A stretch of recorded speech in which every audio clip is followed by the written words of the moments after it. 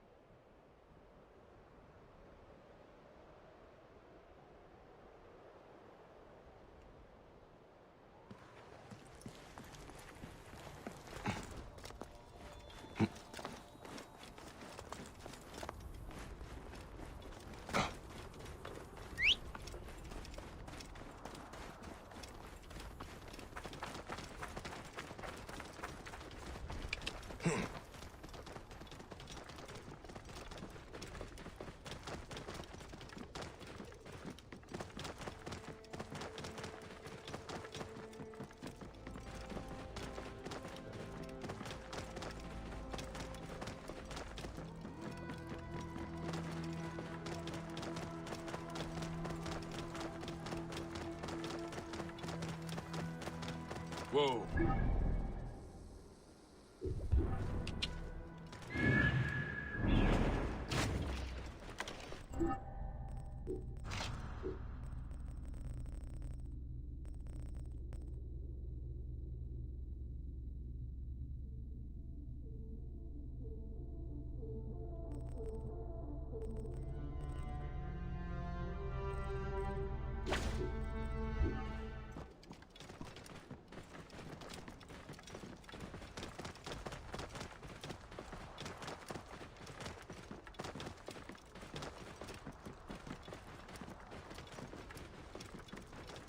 Whoa. Yeah.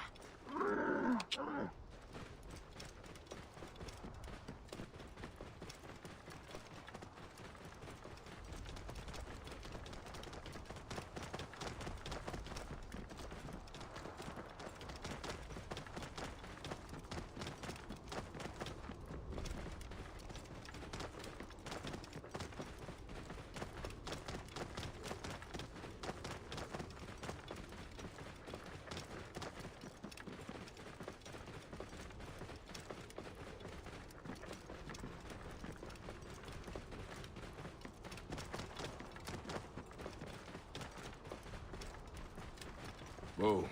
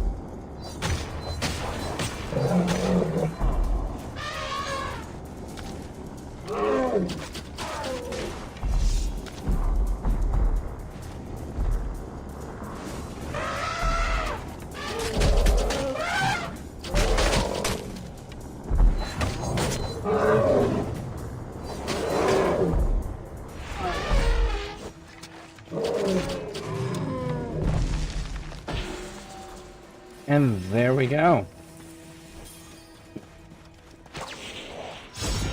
Solved. Hey, Retenson, welcome in, welcome in.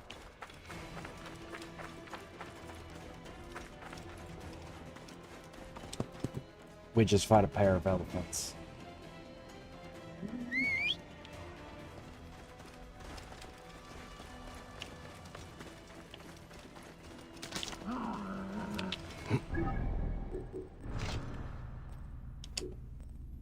You just gave me a new bow.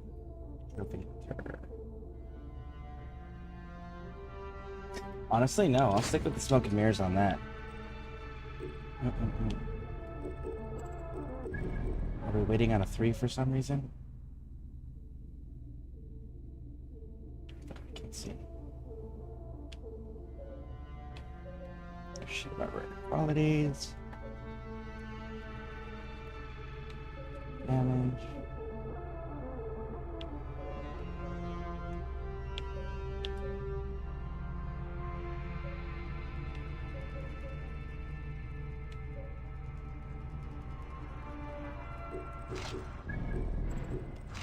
What is this one? It's a light bow. Warrior bow.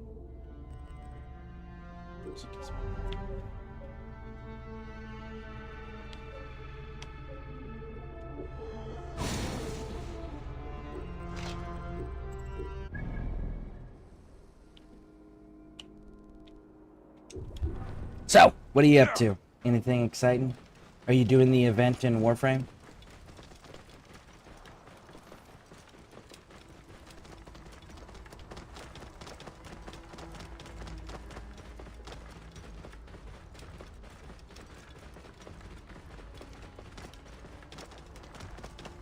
Whoa. Yeah.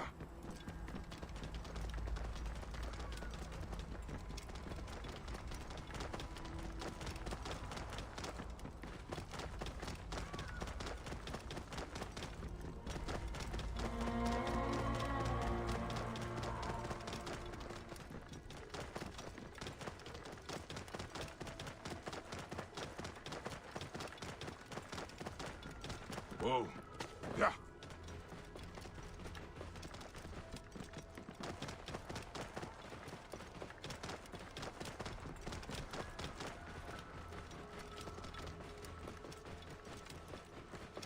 I don't know if I'm actually strong enough to take this one on.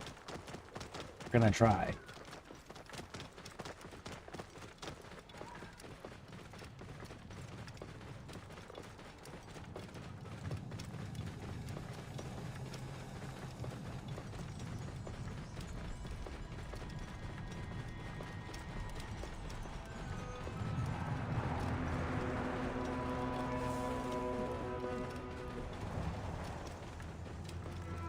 Since I started over on this game, I've defeated the first Phylactery on the sword this afternoon.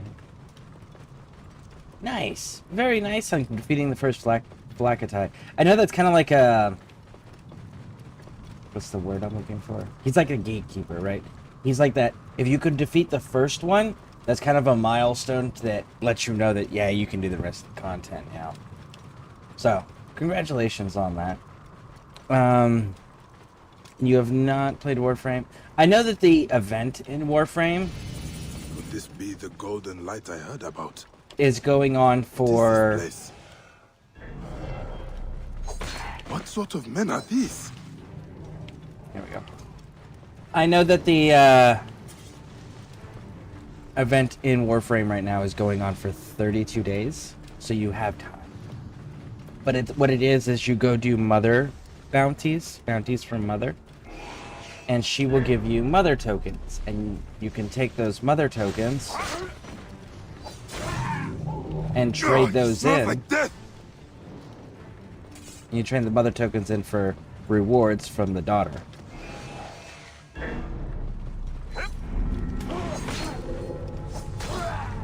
Alright, let's keep fighting the undead. I'm sure nothing bad will come of us fighting undead. At all.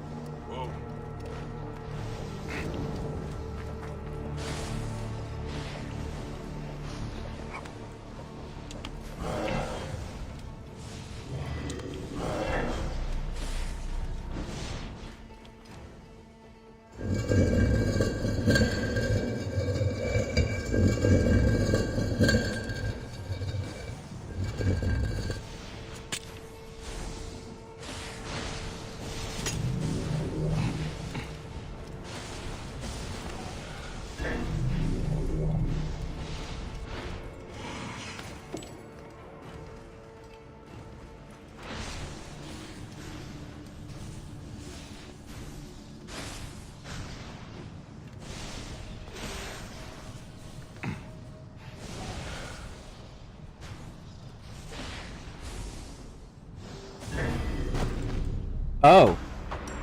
You just said fuck it and didn't want to grab anything on the way down. Okay, cool, Bayek. Fuck you too,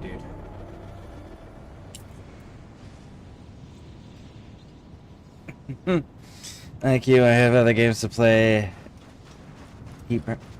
Yeah. Preventing video game burnout is pretty important.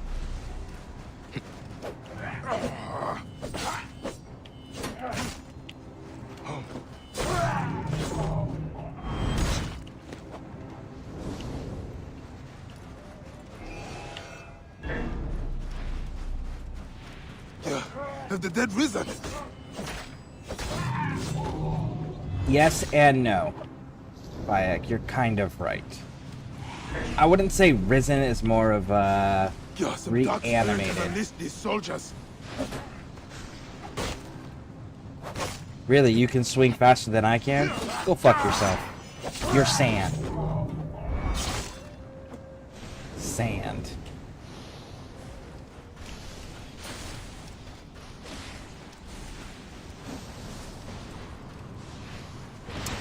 So much pain today. Do I dream?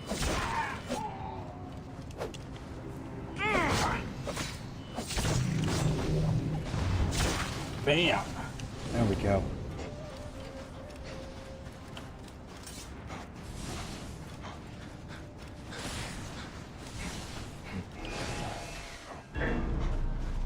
Come on, sunshine. Waiting on you.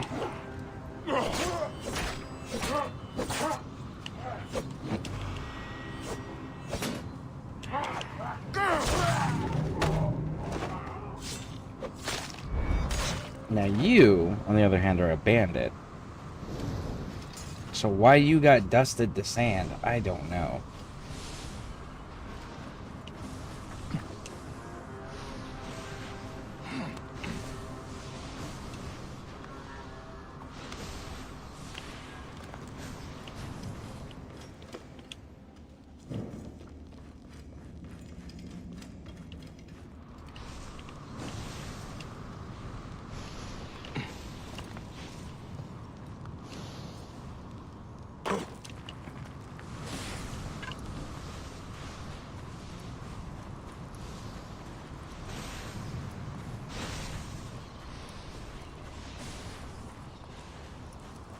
I do not have the patience and pain tolerance for this bullshit today.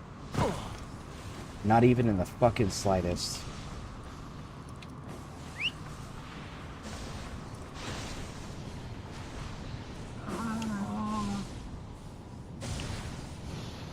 Sincerely, you piece of shit, you can't even come to me like you're supposed to? Holy crap, man.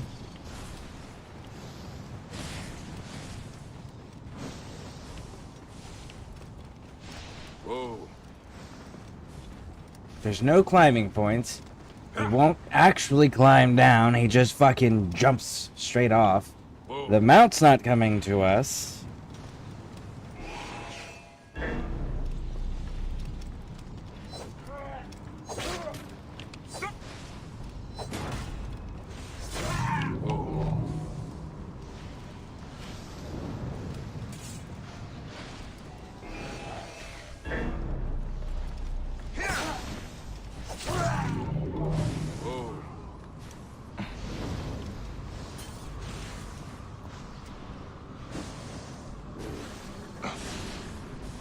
Seriously? Bayek, you have a whole motherfucking wall. Climb down the goddamn fucking wall, you piece of shit.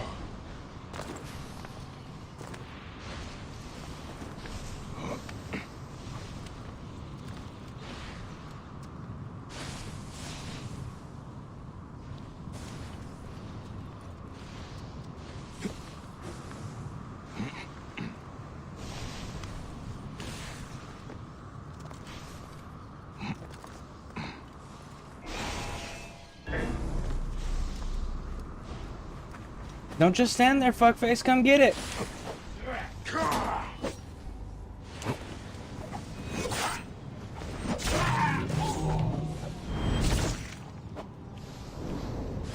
Waste my time standing there, staring at me. If you're gonna be about that life, be about it. Don't just stand there.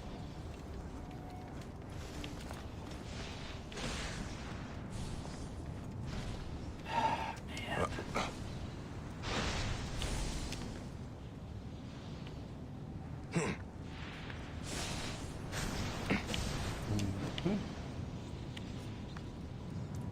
And Bayek just will not climb down. So let's hope this doesn't kill me. Because Bayek absolutely fucking refuses to descend today. That's exciting. There's clearly handholds below him on that one. Unicorn trainer. Hi, welcome in, welcome in. I don't know what the M's are for.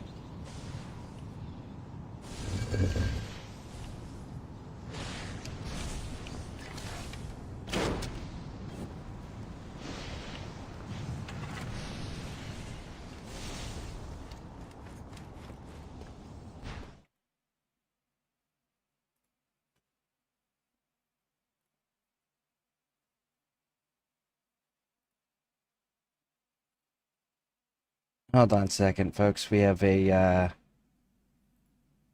piece of shit troll who needs to be dealt with.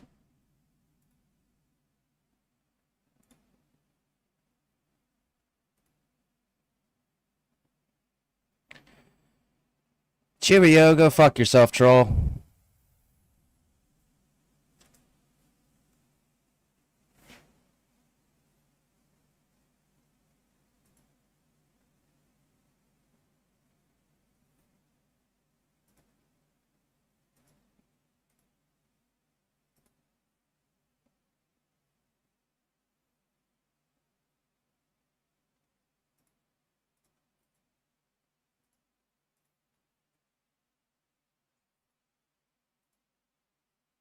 There we go. Troll has been dealt with.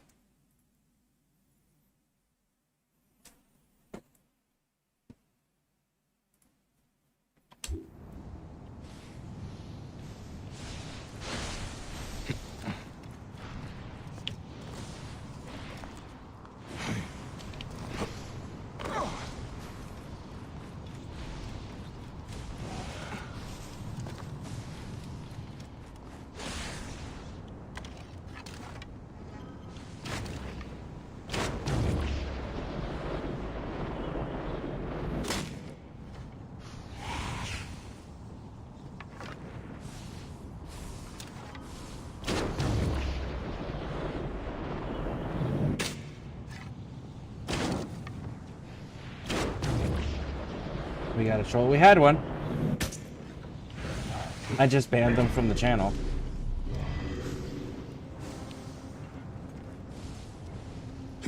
I don't have any tolerance for fucking trolls. If someone wants to be a piece of shit troll, they can go do so on somebody else's channel and somebody else's community. You don't tolerate that crap. And I don't give a fuck how childish or immature it is.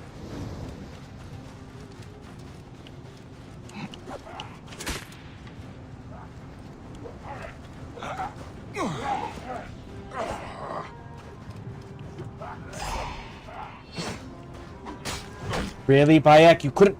Motherfucker, man. Bayek!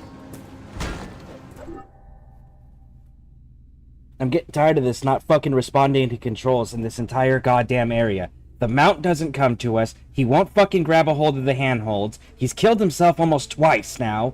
And he's not fucking targeting and locking on anybody. Like, good God!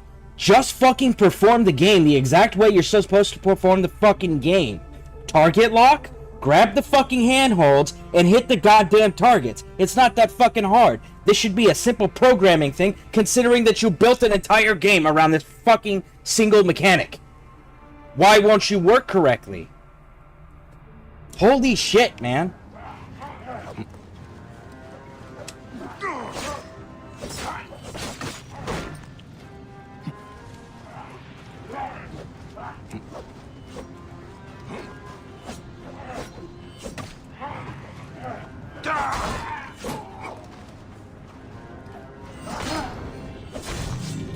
Good God!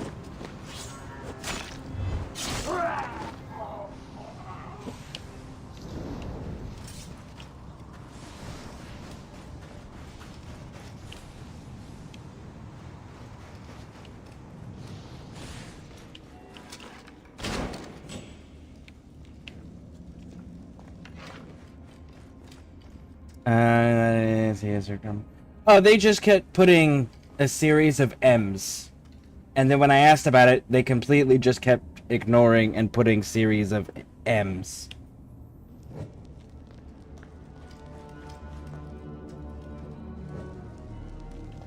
But I feel you, it fucks up.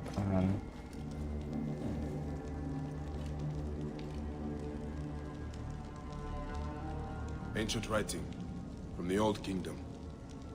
I really don't know why anybody ever invented that fucking phrase, that calm down thing, because it never works. Ever. It usually has the exact opposite effect. Like, you ever tell a person who's really mad to calm down and watch how much more mad they become? It's crazy. Like, I don't understand why, even though it's never worked in the history of human beings, people continue to use it.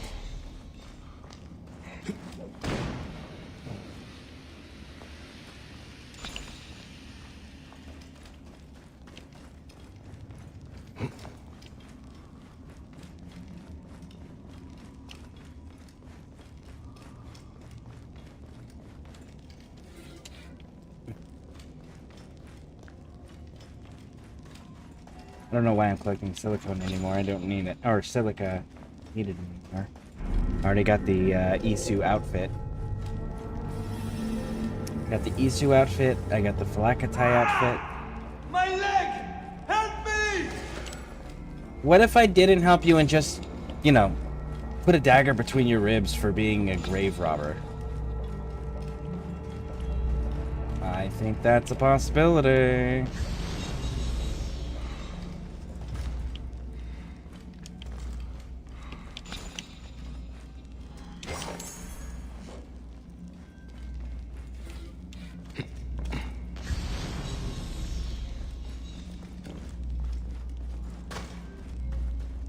Looks like we got 3 more.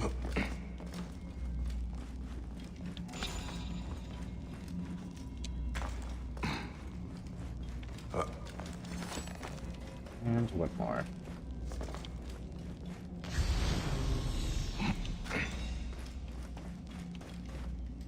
No, there's stuff up on the wall? Why is there stuff on the wall?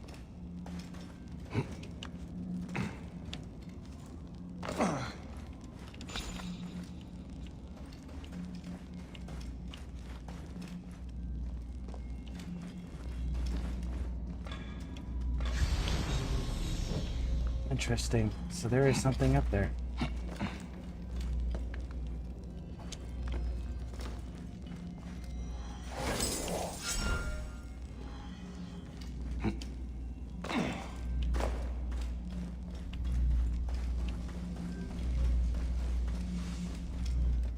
I am lucky to be alive. I was attacked by corpses, just like soldiers. I met them myself. How did you come to be here? I came in search of the lost army of Cambyses. That is an old legend. Thousands of men lost forever in a sandstorm. I believe they carried much gold. As I approached, I saw a golden light. At last, I thought the gods have chosen me for the treasure of the lost army. Are you an adventurer or a grave robber? A man must live. I entered and saw many bodies, dead these centuries, and beyond them, a glowing object. I grabbed it and immediately heard strange sounds. I quickly loaded it onto my camel, when suddenly, horrifying soldiers attacked. The camel fled into the desert. Yeah. I will help you get to safety. No. You must find my camel and bring back the glowing object. I am certain that it brought the lost army back from the dead. I don't I know. will find out what happened. I still think that we should kill him because he's a grave robber. Segment. He's an Egyptian grave robber. He fucking knows better. He's not a foreigner that doesn't understand the significance of burial and leaving the dead undisturbed. So, like, he should know better, so his punishment should be harsher.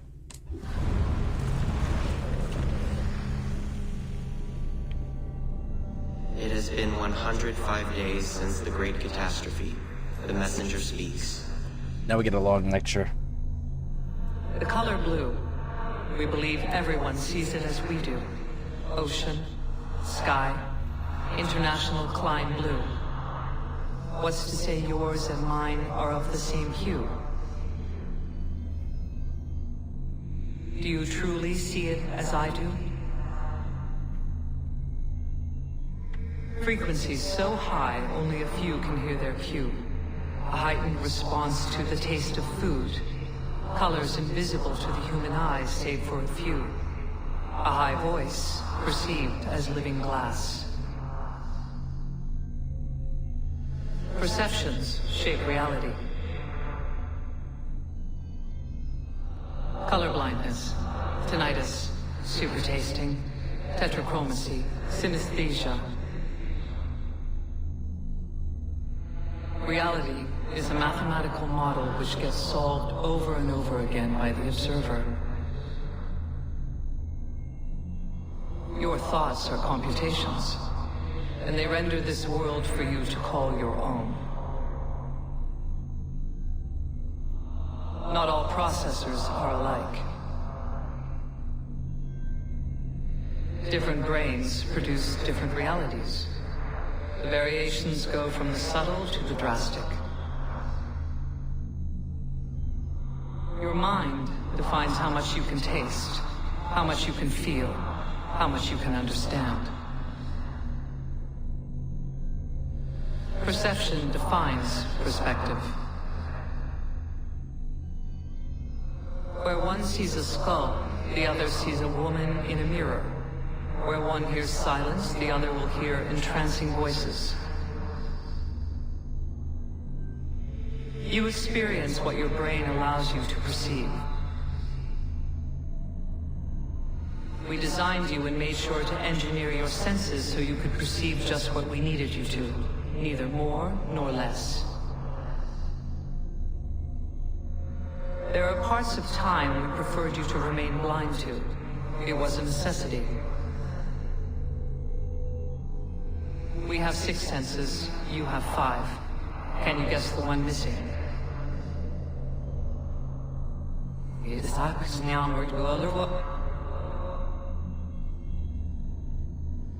For centuries, humanity has fought for freedom.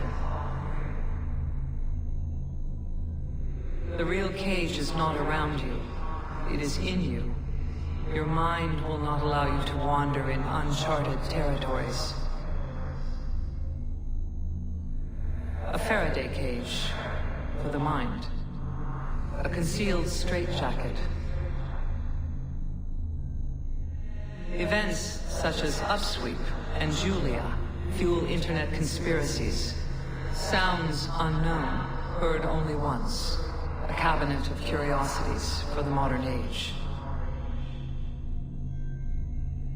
And yet, they were messages just like this one, waiting for their observer, their compatible processor. Human visionaries developed a vague awareness of their limits. They wrote obscure research papers, popular science fiction novels, some asking us to stop the world. But that's all they ever were, fictions. How could they not be? Reality is what the observer allows it to be. The Doppler effect, the Mobius strip, déjà vus, Cicada 3301, UVB 76, Eureka effects, ambigrams and anamorphosis, P versus NP. And you didn't mention the Mandela effect? Is Schrodinger's cat dead or alive? It all depends on what you perceive, on what the cage is not hiding for you to see. Think. Think. Let your mind be free. Explore the borders of your reality. So you can sum all of that up with a single fucking statement, which is perception is reality. Whatever you perceive is your reality. You didn't need a long talking down to lecture, you know?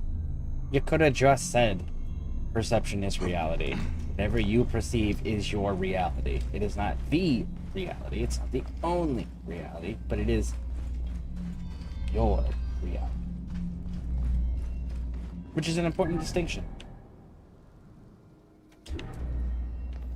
Okay.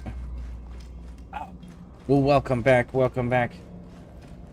You only missed the, you know, the long ramblings that they do when you activate those ancient devices. I swear to God, it's like they took these single quotes, these single line, 1-2 line quotes, right, and then decided to let someone super high try to explain it. Yes, because the dead can move like that. You're so fantastic. Why is it you jump further?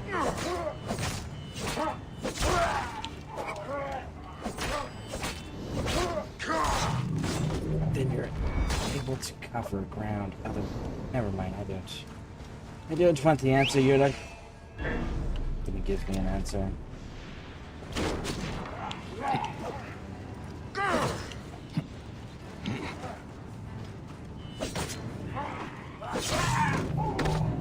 There we go. Hey, Butler. Welcome in. Whoa. Have you started the event thing, or did you already get everything you needed from the event thing in previous years?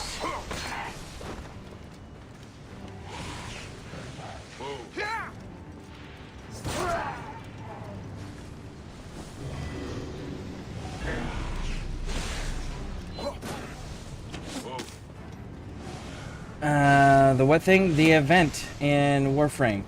It's that Halloween.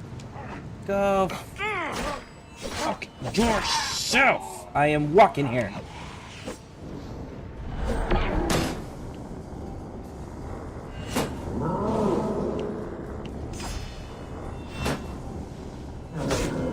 Save me.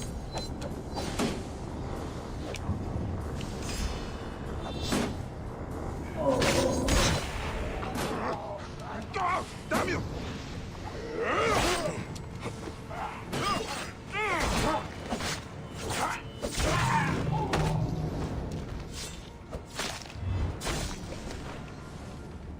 Knocked me off my goddamn mount. You lost your ever-loving fucking mind. You don't touch my mount. Ever. Whoa. Oh, I'm learning more from one a little bit more down on it. Ah, it's the it's the Halloween event in Demos with the daughter for mother tokens. They got a lot of noggles and statues. But the event's up for 32 days, so we've got time.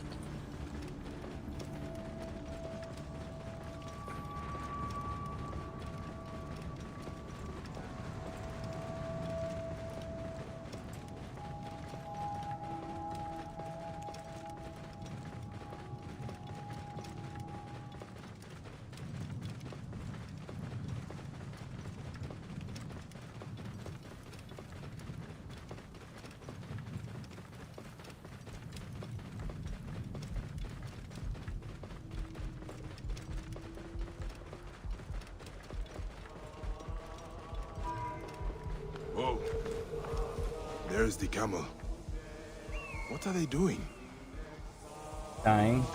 And you're not gonna let me... Okay. Oh, poor animal. This is it.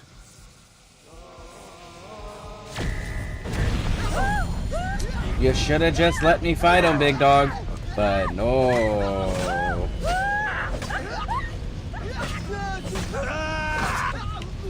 What possesses these men?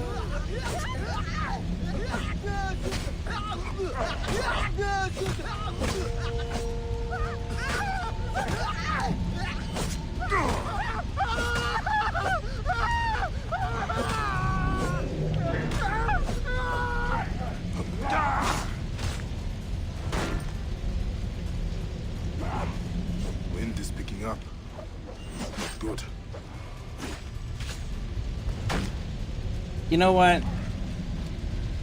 Like, seriously, stay the fuck in the fire. If I have to stay in the fire, so should you.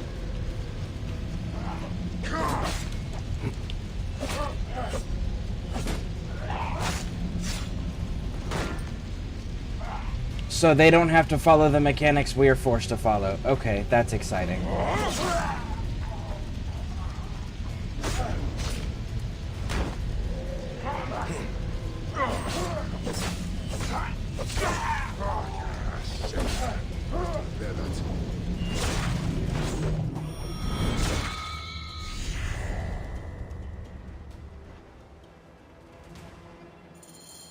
I must return it to its place and end this nightmare.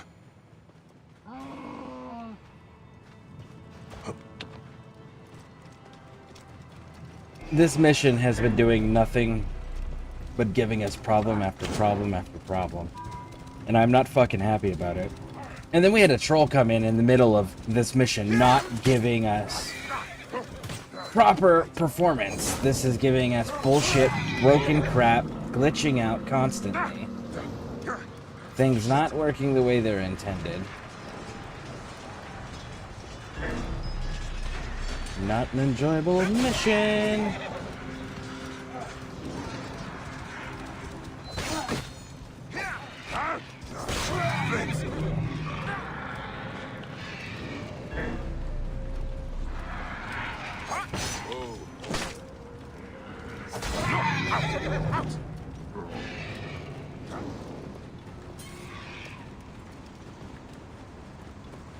I'm gonna change him before I regret stabbing somebody.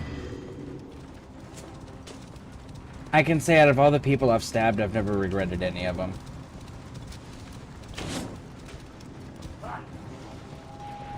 Some of them I regret not stabbing more.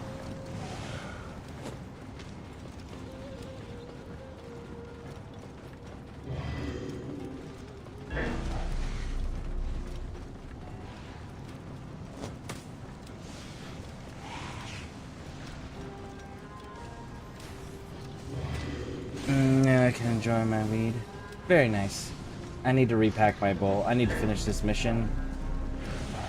And then...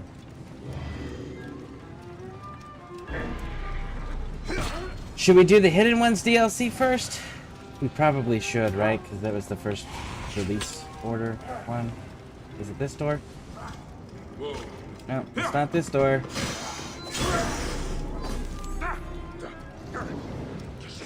This door.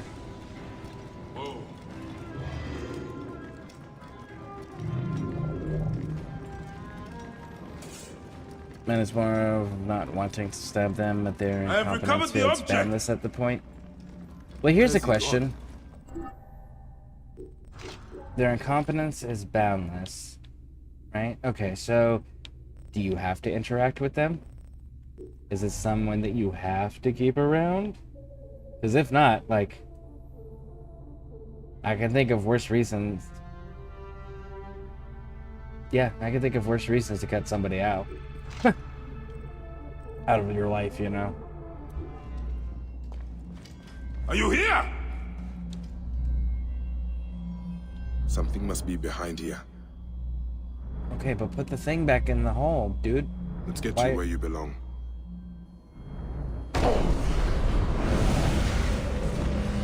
Yeah, we're gonna fight it out. Let's do it. What is peace?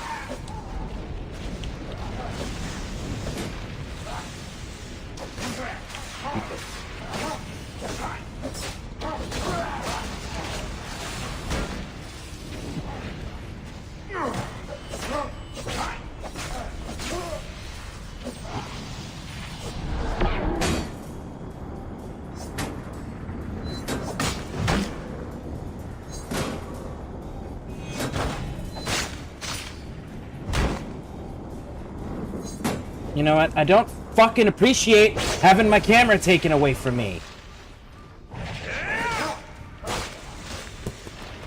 Oh, I'm gonna throw this controller so fucking bad right now. You fucking stupid ass one trick fucking ponies. I just do a leap attack. And that's it. And you can't break my shield. Ha, I'm faster than you. Get the fuck out of here with that shit, man.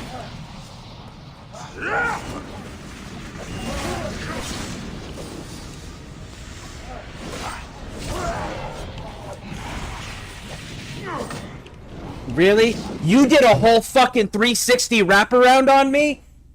Are you fucking kidding me? And you did it in the time it took my character to go from here to here with his arm. That's bullshit.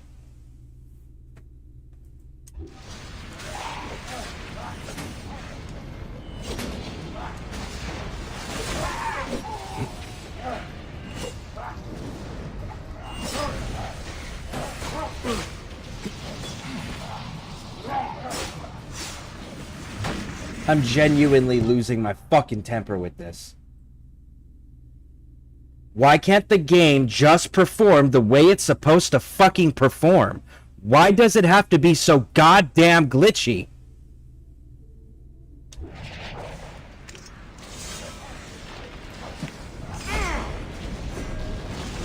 Why do you keep switching my target?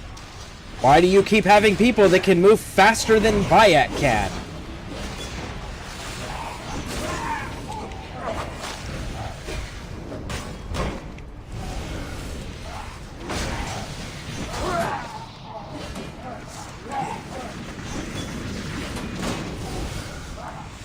He can leap attack, finish the full power. Why are you not jumping? God damn, dude. He won't jump down either. He won't uncrouch. God damn, Bayek. Just fucking do the... Get off the ledge. You motherfucker.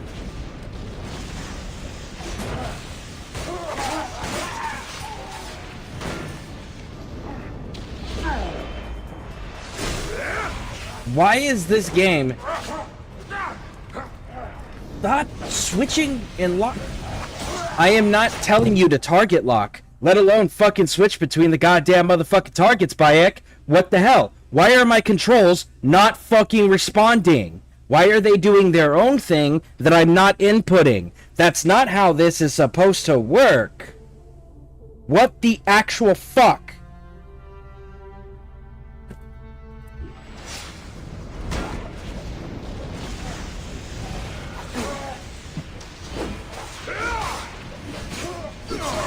And my camera keeps getting all weird tilted and shit.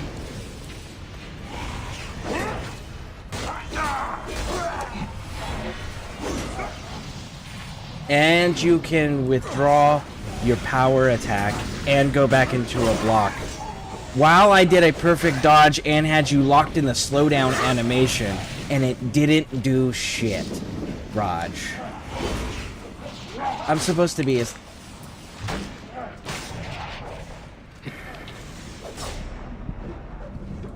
Nope, can't escape either.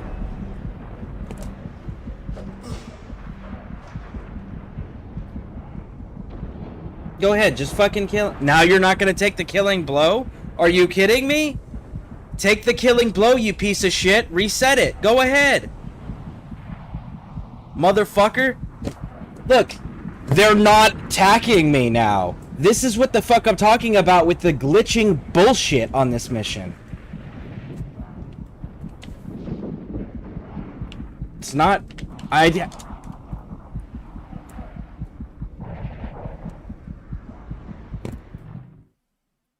What the hell was that? I had no control at the end either.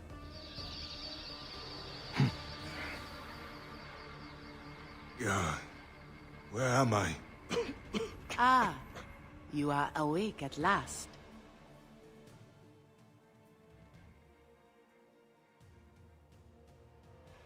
Dude, what the actual fuck was that? Dazed in the desert. Where's the adventurer? And the object? We found only you, muttering about the lost army. I battled with soldiers returned from the Duat. Let us pray you were simply overcome by heat. These strange rumors from Thebes terrify everyone. Pray, Osiris, that none are true. That might be one of the worst fights I've seen in gaming in general. Okay, so it wasn't just... So you understand, like, what the fuck was that? sett bine. Jag har sett här. Like, holy shit, man. That was so goddamn awful.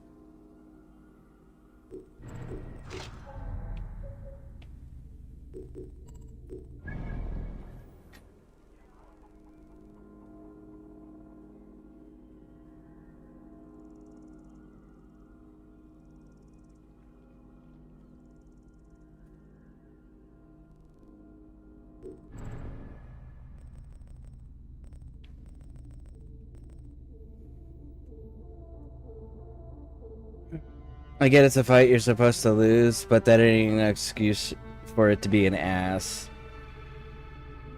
And like the mission said, escape. So then like, get on the mount, immediately kill the mount. Like I couldn't... It was actively fighting my controls, making it do things that I wasn't inputting, tilting and fucking with my camera, which it's not supposed to do. Like, good God. What the hell was that bullshit?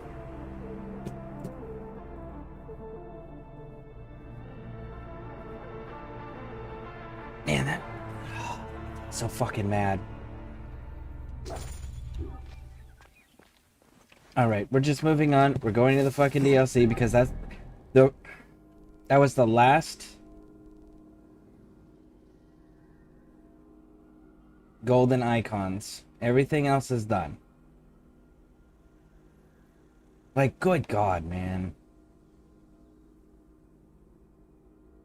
The game went out of its way to be fucked up on that mission. Oh, wait, no, we missed one. God damn it. Of course we did. Here thing. I do have to interact with them since they're college I'm attending.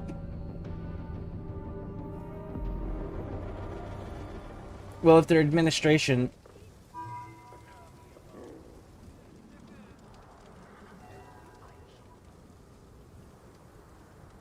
I don't know, maybe your college is different than the one that I went to. The one that I went to, I only had to deal with the administration people when I was registering for new classes. Do you ever think maybe these wizards are just making it up as they go along?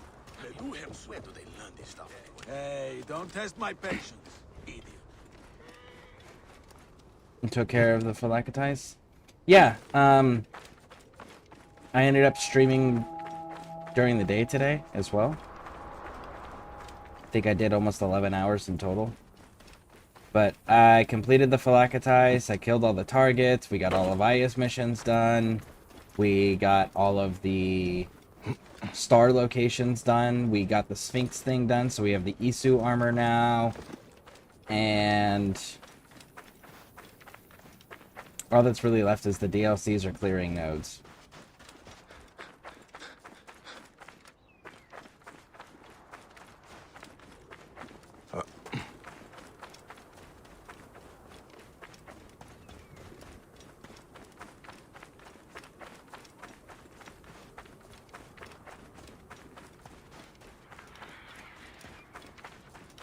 I really have to deal with the teachers' administration because of their dumb system, and I want nothing more than to put them...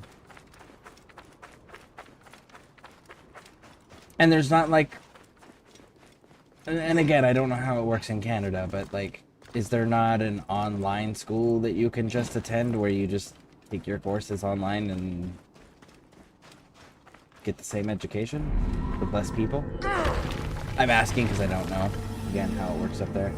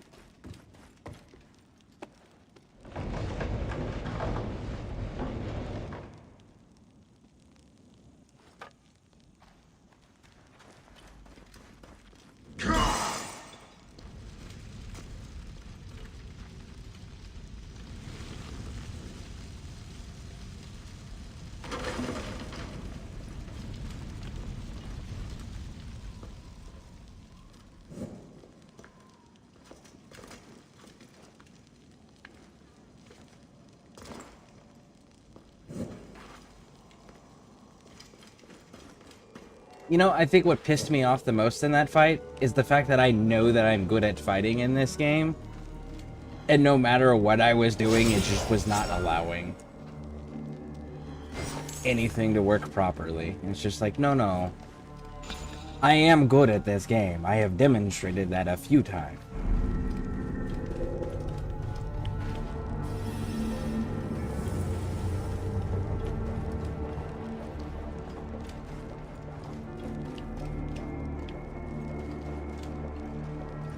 Okay, so you're coming in here. Okay, there we go. I'm looking at your stream. You're done. I'm still watching it. There's one. The school transitioned from person to online, and still they can't understand basic shit. My man server wanted the feelings to get across, and then. Are you able to,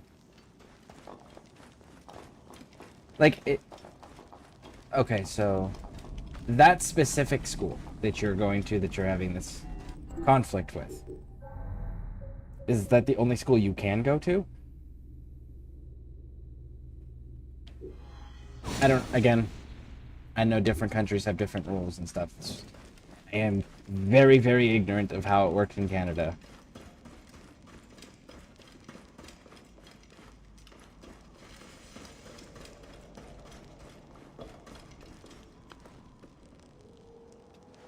You can't move side to side, Bayek. Only forwarded back. Raj. Sideways is too difficult for the Magi.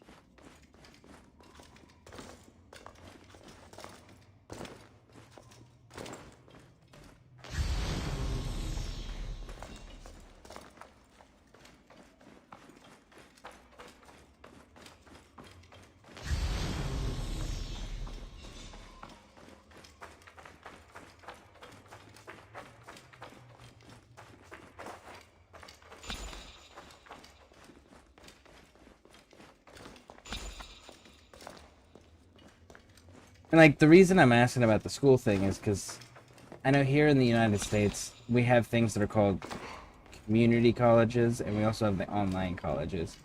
And, like, community colleges generally have a deal with their local four-year university, their state universities and stuff, where you complete X amount of courses and specific courses, it guarantees entry into state universities. So I know we have those, and I know that we have quite a few that just are online, as well as online and physical location schools, and most all of them will transfer credits internally. Like, you can go from one school to another with the credits, and usually it has minimal interference or problems. But I don't know if other countries have that same flexibility with their higher education systems.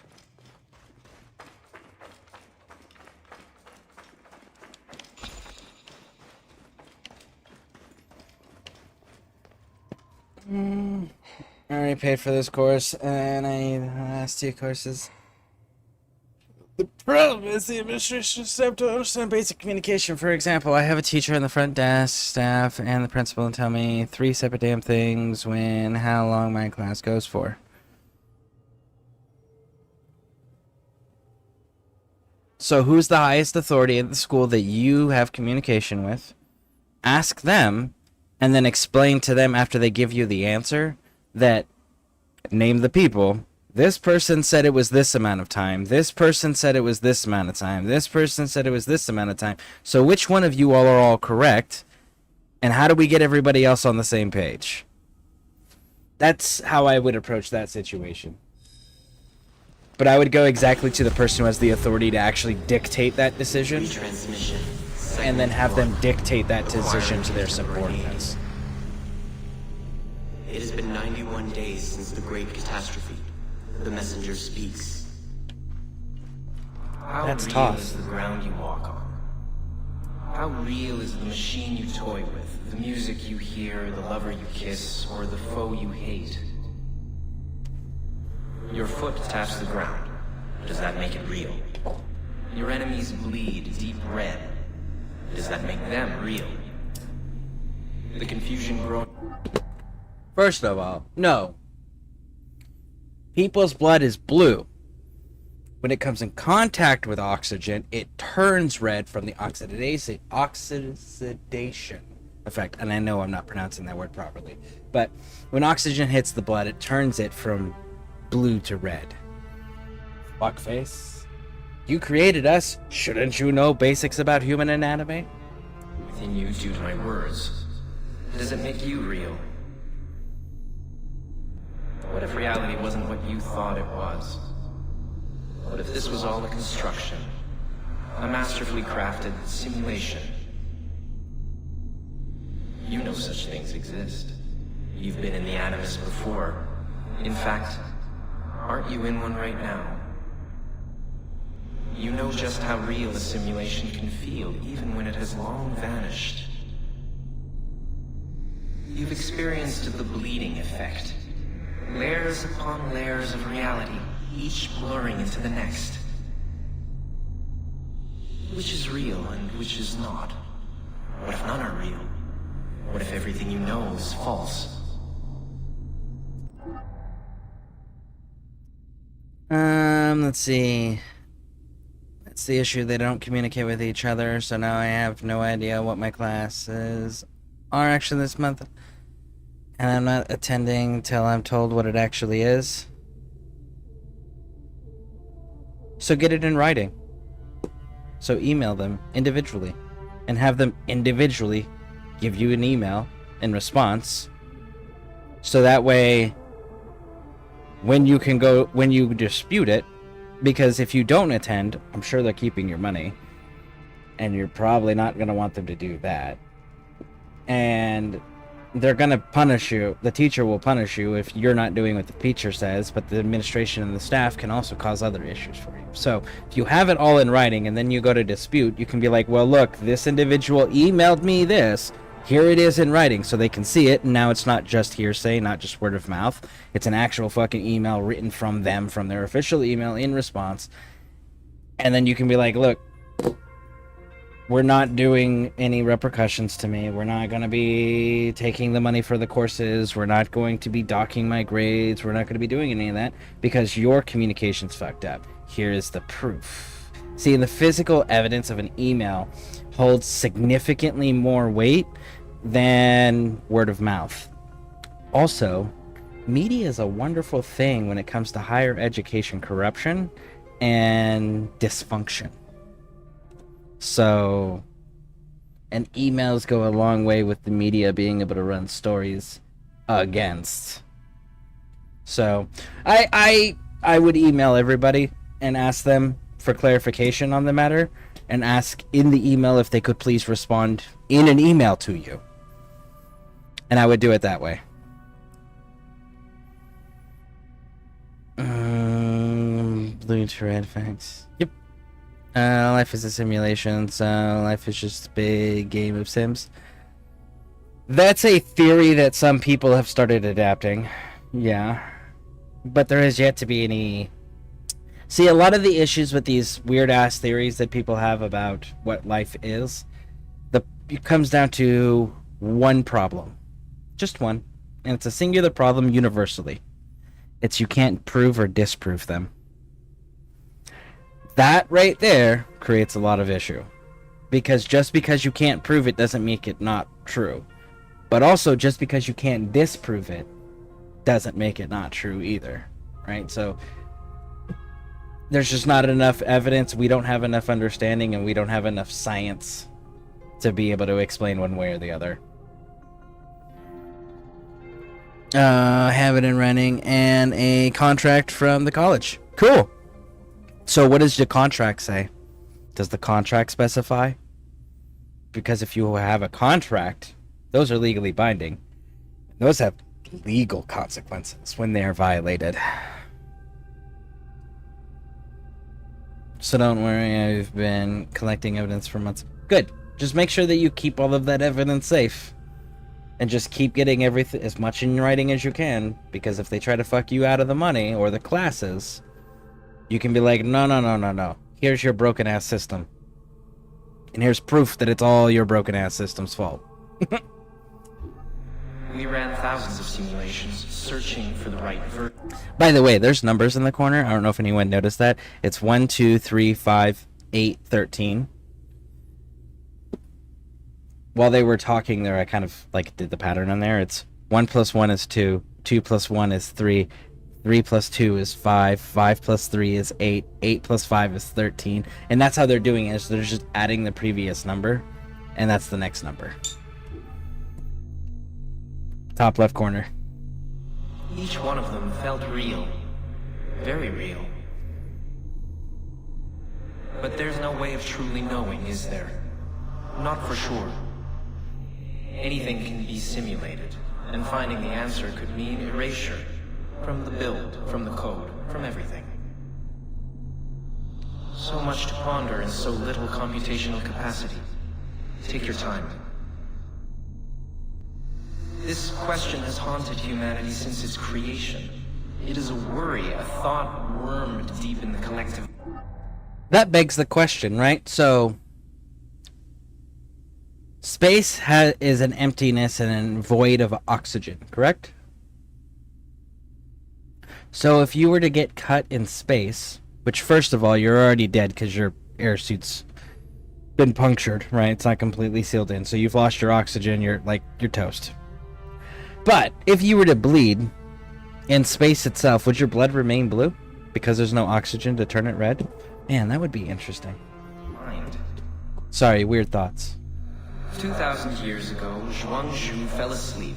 He dreamed he was a butterfly and woke up unable to decide if he was a man dreaming of a butterfly or a butterfly dreaming of a man. In Plato's cave, prisoners were chained and forced to watch shadows dancing on a wall. Freedom was denied to them until they accepted the intangible as reality. It's everywhere. Ask this professor at Oxford University or this cosmologist at MIT. And you? What would you choose if you truly knew?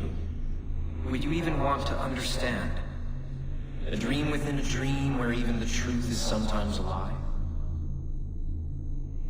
In any case, simulations are not meaningless. They have purpose. The question isn't whether or not you are in a simulation. What matters is how much of your free will is actually yours, no matter how true you are. Your Turing test would do nothing to determine whether you are conscience or code. Eliza, the natural language processing computer program, she managed to pass the test, did she not? And she was very much a machine. So, in Eliza's own words, how does that make you feel? Are you sure?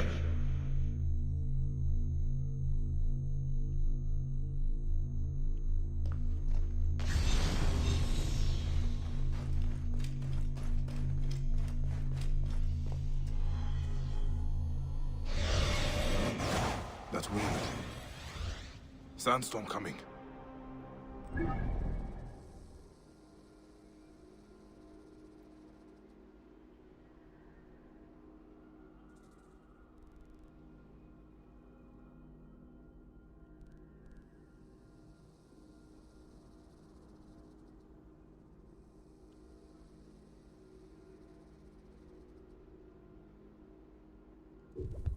Go fight an elephant.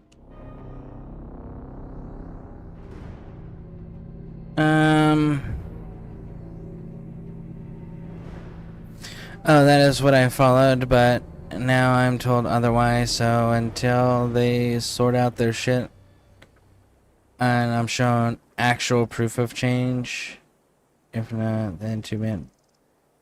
That's a good stance. Because it was a written contract, which is legally binding, I think, in all countries. right? Legally binding contracts are legally binding, period, regardless of where they're at. So yeah. And I think contracts work the way that they work everywhere else in the world, right? The whole, if one party violates it, that party is subject to repercussions. Join the day. We cannot fail our mission. Why are we not attacking? There we go, Bayek. Going to kill you for that. Shine, Maggot.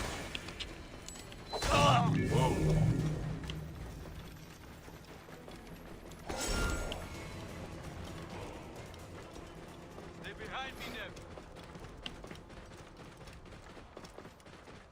now. There's one thing, a what if you will. Yep, the what if questions are infinitely scary. They can be terrifying and overwhelming, but the problem with what if questions is that the people that ask them very rarely pursue the answers.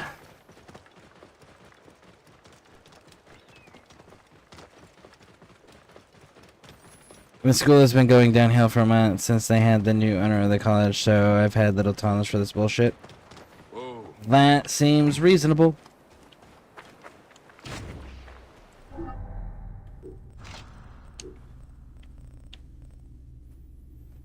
There we go.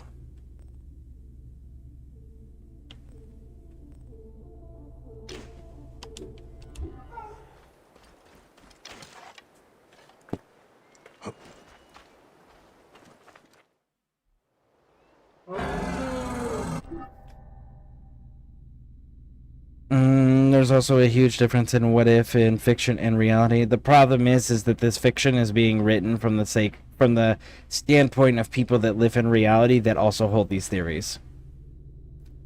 There is a legit theory out there that we live in a simulated construct. There are people that legitimately believe that.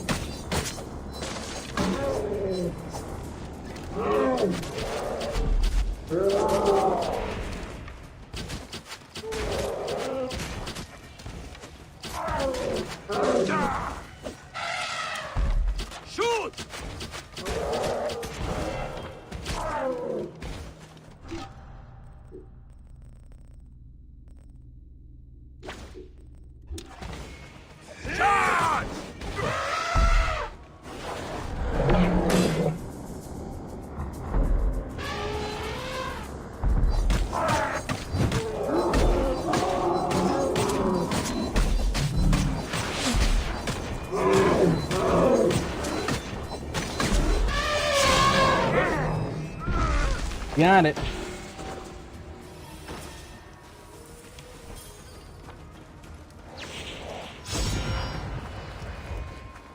Got an outfit.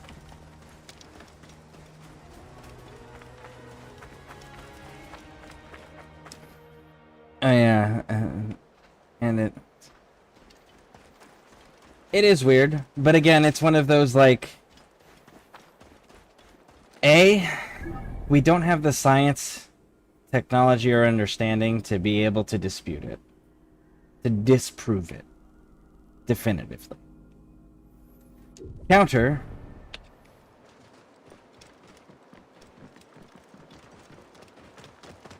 is that we also don't have the science or understanding to be able to prove it either. And the people that ask these questions don't typically pursue any means of proving it, other than what they can do from sitting on their couches or their chairs and do in their head, right? They're not going to go out and try to find a means of developing a technology or a science that can definitively prove and be tested, right?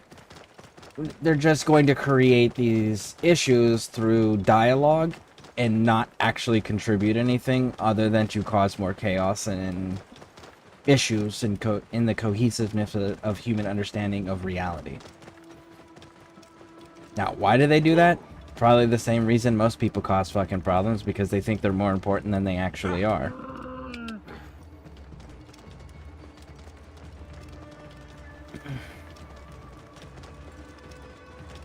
But again, that's the dangers with the what if questions. Is that these people ask questions like that and then never do anything to try to properly answer them, but continue to insist that others believe in them as well. And it's just like, yeah, really? We're gonna go with that choice? Am I missing a tomb, or are there just not an achievement for doing the tombs? I don't see any tombs I'm missing.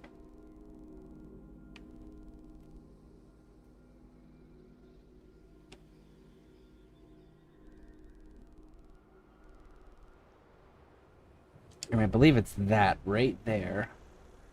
How do I get to you? Faster to go from Siwa? I just want to show people this, for those who have not seen it before. That specific spot right there. Let's try from here. You should have seen the... You should have an Assassin's Creed page on your Discord. Well, technically I do. It's a single player games. Technically this falls under single player. Did the game just freeze and crash? Are you kidding me?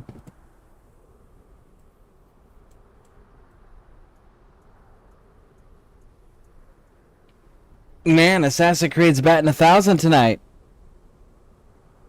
I'm not gonna lie. At this rate, I almost don't even want to do the DLCs with how many problems we're running into. I just kind of want to move on to fucking Odyssey. Oh,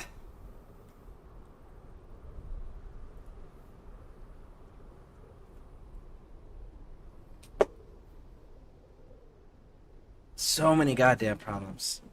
AAA game, by the way. Yeah.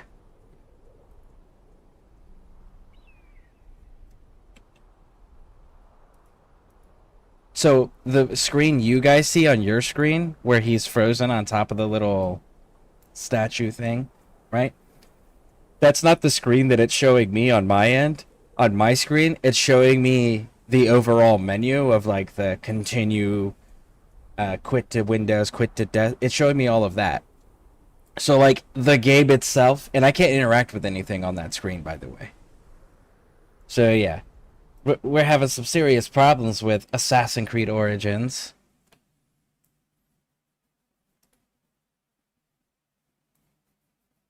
Believe if you want to.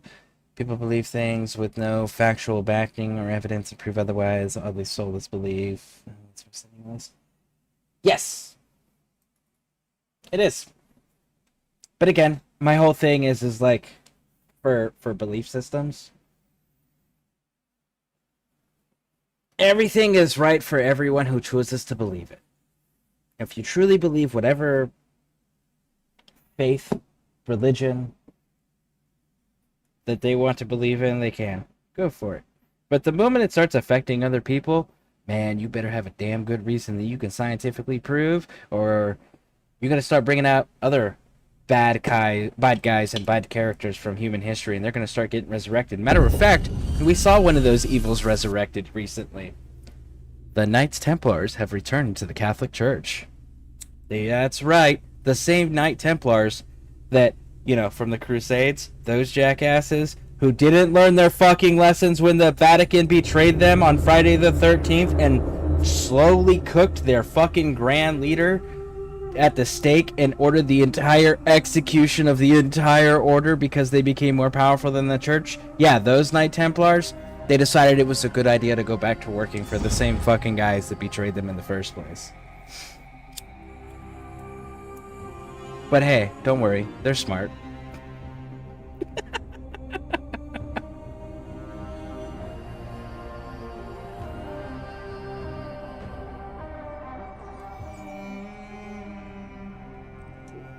So let's try this again.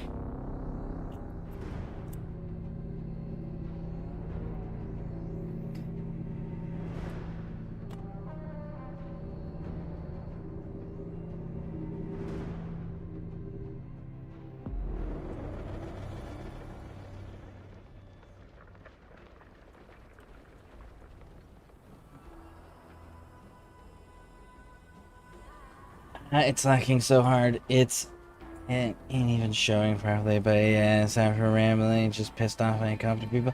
Oh, I totally get it. I live in a state of anger too. I get it. Anger's my comfortable place. Don't learn that fake news. We serve the church. I mean, those dudes are just like, do you not know the history of your own fucking order? Like, it ended because of one fucking man, the Pope, agreed to the French king's request because the French king owed more fucking money than he would ever have been able to pay off. So he asked the Pope and convinced the Pope that the Templars were a bigger threat than anybody else because they had more power than the Catholic Church. So they were declared excommunicated, traitors, accused of heresy, witchcraft, pagan ritual and sacrifice, blasphemy against the church, right? Like, they hit them with everything. And these jackasses in 2025 are like, hey, we're gonna go back to work for the Catholic Church. It'll be fine. It's a new relationship. It's like, organizations like the Vatican don't change their stripes that much, but I'm sorry.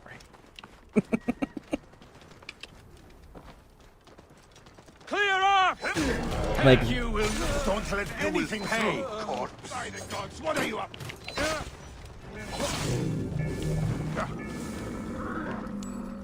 Whoa. the Catholic Church has always and will always Move! Look out the edge. use organizations as well. As long as it is clearly beneficial to the Catholic Church's goals and aims. And as soon as that no longer serves a purpose, they are discarded just like any other tool. It's always been that way. You can look at all of their recorded history. They have never changed, ever. They have been very, very, very fucking consistent on that. And I gotta commend them for that. That's pretty impressive to be that consistent for that fucking long and still exist. So, good on them for not changing their ways, but like, holy fuck, everyone working with them. Did you not read the history?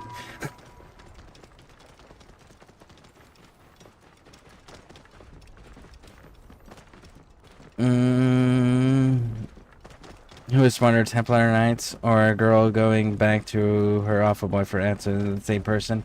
Yep. Absolutely. You cannot escape. You are going to pay.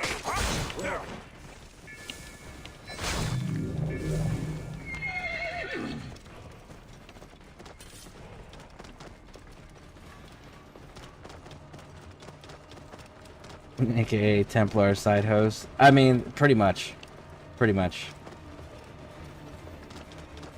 The fact that people would willingly do that is so fucking, like, mind-blowingly astounding. Like, I am genuinely curious on whether or not they read their history.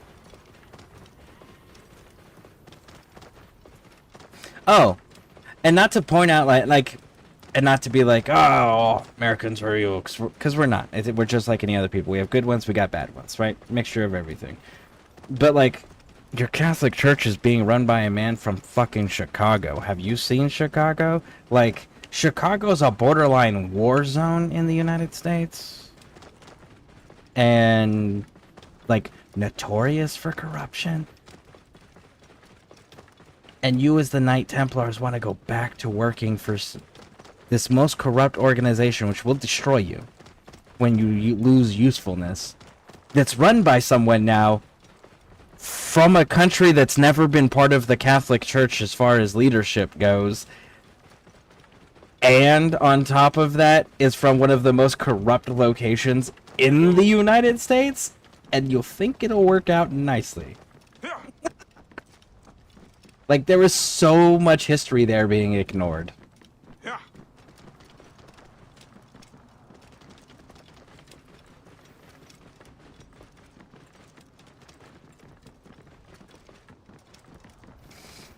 You would think common sense would be more common, but that...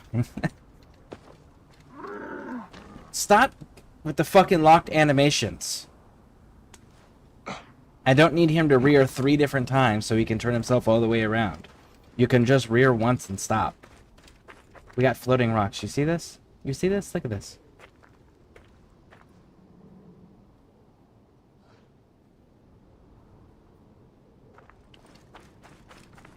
Floating rocks.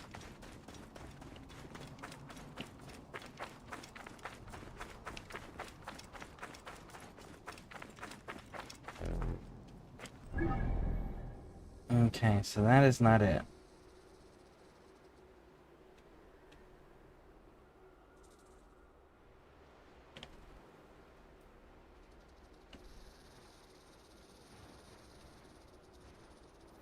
It is in these mountains.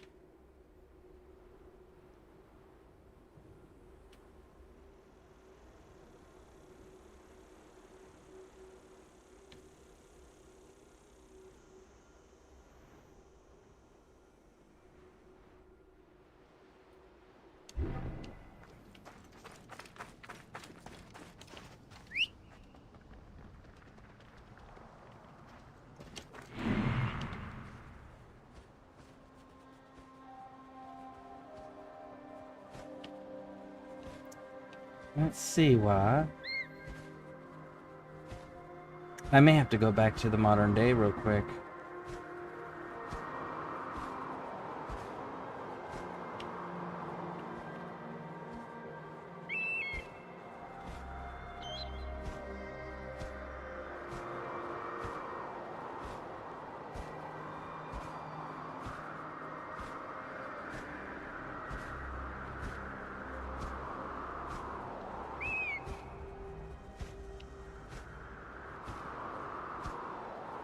I do love the idea that the Knight Templars having a crusade against Chicago evil corruption. Seems like a fun game idea. It definitely would be an interesting concept. But it's definitely one of those times where it's just like, for the love of everything that is sacred in this world, please just read a book of history. Know your history, know your origins. Know the origins of the companies you are keeping. There are certain evils that will never be anything other than evils. And putting someone from the most corrupt place in the country in charge of a global superpower borderline, because, like, let's be honest, if the Vatican was like, hey, all Catholics were rising up and we need to do this because God said so, and the Pope was the one delivering that message, regardless of who that Pope was, let's be honest, that's a small fucking army rising up out of everywhere now, right? Can it be dealt with? Yeah, depending on what the global response is to it. But, like,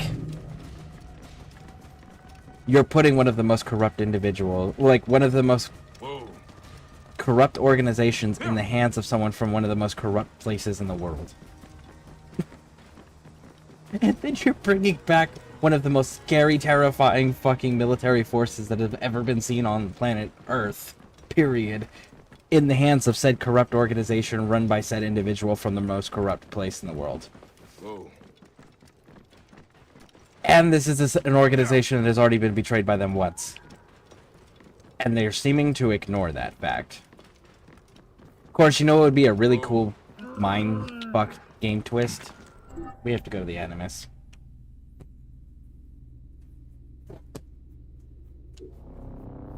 Would be is like, if the Templars were doing this to get back at the Vatican finally. And they get just real close just to undo everything. Just to take out the leadership of the Vatican. That would be so fucking hilarious.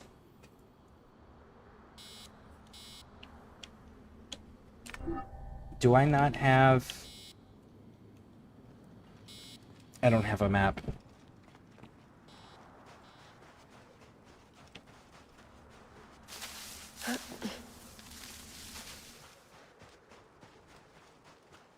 I'm just gonna end up Googling this. I am in the right area.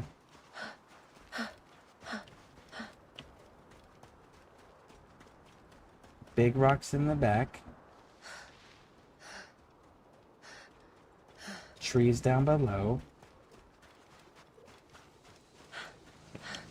I wish I could have like a GPS map thing.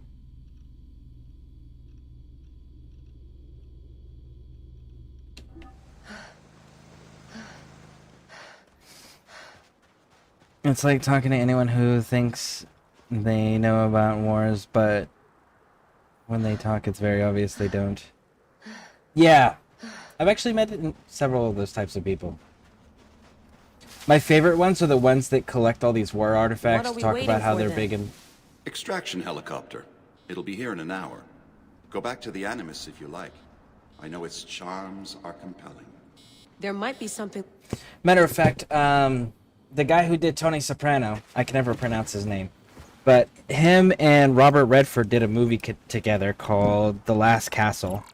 And the actor who does Tony Soprano, he's like this colonel and runs this military prison, and he has all these war artifacts. And Robert Redford, which I also want to point out that they make the statement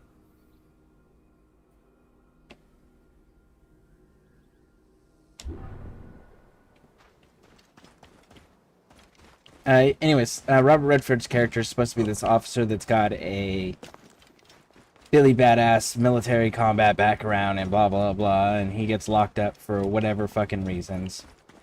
And this colonel goes to show off to him all his war collections and everything and how great it is, and talking about all these major battles and shit. And Robert Redford's character goes, you know, a man who has this type of collection has never seen war. It's like, ooh, and obviously that ends up pissing them off and setting the tone for their relationship going forward in the movie. But for me, I'm one of those, like, one of two types of people talk about it constantly. One of two types of people keep trophies.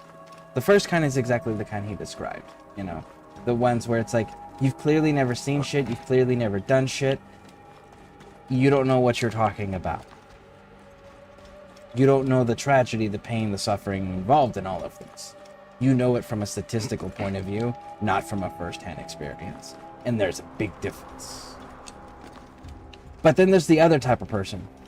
Because I'm one of those that, like, I absolutely love to keep trophies. I would have kept more trophies if the army had allowed it. I kind of wish that I had fought in previous wars where you were allowed to keep trophies, because I actually had trophies that I tried coming back home with that I got memorandums written up by my chain of command for, but customs was run by a different branch and they didn't get shit. So I ended up not being able to bring any of my trophies home. But like trophies, there's plenty of people that actually do that, but those are the people that are also comfortable with war and accept war as what it is and know their place in that.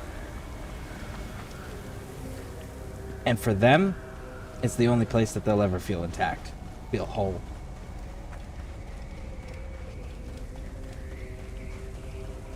Trophies, aka finders keepers. You could go with it that way. You could also go with you keep what you kill. That's always an option. So now we can't turn it to day or night because it's a fucking sandstorm. God, I hate this. So like, getting to the end game stuff is fantastic. Once you get to the end game stuff in this, that's when you have problems after problems after problems with this.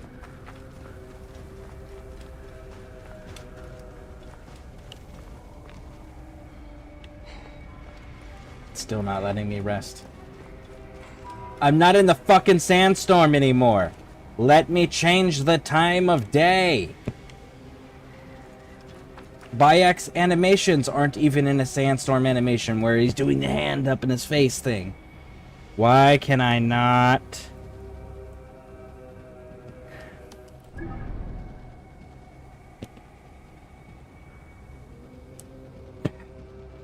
The controls aren't working correctly. You know, this is getting really frustrating. It's like it saved all of its glitches just for the very end. Come on. I need you to make it nighttime, fuckface. Come on. There you go. Holy shit, why did that take so much effort?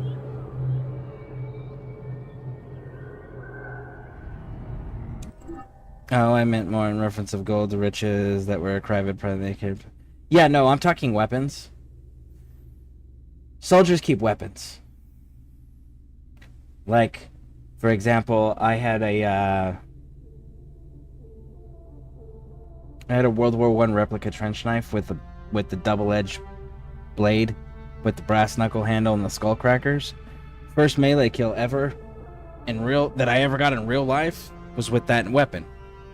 In combat, anyways. My first combat melee kill. Let me rephrase that. My first combat kill with a melee weapon was with that knife. I had memorandums to bring it back, but because it had brass knuckles, it wasn't allowed. We had guys that had pulled bayonets off of enemy combatants' weapons to try to bring home, but because, again, customs, so they weren't allowed to keep their bayonets as trophies. We had some officers try to bring AK-47s back, like they would take all the ammunition out, like even remove the firing pins, right? Still couldn't bring home trophies. There were some guys that tried to take the Russian belts, because the Afghans, they would have Russian Soviet enlisted belts from when the Soviet Union was there, that they took as trophies from other soldiers they killed. And there were soldiers that would try to take those from enemy combatants that they had killed. Again, not allowed. Like, there was so much fucking trophies that just people were not allowed to keep. And when I say those, like, understand, we're not talking about the gross, weird shit that you see in stereotypic Hollywood Vietnam movies where people are taking ears and fingers and shit. Like, we're talking about weapons. We're talking about equipment, right? Didn't matter if it was enemy or friendly, we weren't allowed to have it, period.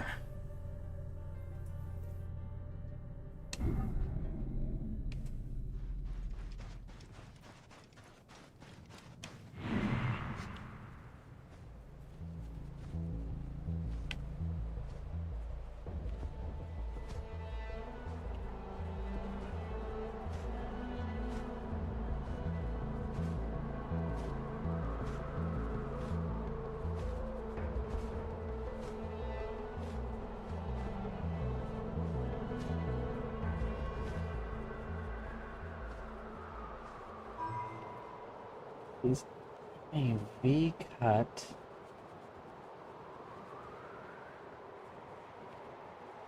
with trees that look out at mountains. So it's not that one, because that looks out at Siwa Desert.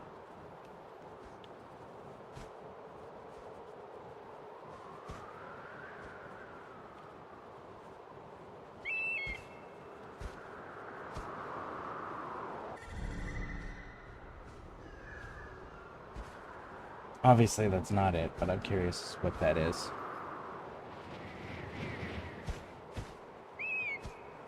Customs in this scenario, hall monitor rooting fun. Oh yeah, absolutely.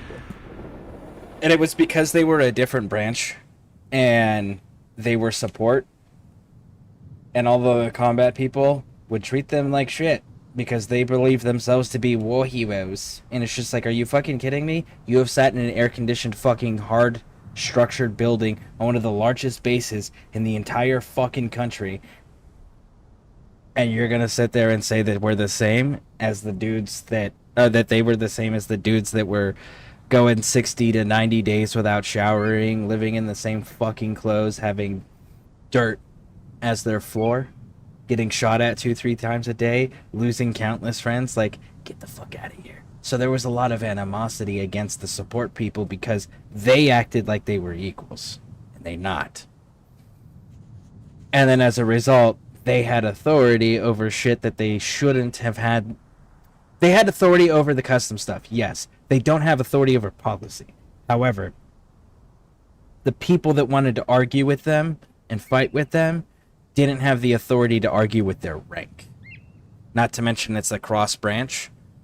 So therefore, ranks also don't mean shit. So like even a superior officer yelling at a customs person from the Navy, they have no authority over them, even though they have the higher rank. They don't have the rank in the Navy to deal with the customs people, so the customs people don't have to listen. And that was where the issues kept coming in.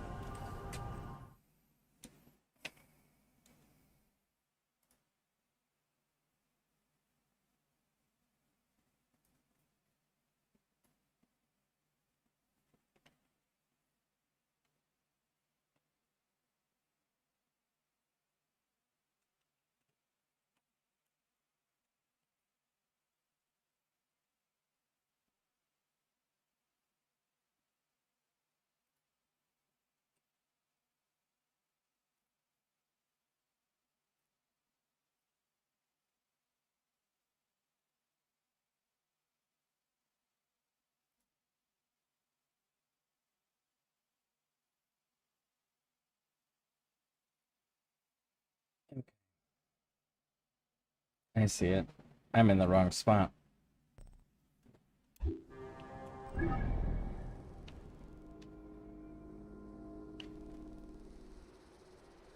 It's that spot right there.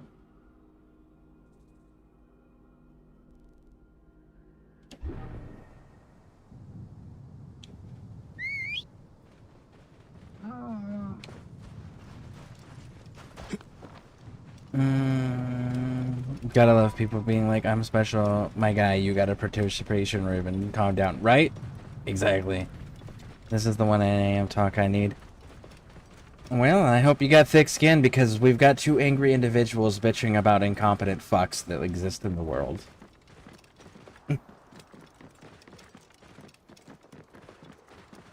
Actually, if you join the United States military while we are actively at war, when you graduate basic training, you get a medal that's called sorry, not a medal, it's a ribbon. The National Defense Ribbon. At least in the Army you do. And it signifies that you chose to join the military during a time of war, which is fantastic. And if you join and it's not wartime, you clearly don't get the ribbon, right? We have a meme that goes around the veteran community quite regularly, and they're like, when the girl at the bar asks you if you're a war hero, and you pull out this bad boy, and it's got the National Defense Ribbon. This shit is so funny.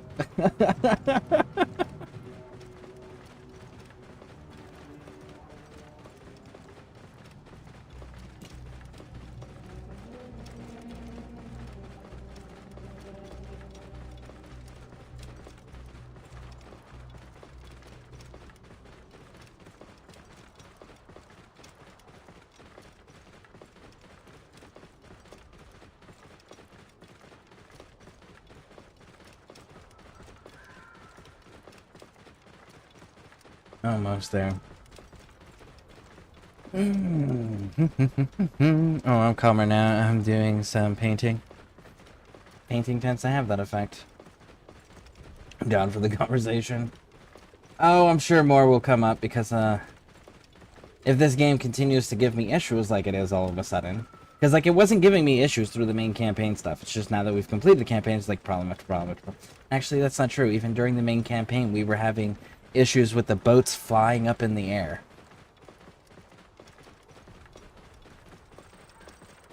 Maybe we do need to move on to Odyssey.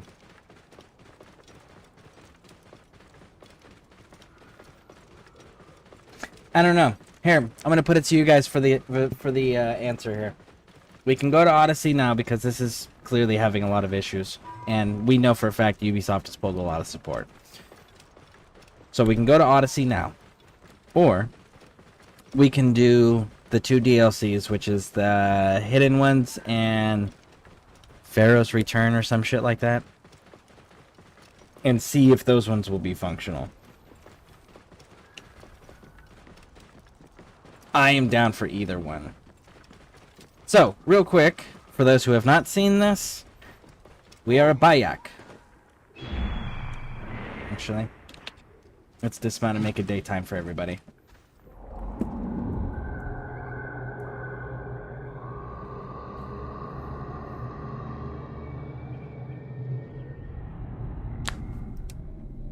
Okay. So, for those who have not seen this or experienced this before, this is Bayak. Okay? We are in ancient Egypt. Raw. That is the cave which Layla is in. You can actually visit it as Bayak, and he'll comment on it too.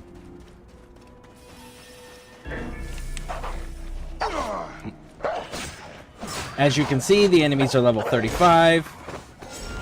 So if you do come here... That was level 38. So if you do come here, make sure that you are max level. Or beating the main storyline at least. Alright, so...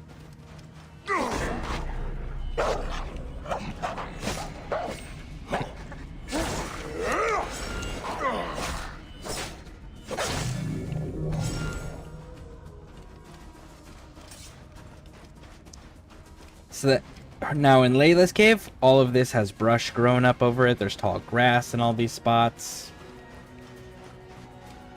Right. So in Bayak's time, this was a hyena cave. This is where Aya and I used to hide when we first fell in love. Our love began here. Perhaps it should end here. Bam! And there you go. And that's where you get the... This is where they are going to be buried as a couple. It's going to be here, which is fantastic. But I got myself to, I finally got the treasure of a lifetime, and I just lost one thing more important than wealth, my way out. You couldn't see the light coming from the... Okay, bud. Then I'm glad you didn't make it out of the cave. If you got to this point... Look, we'll even... Throw the torch. And you couldn't figure out where the exit was.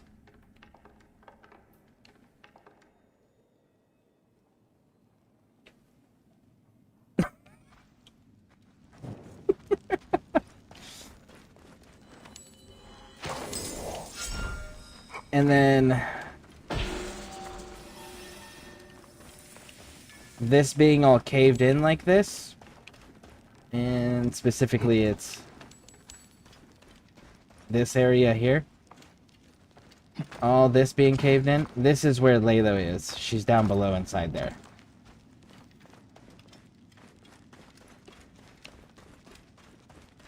So let's see, can we get into it reverse?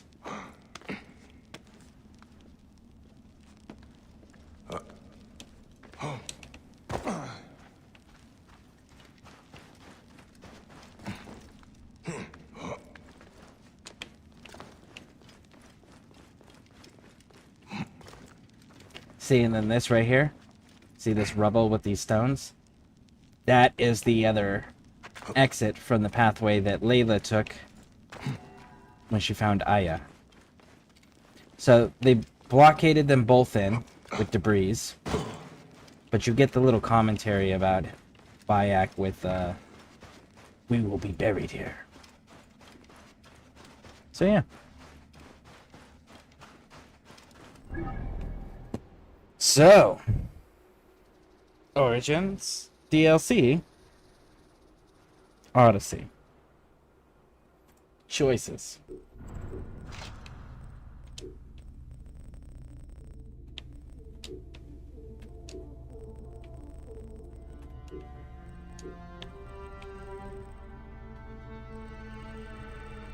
By the way, I don't know if we have any Skyrim players in the community, but Grandma Shirley has announced that she is no longer going to be making Skyrim content. She uploaded a whole video about it. So yeah, anyone who's familiar with Grandma Shirley, Grandma Shirley is not making Skyrim content anymore, and a large portion of why she said she wasn't making that Skyrim content was the whole not she wasn't. It's just boring to her at this point, and she wasn't getting feedback as far as what people wanted to see from her community anymore. She said people were stopping in and saying like, "Ah, oh, hi, Grandma Shirley, hi," and all of that stuff, and like how they love her and they showing support for her and everything. But she said that what she's going to do is she's going to be working on a quilt that she's been meaning to get to, and she's going to be doing vlogs. So she's still going to have a presence, and it's just not going to be as heavy as it used to be, and it's not going to be Skyrim anymore. So that's what's going on with Grandma Shirley for those who follow her, follow that wonderful woman. All right, Odyssey it is.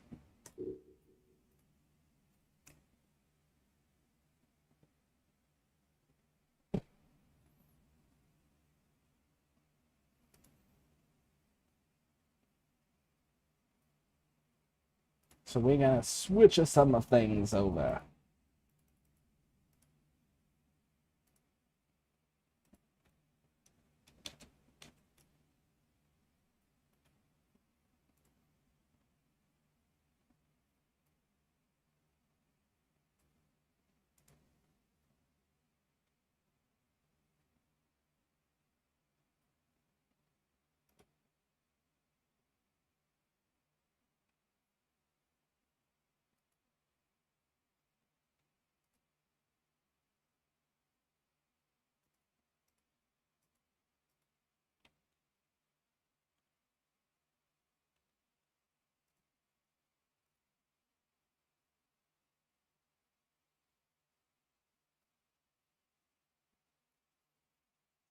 Give me a moment here. We're gonna switch some things.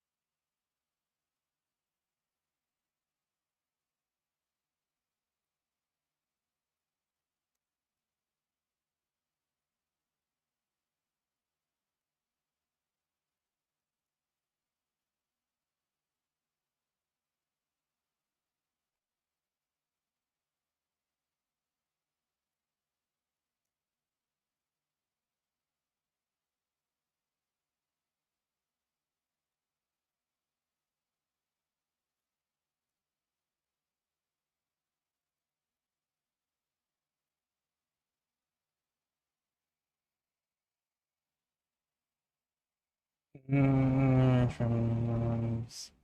Rainbow, are you still there? You went all quiet. You jumped in and then like went super quiet, bud.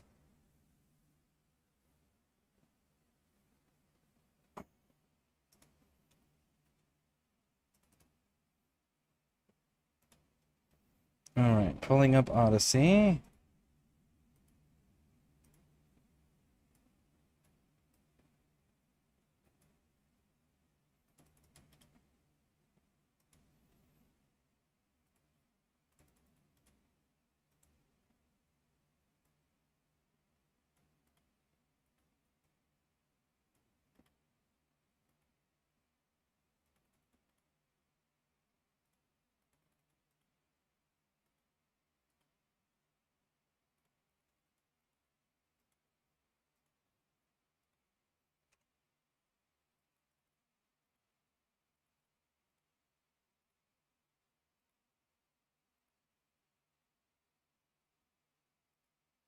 Okay, that's been updated there.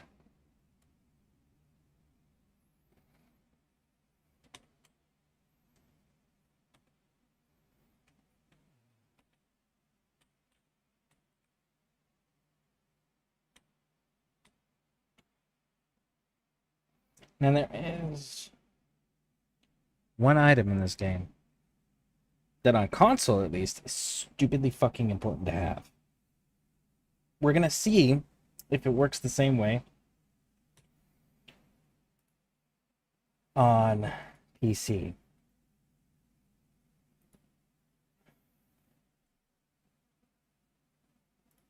I don't know if it does or not,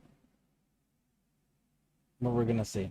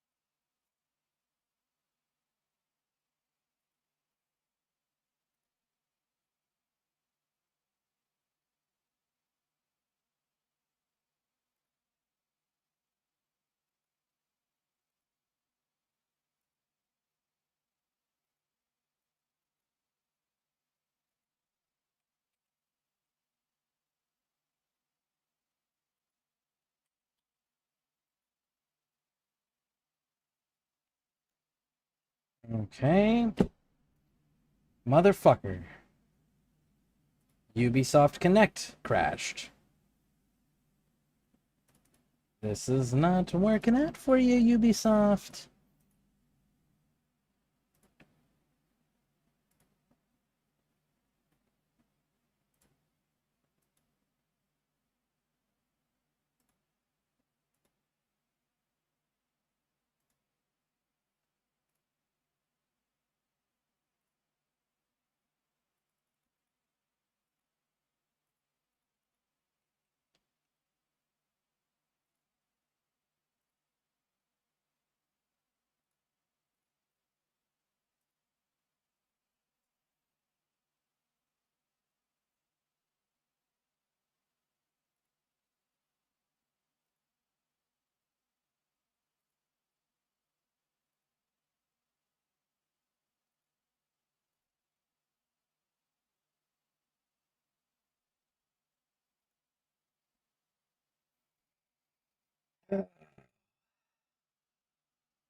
Loading, I promise.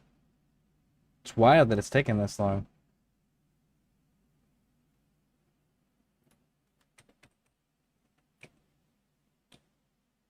Ubisoft Connect had opened up an overlay and then crashed.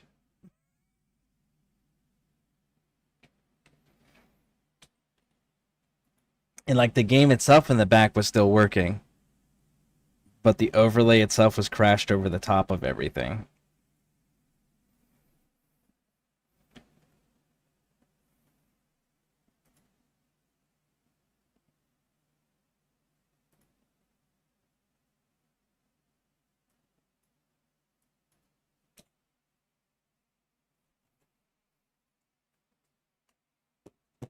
Okay. Now then. Game. I think we should be good in theory. There we go. I'm still here eating. Gonna lyric while I paint though. Have fun. Alright, sounds good. Alright, so we're gonna test this. Now there's a bow that you get from the Hex store. And it's called the Bighorn Bow. On console, it has a dramatic increase to your warrior weapon, but only in a specific hand. Even though it does not show any warrior damage increase. In fact, there's a short about it on my channel. We are ready, my king. Tell me, Denekis, have you ever gone fishing with your son? No, never. A soldier's life is all I've had the honor to know. I would have liked to have gone fishing with my son. But now...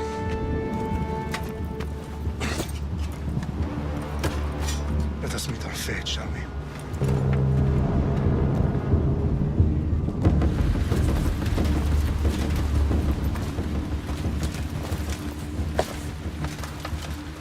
Spartans! Every breath that you have taken has led you to this moment. Every drop of blood, sweat, and tear, all of it has led to where you stand right now. The Persians come to make slaves of us all. I have a better idea.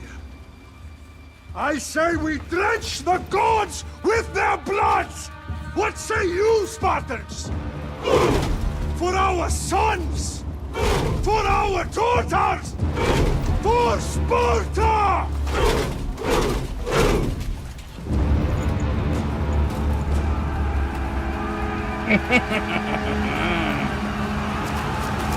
That's not a proper shield wall, you fucks. You would have interlocking shields, too high, with spears in the middle and above.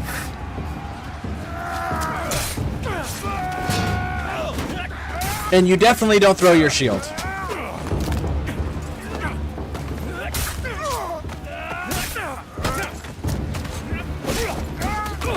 And that spear is like an amazing short spear. Not a Spartan spear at all. But arguably one of the most badass leaders to ever exist.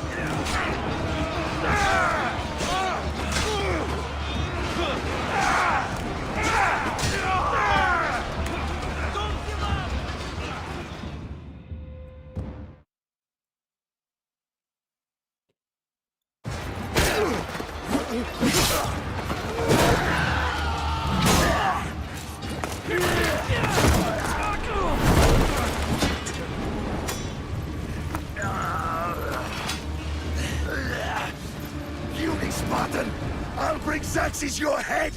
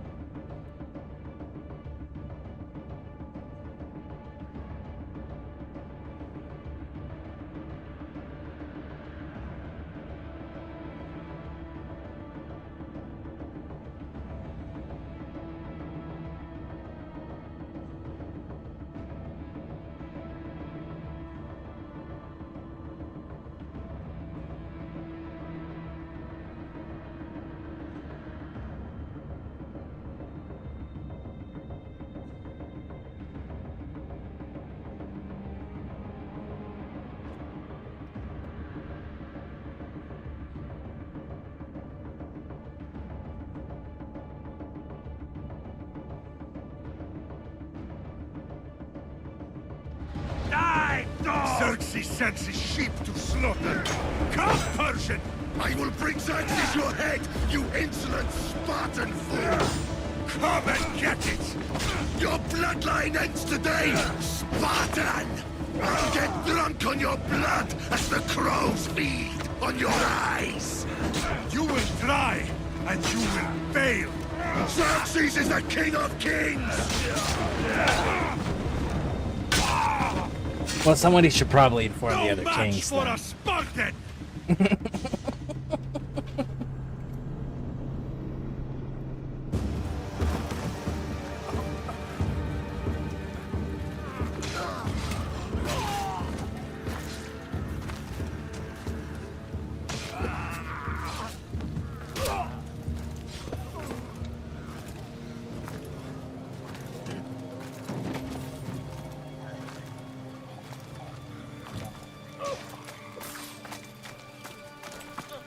We are betrayed, my king. Xerxes knows of the path behind the mountain. They are coming.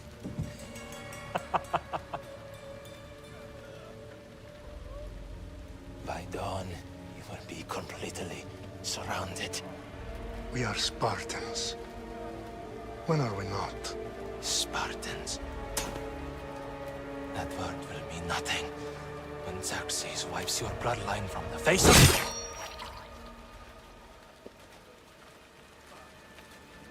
Today was a day the Persians will never forget.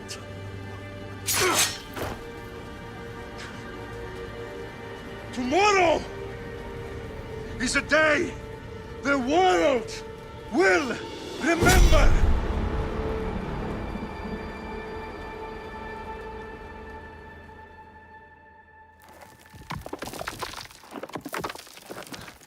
Finally.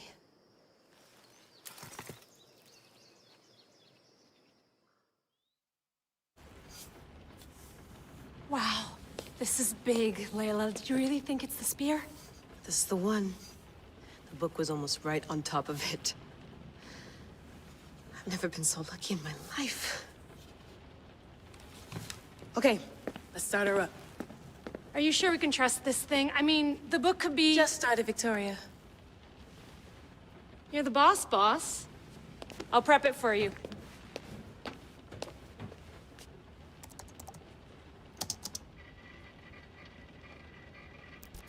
Okay, so worth noting, I've made some changes since you were last in here. There's no keeping up with the tech industry these days. I can crank up the simulation to maximum sensory synchronization if you're up for it. Okay, so Let's take this one step at a time. Understood. If you're looking for something a little more intense, I can always adjust the settings for you later. This bit will let me know how much information will be fed to you during your time in the Animus. So this Victoria person, Layla's team, I'm confused as to why they fucking wrote her character this way. First of all, her entire team was killed. Her entire team consisted of her best friend, who was on the radio, and Layla got to listen to get executed by Abstergo in the previous title. William Miles shows up. William Miles offers Layla Hassan a place amongst the assassins. Under 2 conditions. 1, that she finds with the Assassin Order. 2, she does things her way. She gets to do things her way, right? So she gets to do things her fucking way. And the people that are now on Layla Hassan's team are people that were appointed by Desmond Miles' father, William Miles, who, by the way, in case anybody didn't know this, is the head of the entire fucking modern-day Assassin Brotherhood. That's who he is. He's not just some dude in charge of a little bureau. He's in charge of the entire fucking organization. So the fact that people that he appointed to be on her team to support her in doing this in any way that she sees fit have the audacity and the gall to question and actively go against her throughout this game is fucking insane. And poor writing.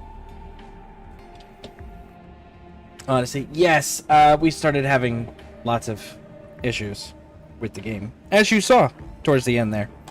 So here we are. Give me as much information as you got. There's no way I'm going in there without some guidance. Glad to help. You can always change your mind later. Listen, Layla, before you go off... If this book is right, this spear, this story, it will change everything. You're putting a lot of faith in a fairly unreliable source. Historian or not, this guy wrote about magical objects and the will of the gods. He's not Homer. Herodotus was the first recorded historian, so there's a lot more truth in that text than you think. I mean, what better way is there of finding Isu artifacts than by trusting in the guy who claimed to meet an actual descendant? I know, but... I need you to trust me. You could be right. This spear, this book, it could all be crap. But something tells me it isn't, and I'm certainly not gonna let Abstergo find out first. You're right. We haven't got much to lose anyway. There's just one small problem. What is it? This manuscript is in rough condition, to say the least. The DNA found on the spear has identified 2 different individuals. You're going to have to pick which strand of DNA to pursue. The choice is yours. Her character, Victoria, I really don't like her at all. I don't like the way they wrote her. They wrote her like we're supposed to give a fuck about her.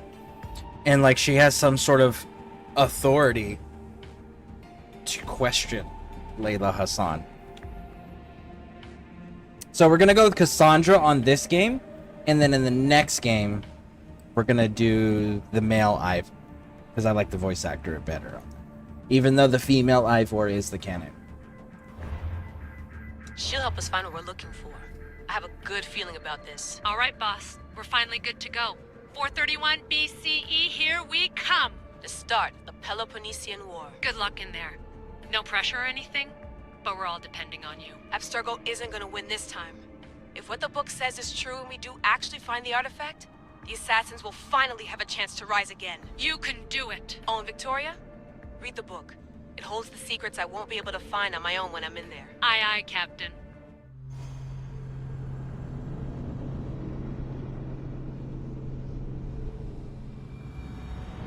Yeah, and I asked the viewers what everyone wanted. The DLCs for Origins or Odyssey, and I only got one vote, and it was for Odyssey. So Odyssey wins.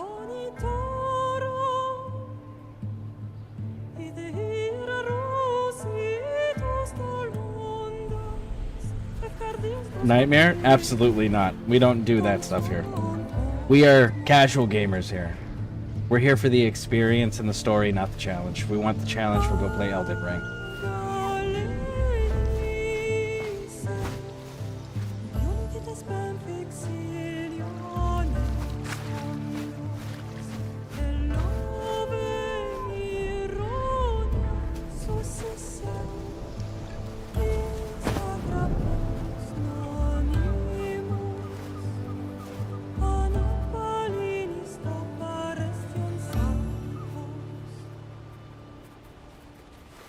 I'm gonna take care. All right. Well, thank you for hanging out and stopping in. I appreciate it. Thank you, thank you, thank you. And I hope your day at work goes smoothly and wonderfully.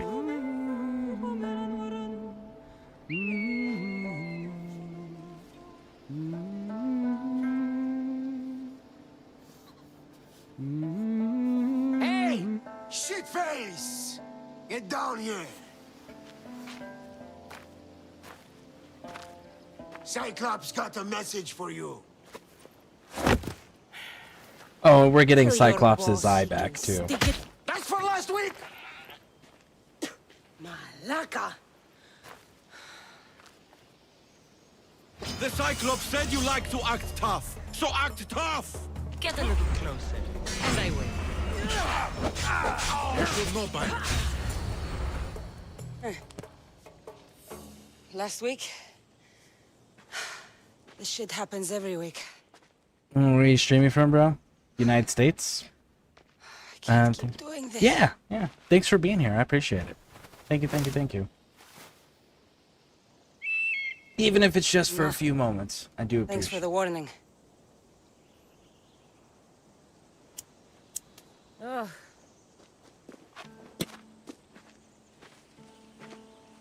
What happened to you? It's nothing, Phoebe. All taken care of now. The Cyclops again, huh?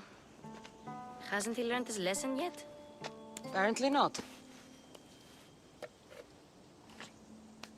Of course. Help yourself.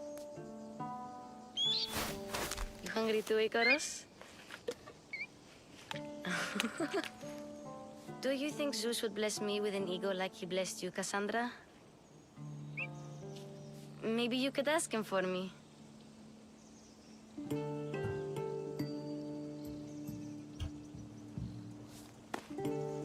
I'll try to put in a good word for you. Finally. So, what are you doing here? Oh, I almost forgot. Marcos is looking for you. What does that weasel want now? Don't know. He wants you to meet him at his new house. On his vineyard. What? A vineyard? Malaka. It's on the road to Sami. He says wine will make him rich. You picked the girl, me too. I picked the canon character, yes. I think, so first of all, Cassandra is the canon character, period, for Odyssey. Ubisoft has been very, very adamant and clear about that. She is the canon character you're supposed to play. But me personally, I find her voice actress far more enjoyable than Alexios's voice actor. As far as like their skill level and quality of acting that they do, her performance is far superior to the Alexios actor. Now, I will say in Valhalla, when we get there, the female Ivar is the canon one. However, I don't like the female one's voice actors. I prefer the male actor. So that one will be doing the male one, even though it's not the canon one. It's personal preference on the voice acting performance, because we're going to be spending a lot of time with these characters, and I would like to enjoy the performance while we're spending so much time with them, you know? Well, I guess I owe Marcos a little visit. But yeah, she is Thank you, Phoebe. absolutely the canon answer.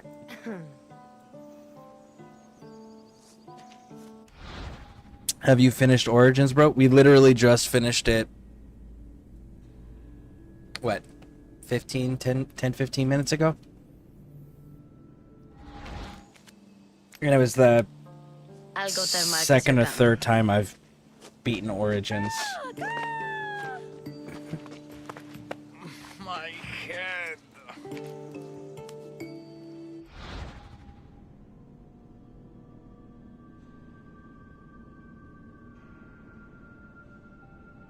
Some may affect the story permanently.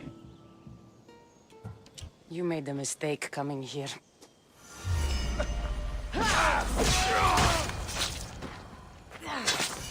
And there we go. I'll have to go up top to get dressed.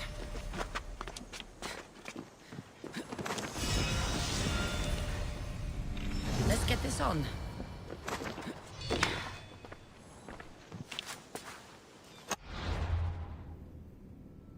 Now then. Bighorn bow. Because... So we see... Let's see if the glitch is still the same as it is on... Actually, we're gonna have to wait a little bit. We have to level up more. Let's level up some more first.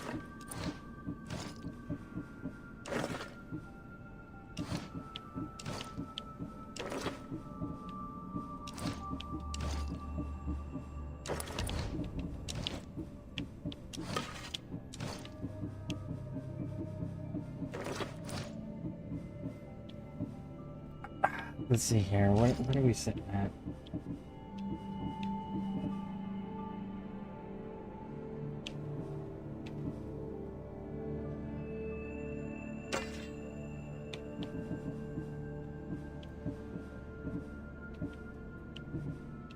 Spear yet? Okay.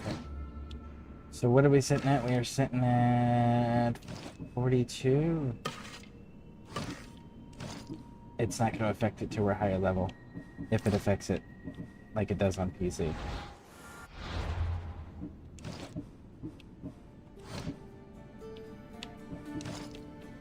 I really hope that it works like it does on console, on PC.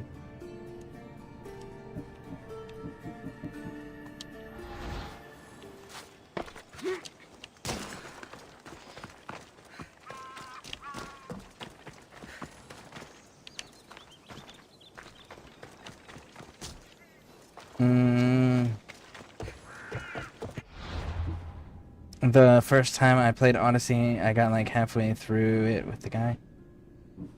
I played it first with the dude, and then I went through and played it again with the female, and I compared the two, and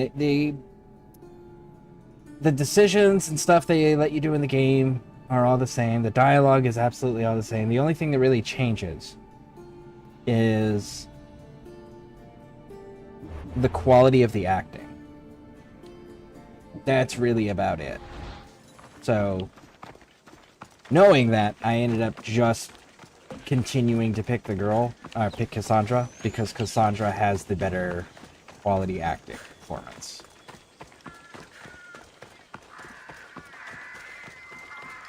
Same with Valhalla. The choices don't change if you're a male or a female. The dialogue doesn't change if you're a male or a female. But in my opinion, the male actor is better than the female actor there.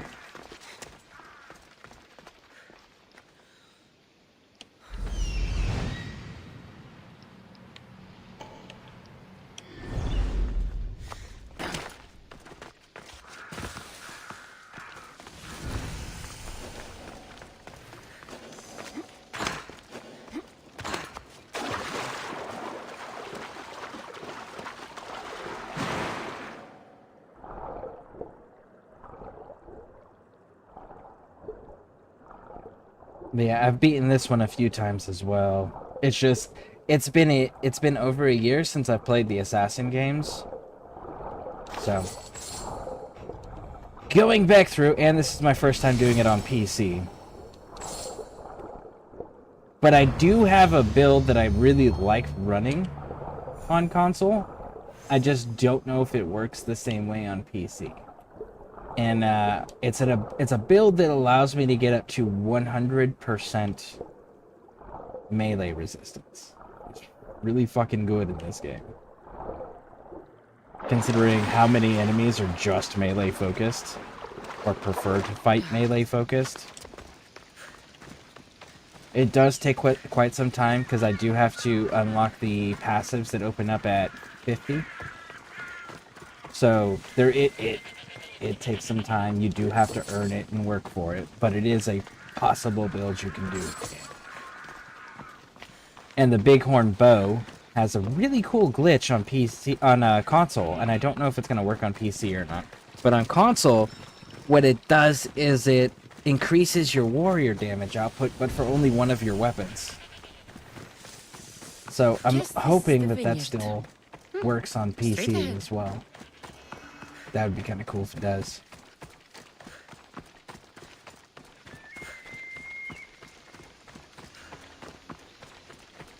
Alright, so before we go doing the vineyard thing, we're gonna go climb up that statue and get that synchronization point. We are gonna clear the entirety of Kefalonia. And unless we have egregious glitches and errors happening, what I am gonna do is I am going to try to complete all of the stuff here. Because all of the stuff here is kind of important and unique in the regard that we get to see what it was like to be a human living under the rule of Isu. Which is not something that the game prior to this, the game series and franchise prior to this, ever allowed us to truly experience. We could read little snippets or see little like cutscenes like from Assassin's Creed 2, right? If you go through and you collect all of the hidden messages, you can see glimpses of Adam and Eve running away, so you get to kind of see the way they were dressed, the architecture, the environment, things of that nature, but you don't get to see how the rule being under Isu rule, you know. This game allows us actually first-hand experience that, which is really freaking cool. So those DLCs I find are kind of important because that's a trend that continues into Valhalla, but this is the place it was introduced.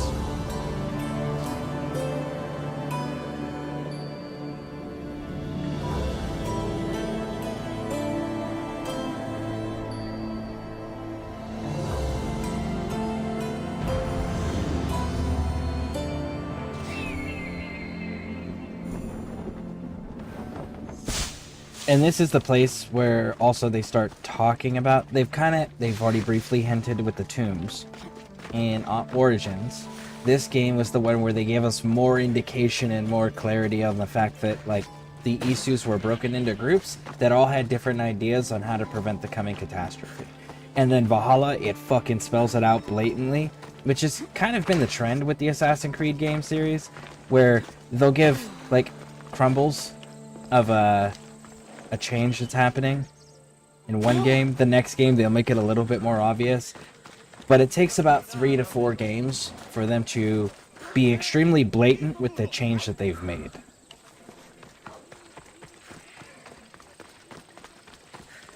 In Valhalla we get to see that blatant shift in the story, where it was like, no, the Isu actually were aware and they were fractured into multiple groups. They weren't unified, on top of dealing with the human uprising.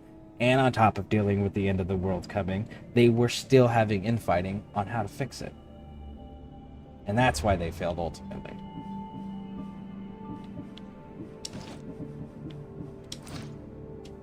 It's time, Marcos. Boss, I keep telling you, you can't do that. Why? It's my farm. I can plant what I want. The grapes will die here. All of them. You have to forget what you know about the past, my friend. Together, we will revolutionize winemaking. Believe me, you will look back on this day and... Cassandra, thank the gods. Phoebe found you in time. About grapes. I can still hear you. I was worried sick. The Cyclops sent his scum to find you. I think they mean you harm. I wish you would have told me that before they hit me. But that's beside the point. You bought a vineyard, Marcos? A vineyard? Why not? I like wine, you like wine, everybody likes wine. Everybody buys wine. Why not from me? Because you don't know how to grow grapes or make wine? I'm a fast learner. You grow grapes on the vine, then you get some wine. It's that simple, is it? You know me better than to think I don't have a plan. Marcos always has a plan. All right. Then do you have the money you owe me? Do I have the money I owe you? Of course, of course. Well, no, not at the moment. Then get it. Instantly, my friend, instantly. But maybe you should do that. There is a merchant in Sami. I'm not very good at these things, as you know. You want me to collect my own debt? It's just waiting for you in Sami, my friend. Who's the merchant? Duris. You know Duris. He's very nice. Duris? How stupid can you get? Stop giving him money! He always pays me back. After I threaten him. Exactly. Everybody benefits. Duris gets his money, I get my interest, and you have work. Kefalonia is wonderful, is it not? He'd better have my money, Marcos. I'd hate to have to sell our vineyard. Of course he will. Oh, after there's another matter I want to discuss with you. After. Fine, but I'm taking a horse. It's too hot and too long a walk to go on foot. But... think of it as interest, Marcos. Everybody benefits. Of course, my friend. You shall have your pick.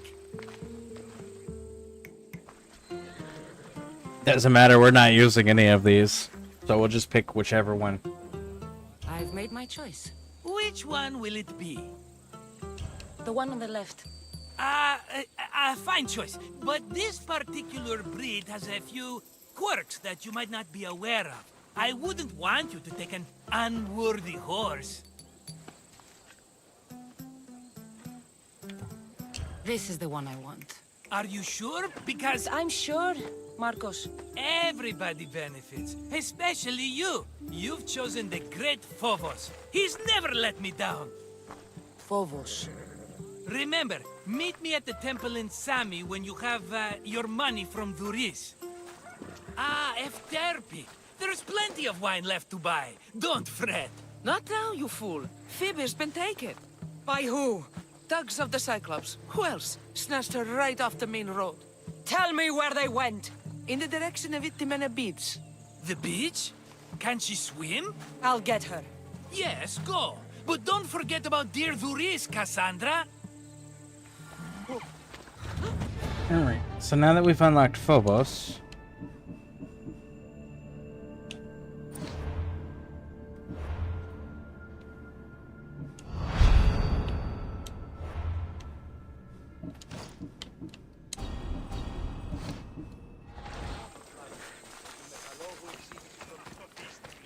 we'll get our skin changed for him. We're gonna grab the tablet. I've got more of this game memorized than I do Origins, but that's simply because I've spent more time in this game than I have in Origins.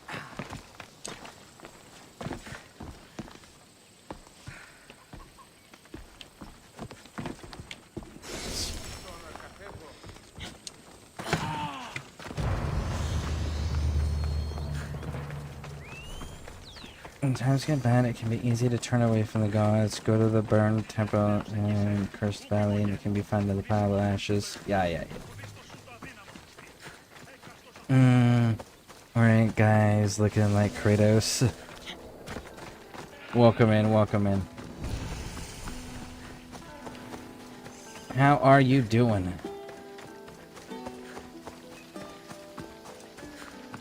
That's a game series that I have not played any of their newer stuff. I played all of the Greek stuff, but I never played any of the newer stuff. I don't know if the treasure will be here until we get the tablet.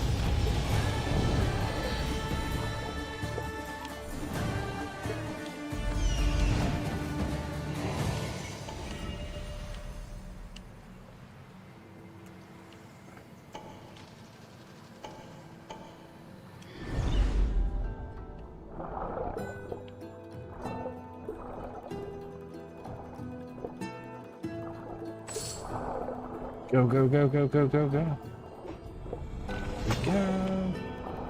Don't run out of water. Or out of breath underwater. Okay. We don't have to... We gotta go get Poseidon's staff. His trident, because it has the underwater breathing capability, as long as it's a... That's what we had to do. We had to go get Poseidon's trident after this. Well, after we finish Kefalonia. I think that'll be one of the first stops we make, is actually going and getting Poseidon's trident. I really don't like the holding your breath thing underwater. So we'll go get that resolved once this island's done. Yeah, I'm doing right. Also, I did not sub to the channel. Okay. Well, you're still here, so thank you for doing that. I appreciate that. Thank you for being here. So do you have a favorite Assassin's Creed game? I'll sneak up on them, Malakis.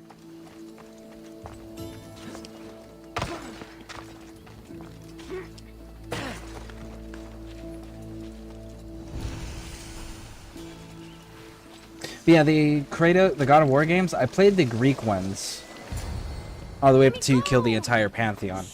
I haven't played any of the Norse ones yet. She'll make good ransom My son drachmi did. for the cyclones. He enjoyed the shit out of them. No one's gonna buy me from you. They're all poor. Keep quiet, Phoebe.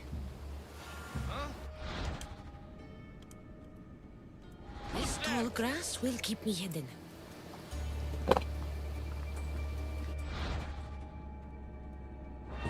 Can't let the rest of those Malakis get away. Go.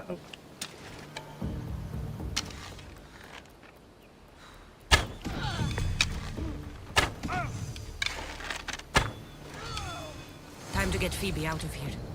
Cassandra, I'm here. Untie me.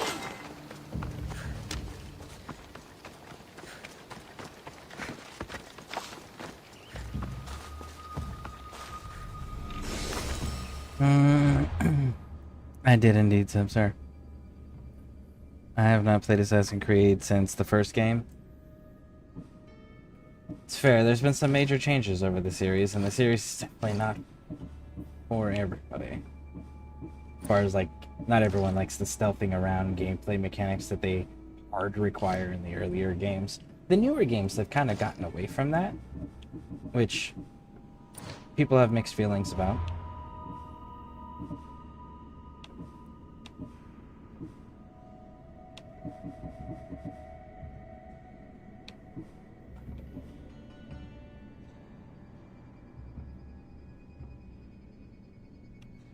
I think we're gonna go with...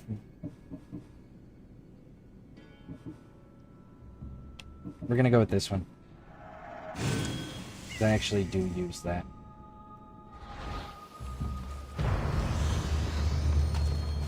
Alright, I'm more of a Resident Evil, Tomb Raider, Final Fantasy, those types of games.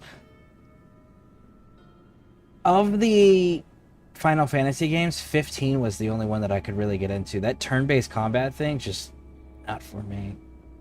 But 15 was cool as fuck, man. I liked 15. 15 was nice. Now that game, I haven't played that game since it was new. Like, even before the DLCs. I've never even played the DLCs on that one. I've only played it once, and it was when it was first come out. And I even watched the cartoon that they had. They had a cartoon that was a prequel to the video game. So you watched the cartoon, and when the cartoon was over, that was kind of where the video game picked up and started out. So that was pretty cool to go do. And honestly, my favorite types of games are like Fallout, Mass Effect, the Dragon Age first 3 games, you know, the only 3 that should be talked about. I like games that have choice and that your choice matters. So like Assassin's Creed doesn't give me a choice matters thing, right? It's a very linear story. Very, very linear. However, I get to choose how I do all of those things. And that's the part that I like. So there's still a choice aspect to it, but games that give me choice, I really enjoy coming back to. And by the way, I'm shit with humor. It wasn't. Most humor, right? Because, like, my lifestyle, my line of work, the people I've associated with over the years, humor was never a strong suit. So I, as a result, have very slow on the uptake for humor. So I do apologize on that in advance. So bad. Last time they put a cloth in my mouth so I'd stop biting. Phoebe, just be careful. You're alone now Since my parents died? I'm okay. I've got you, and you've got me and Marcos. We're your family, right?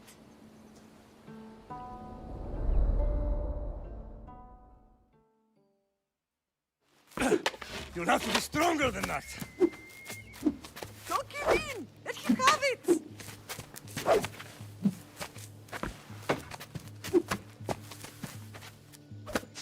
Got you. Again, up. Yes, Pater. A Spartan rises as soon as they have fallen.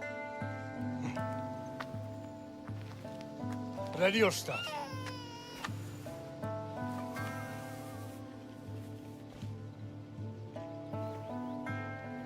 Widen your stance. A soldier grounds themselves. Good. Good. Approach me. That's enough, Nikolaos. The sun's going down. Time to eat, don't you think? What are we eating tonight? Tonight we are having baby Alexios. And what a feast he will be. No, not him. Take me instead. I'm tasty. Yes, yes, you're all sweet as honey. Now, come inside. The lamb's turning black. Here. Lay him in his bed. Yes, Pater. Cassandra.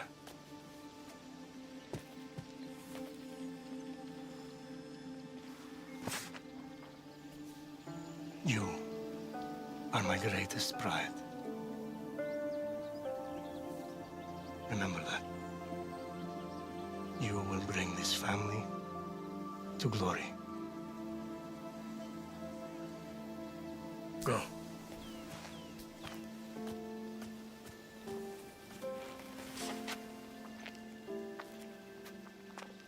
The age gap between Alexios and Cassandra, regardless of who you're choosing to play as, because whoever you are, the other one's the baby. Right. The age gap there doesn't make sense to me personally. Now, here's why is... Well, we'll get to that. We'll get to that, because I know for sure that there are people here that have not seen this, so I'm not going to spoil it, because that's a big piece. But we'll remember that I have an issue with the age gap. When we get to that point in the game, I'll bring that back up, and I'll elaborate on that. But I have an issue with that age gap. Worry too much. You don't worry enough.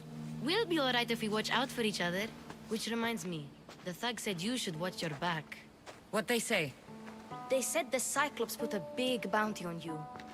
Talos the Stonefist wants you dead. Talos the mercenary? Am I ever not in trouble? Better get him before he gets you. I hear he's really mean. I'll find my way back to town. Here! Talos the Stonefist. That's just what I need today. Another broken nose. I'm going to have to take care of that. I do really like the mercenary thing in this. I think that's pretty fucking cool the way they did it. So, he's a level 5. We're going to have to level up some. So instead, what we're going to do is start clearing out Kefalonia. Because there's a few little side quests we can pick up along the way.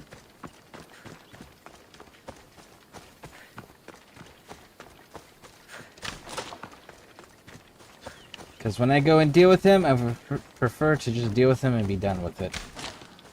And not have to worry about sneaking around him.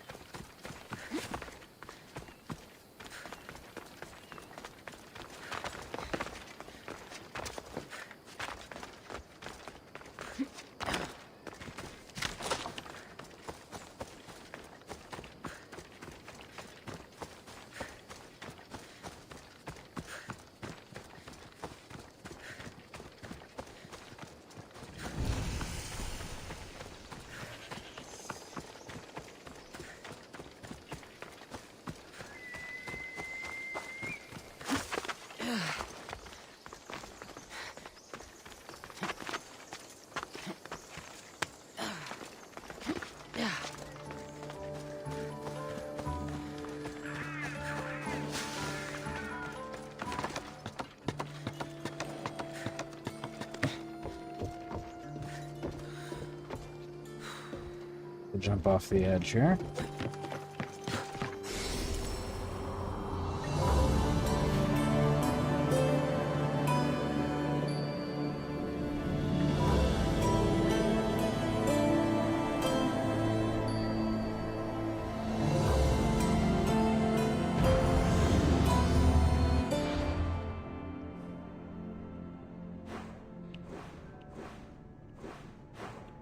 Okay, so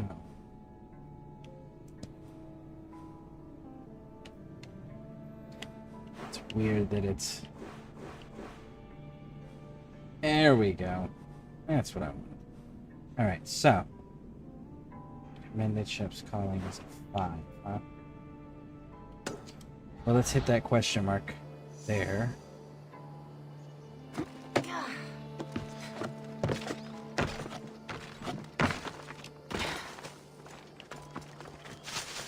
Which is that stone structure up there. We'll take that out, and then there should be a brother waiting about there to give us a quest.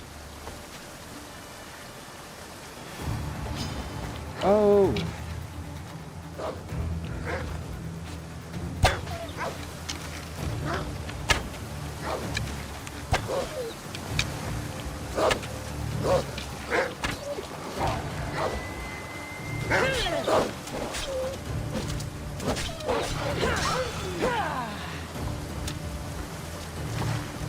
We're getting into areas that maybe we shouldn't be fighting in at a level 5.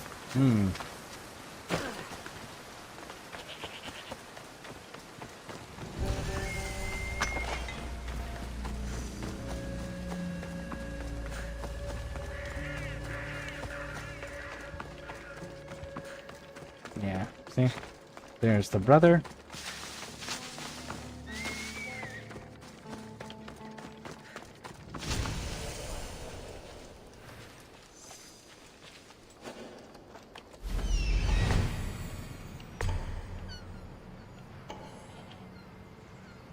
Is that all of them? It is.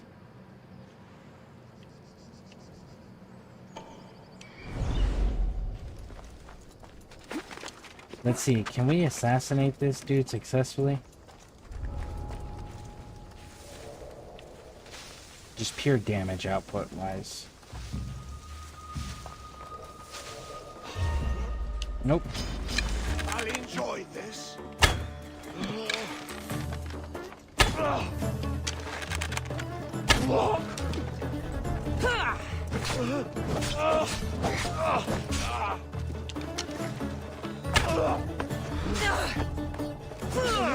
Oh shit, you hit hard.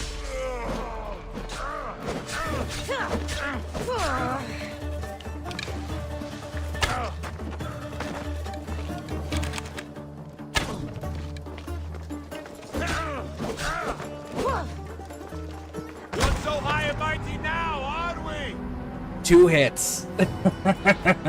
Alright, so maybe we should go back to the lower level areas of this island to start with and get ourselves built up to 5. Yeah, that's the better choice there.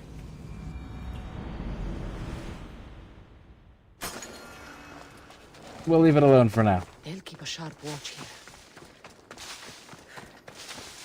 here. Coming to say hello, Scare. Shame's going well, brother. Hey, so welcome in, welcome in. Are you doing the Warframe event going on right now?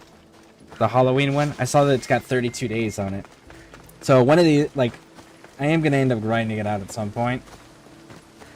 Just because there's a lot of Noggle heads that I want in there. But, I just don't have Assassin's Creed out of my system yet.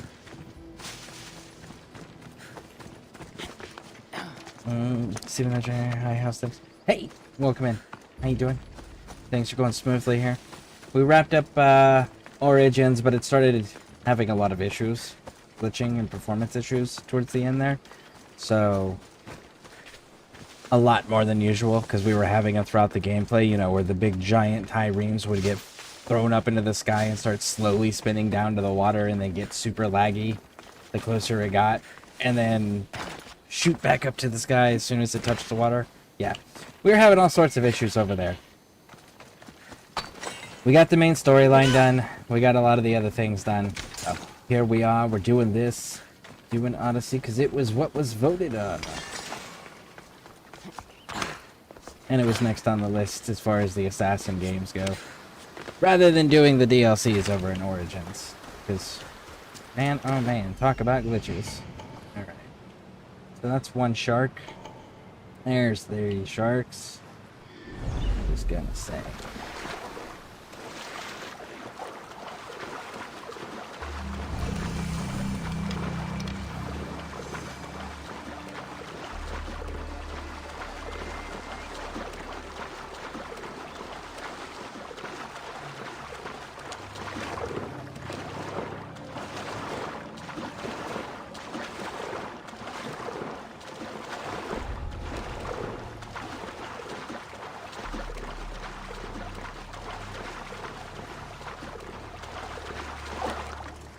Woohoo! Got you.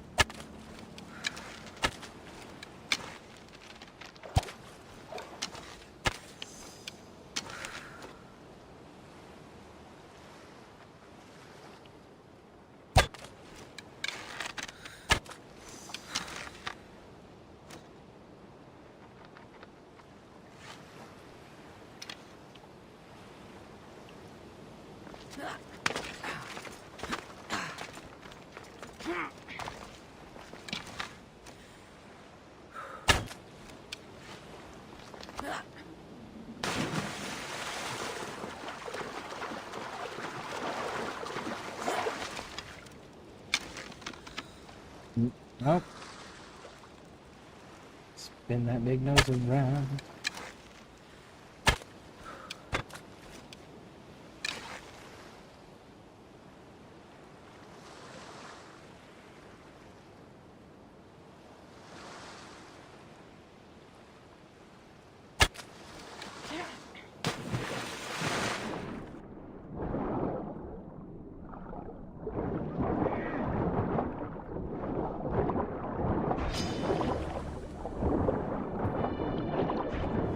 There we go. It's free. That was weird that it was glitched into the coral like that.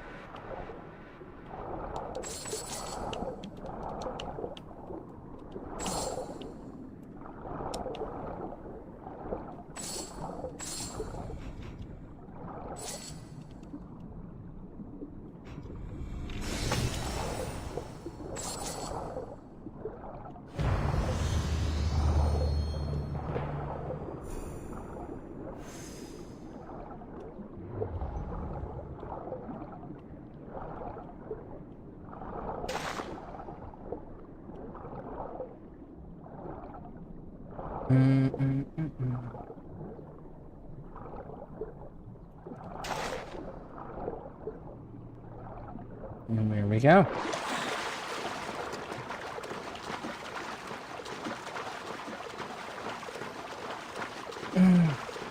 I had bought out everything a few years ago before I took a break, so I already have everything. They did add 3 new items to the shop that I did pick up. Nice! Very nice. I eventually will go over there, but because it's mother tokens, like, I grind my mother tokens casually on my own. It's like, so I don't...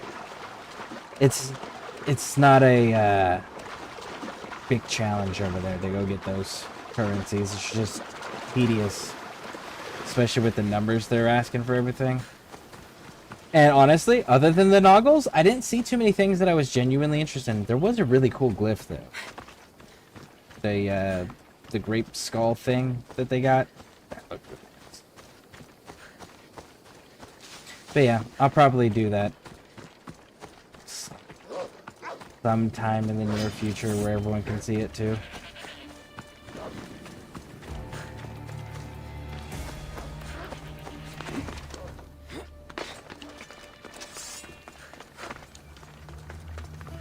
I'm doing great. Just played the Resident Evil 2 remake at the moment, finding it hard because I was trying to play it tactically instead of just running through and shooting everything in sight.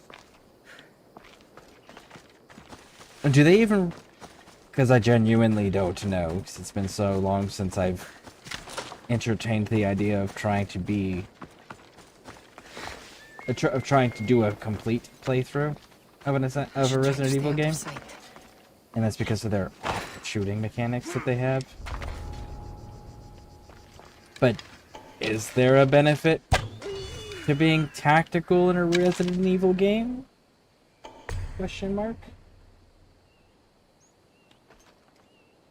Like, I know, for example, Ghost Recon games, there's clearly a benefit to being stealthy.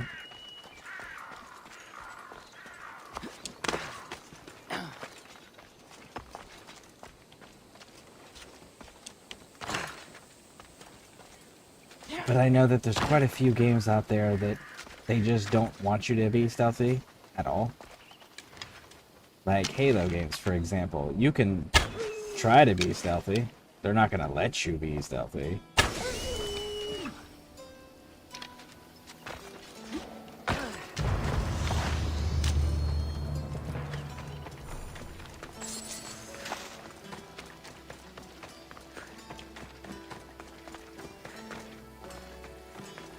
Cool.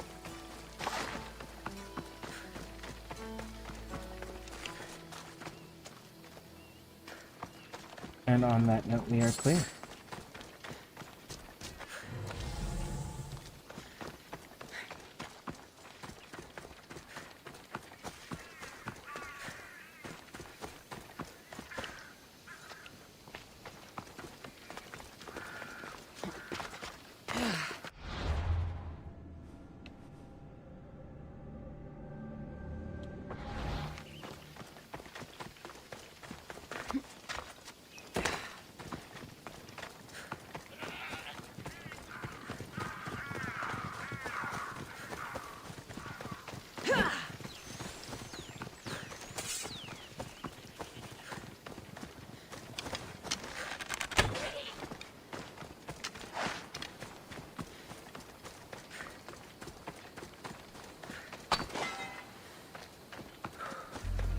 I've played every Assassin's Creed game up to Syndicate. If I do return to this IP, I think for me, Origins would be next.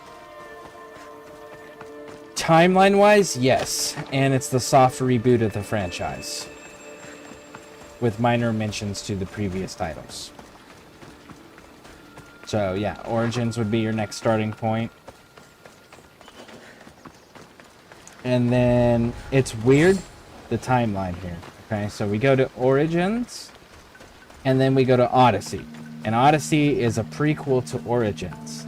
And then we go to Valhalla, and Valhalla takes place after the timeline of Origins, which is the first game. The modern storyline is in release order, though. So, like, Layla Hassan, who is the character for Origins that you're running around in the modern timeline as, her story starts in Origins, continues in Odyssey, and then Valhalla starts up again over there. But if you don't have the previous two titles, then her modern storyline won't make sense.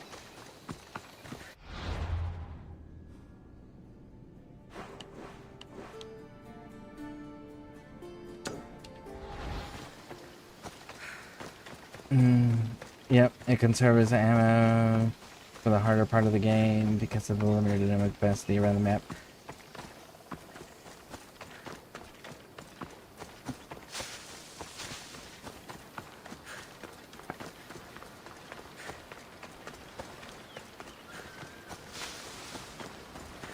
So then it's a resource management thing, not a tactical thing. It's just manage your resources. Correct? I don't know, the one that I've seen, the ones that I played were the older ones. I hated the terrible shooting mechanics in them. The one in, I think it's what, South Africa? I think that's what, Resident Evil 5? 5 was okay. Still didn't care for a lot of it. But it's just not my genre. And then, but I know my son, he's played quite a few of them.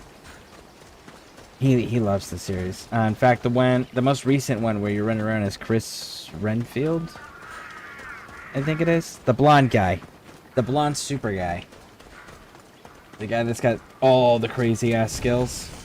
Whoever that is. Chris is from the first game.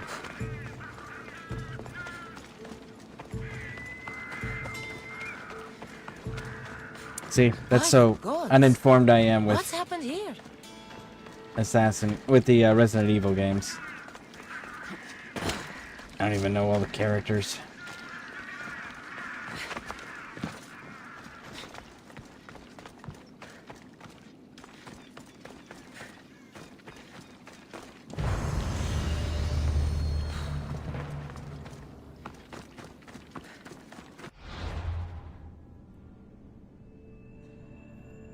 In the beginning, you try to be stealthy because you get more XP that way. Playing as Alexios instead of Cassandra just does not feel right, bro. I feel you. Historically, you are correct. Playing as the female protagonist in ancient times in a male-dominated society that we know for a fact, based on recorded evidence, was a male-dominated and run society does not make sense. You are absolutely correct. However, Cassandra's got the better voice actress. Like, her performance is far superior to Alexios' voice actor. And Ubisoft did state that she is canon. And some of the struggles that she goes through makes more sense if she's a female character than if it's a male character. For example, the whole thing with Phoebe. For example, the whole thing with the Persians in one of the DLCs that we're not going to talk about just yet, because there are people in here that have not seen this, and we're not doing spoilers if we can avoid them. We will talk about them when those come up, but there are storytelling mechanics in this game that make far more sense when you're playing as a female protagonist. And canonically, the company has also said that Cassandra is the correct answer, and we get verification of that in Valhalla.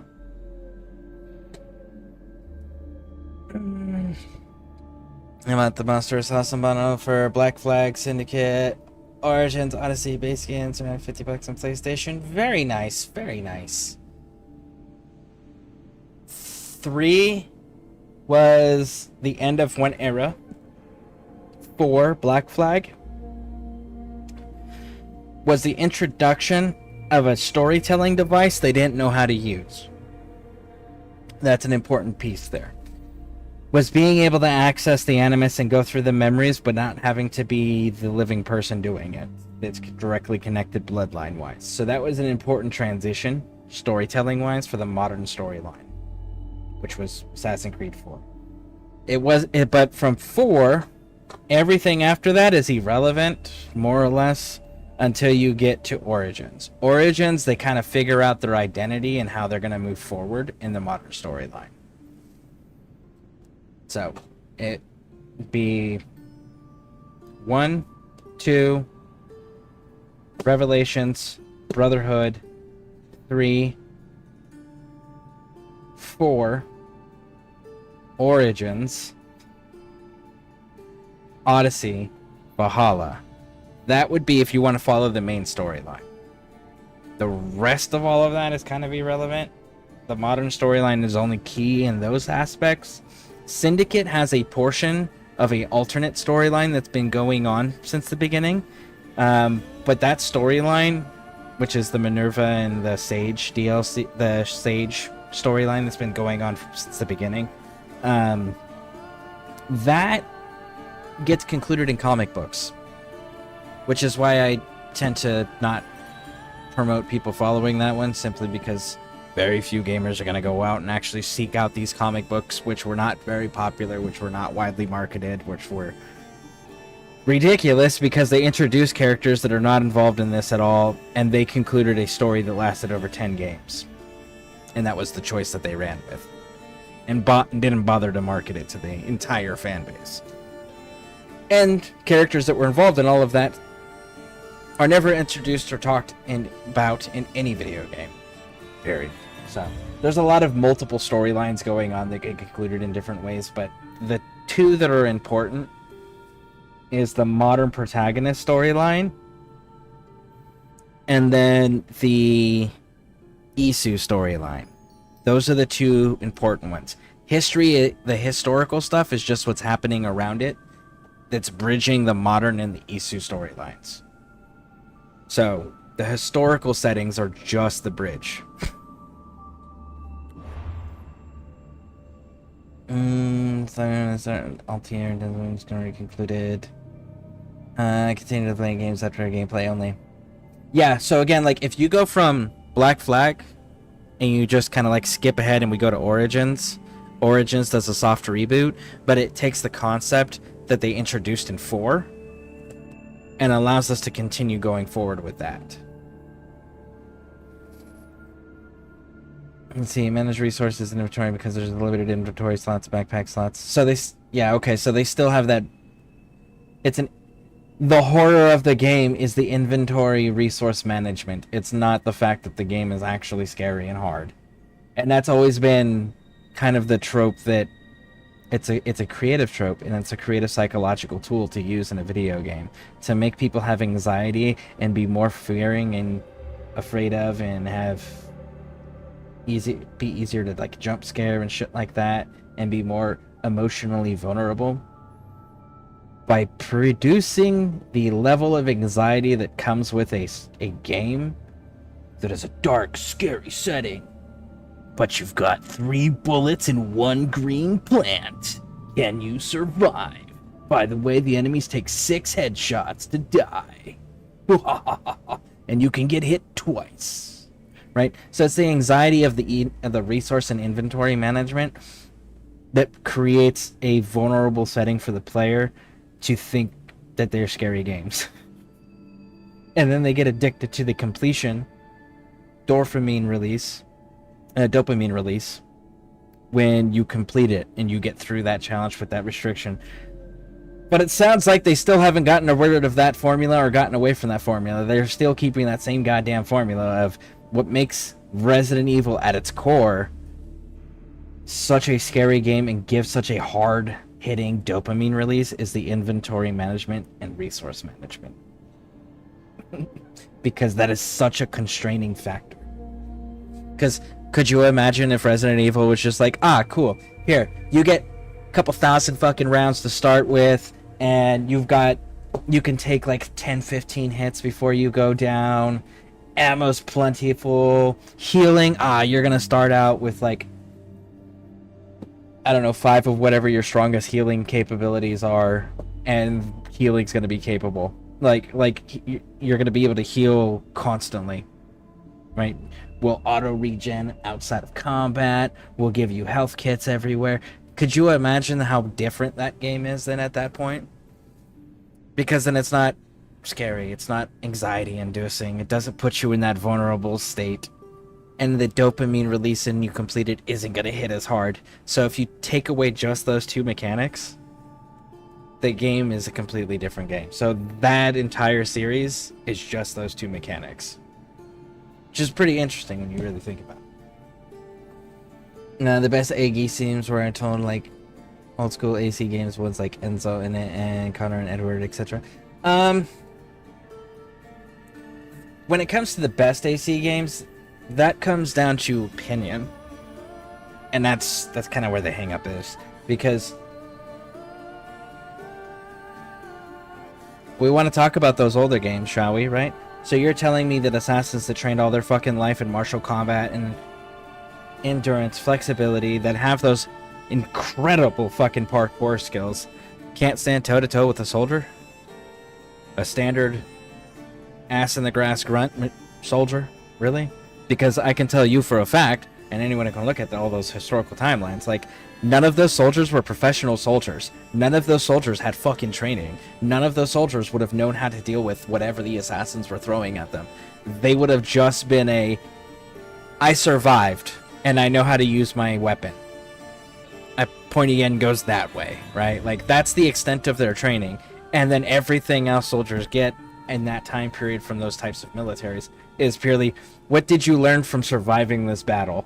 Cool. Use that in the future. Where the assassins have formal training, they have people that are mentors that are teaching them things and fine-tuning these things because they have to rely on themselves. So, like, an assassin back in that time period, if these were better, right? Like, could absolutely just dog walk all of the fucking combatants that you run across with no issue. None whatsoever. But that really doesn't come into play until we get to Connor. And the only reason Connor's allowed to do that is because it was a mechanic to demonstrate how strong he was, because he is the strongest of all of the protagonists that you got to play as. So that was kind of cool. But you're telling me that people don't know how to fucking climb trees unless they're Indians? Like, that's a bold statement there, Ubisoft. Because Connor was the only one that could do that shit. Right? So it's like,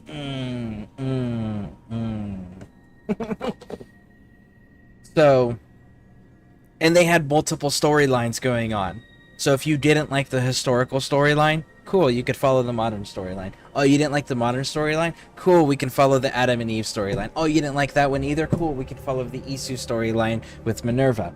Right? Like, there was multiple storylines happening simultaneously. The problem was, one got concluded in the video games.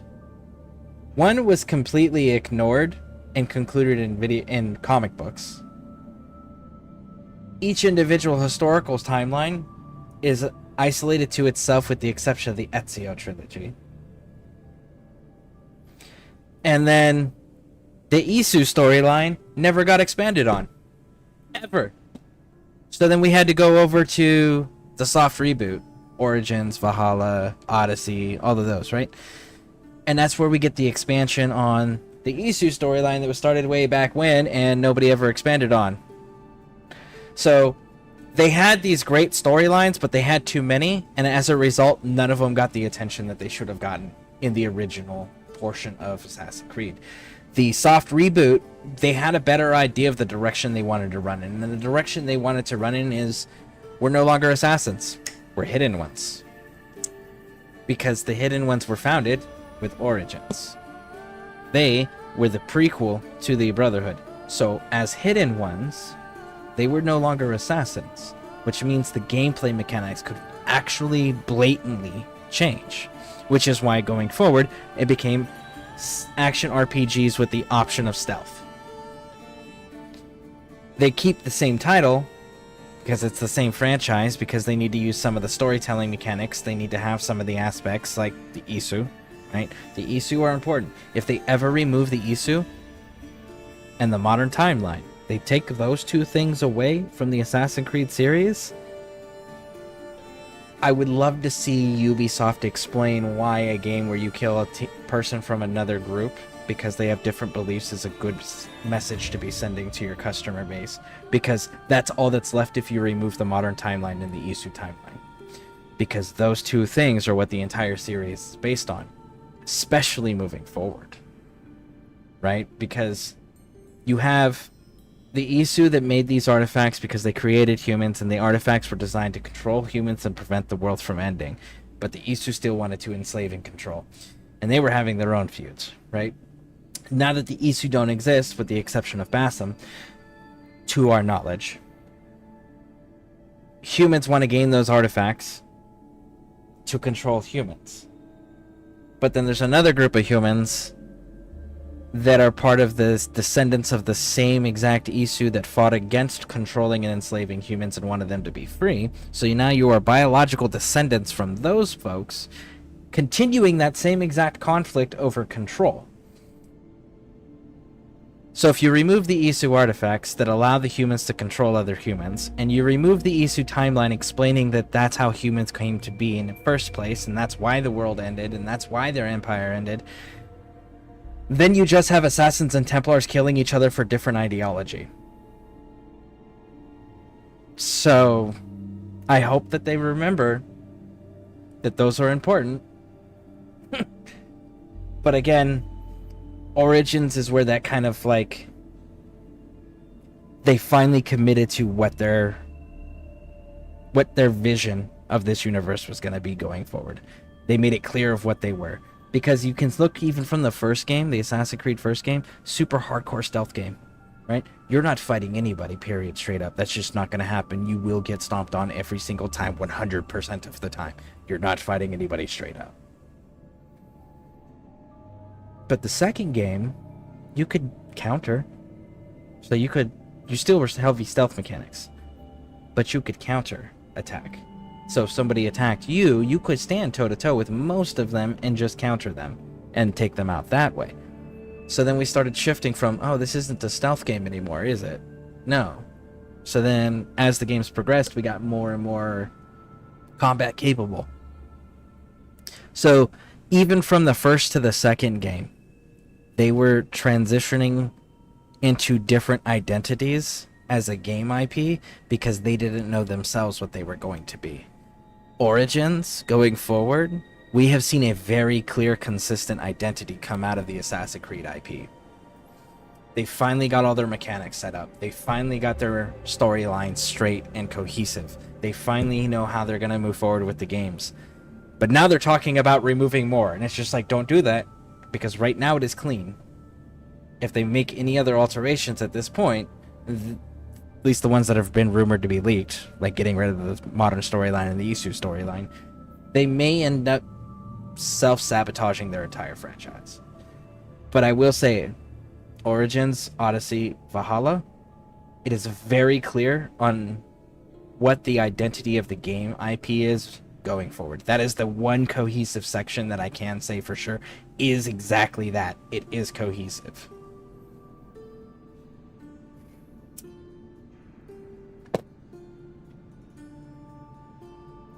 What do you want them to charge text besides focusing on Isu and artifacts?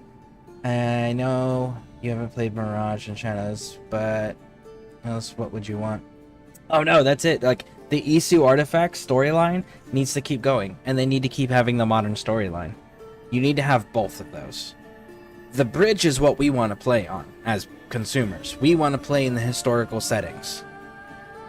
But why are we playing in historical settings? Because in the modern time, there's a threat.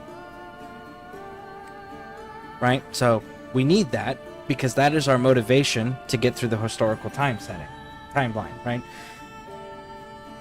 But why is there a threat that we need to go in the past to fix for the current?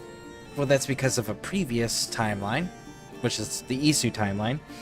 They created shit that humans don't comprehend, that are very dangerous. And we don't know where those things ended up. We also don't know why they created them, so we can't understand how to use them, or whether we should use them, or destroy them, or hide them, right? So we also need that creation of those items. What were they created for? Why were they created? What is their purpose? All of that. So you need both of those. Because the past is the direct cause of the problems in the current timeline. The current timeline is trying to fix the problems that have been caused by this Isu technology. But in order to do that, they need to go partway between the Isu timeline and the current timeline, somewhere in there, to find the solutions or the items in order to fix the current timeline going forward. And those three things are what they need to keep intact. Because then everything's cohesive and it makes sense moving forward. And it's not just about, I belong to this group, you belong to this group, so we should kill each other. Because if you take away the Isu timeline and the modern timeline, it's literally just assassins wanting to kill Templars and Templars wanting to kill assassins for no other reason than they belong in different groups. Because both groups essentially motivated by gaining these artifacts. So if the artifacts go away, their central motivation goes away. And the reason they're fighting goes away. And it just becomes they're two different groups killing each other because they're different. And that's why it's important that they don't get rid of those. They're rumored to be doing that. I really hope they don't do it. I don't think they've thought that through. Gameplay-wise, Origins will always be my favorite, but in terms of story, it would be Odyssey and then Rogue. Oh, I hate Rogue so much. I hate Rogue so goddamn much.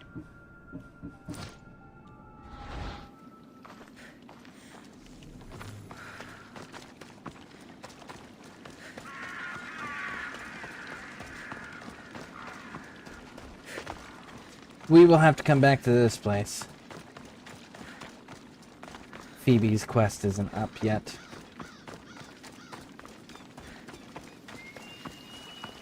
I gotta say for...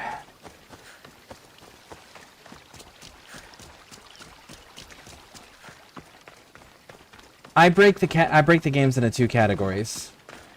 The original franchise, and then the soft reboot franchise, right? So Origins is the start of the soft reboot. Syndicate is the end of the original series. So when I break them into those two categories, Black Flag is my favorite to play as far as the pre-soft reboot. And I need to stay hidden.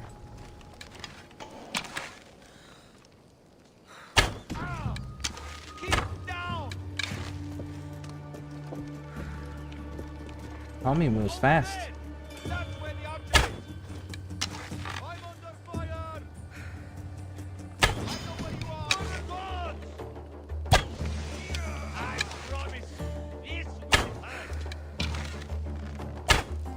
Hold on a second. There we go. Anyways, now the storyline-wise, honestly, it's hard to argue with Ezio's storyline. It's hard to say that anything is better than the Ezio trilogy, but that's because there's nothing else that they've fleshed out as much as they have the Ezio trilogy. Now, post-soft reboot, I love Odyssey. Odyssey is definitely my jam. But I enjoy being in the world of Valhalla. Origins, it is the best overall. It's got great actors, great storytelling, great combat mechanics, all of the things, right?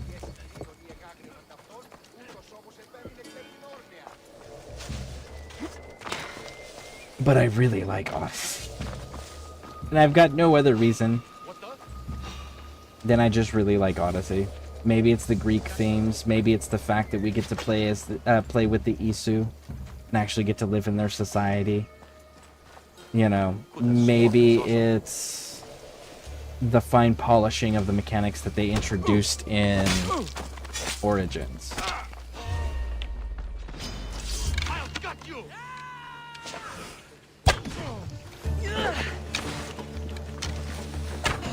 Your story ends here.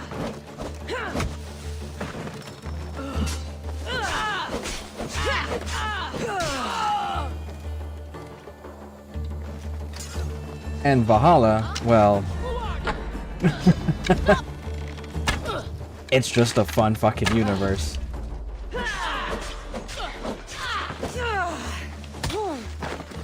How are you not dead? There you go. I will say though, calling Valhalla an Assassin's Creed game though, I do disagree with. I wish that they hadn't called it part of the Assassin's Creed game series, but that's simply because at no point do you join the Assassin Order, nor at any point do you join the Hidden Ones. You know, it's like, aren't we playing a game where that's the whole premise, is like we're part of this group? So why are we playing a game where we never joined the group? But you're helping them, it's not the same thing.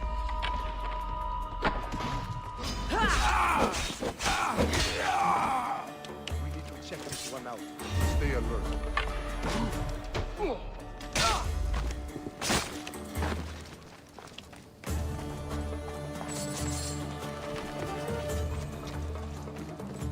I will say, well, Origins got unfairly treated when it was first released. She's here.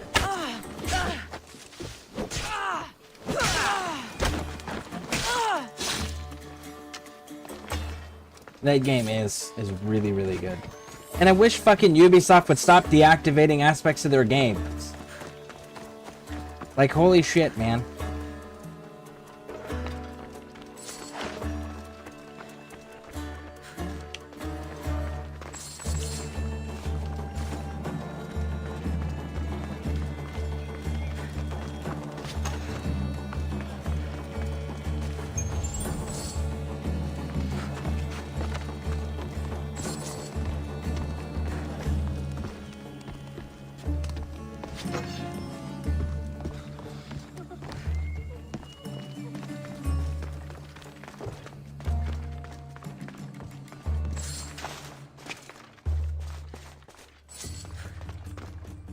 Does any other game company do that? None of the game companies I'm aware of do that, where they over time just deactivate aspects of their games, or they'll like incorporate limited time licensing when they're single player games. Like, does any other game company do that other than Ubisoft, or is that a Ubisoft exclusive behavior?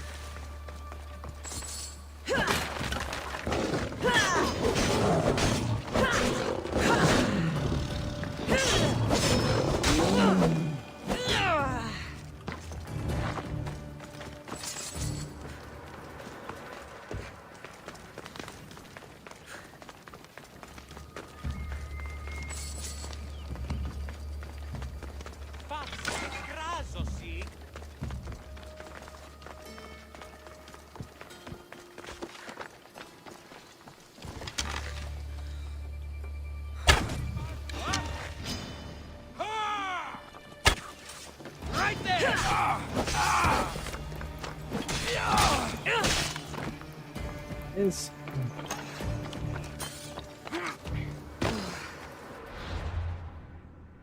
cool. That one's clear. This one will be for the shark temple thing. We already dealt with it, so we'll be able to just give these folks the necklace. Let them move on. I like it when you're able to complete quests prior to actually receiving them. That's always fun.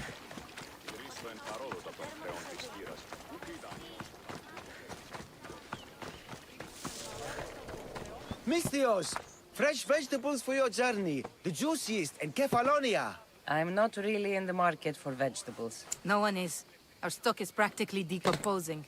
We're trying to make enough rachmi to get out of Kefalonia. It's about time we moved on. I know what you mean. Wait. Creosa. You think she could help us? I think she could. You'll have to tell me what it is first. Are you scared of sharks, Misthios? Have you seen their teeth? Believe us, we have. And we won't go near them again. A shark is guarding our Look at one that. They got the guaranteed blue way out of veins Kefalonia. in their arms, too. A shark? He guards a precious necklace. We get it, sell it, and leave Kefalonia. The old bandit who found it first buried the necklace on the shore, near a temple. And the fool didn't think. Water rises. Now the necklace may as well belong to the shark. Vegetable drachme is all right, but necklace drachme is best. Are you talking about the that they deactivated that?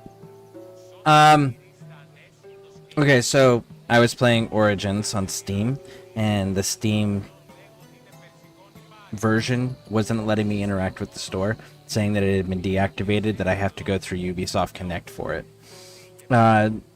Ghost Recon, you have to play that. That's a Ubisoft game, right? You have to play that with the Ubisoft Connect app as well, connected through. But when you play that, there was a Predator DLC that they added, and then they disabled it because they only had temporary licensing for the Predator DLC. Same thing when you go to Far Cry 6, which is also another Ubisoft title.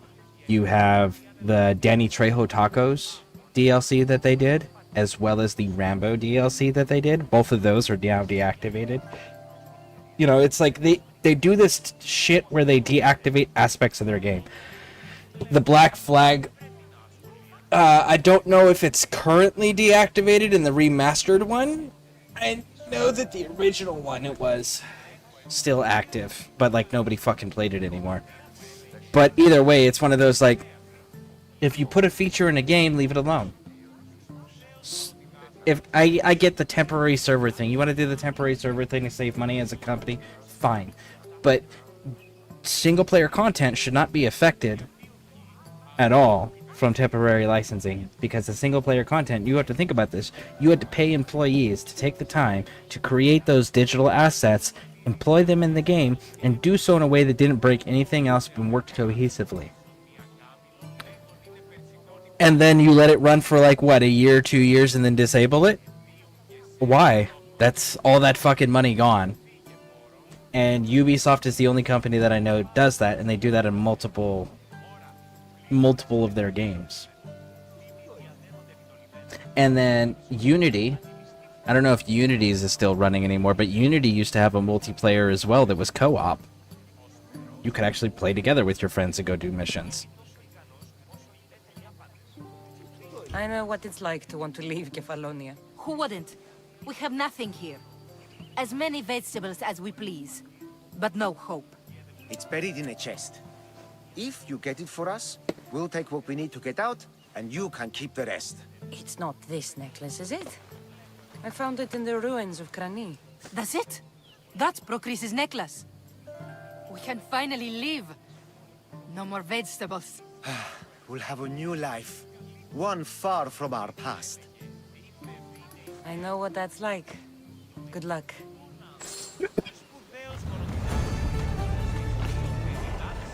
Cool. That one's complete.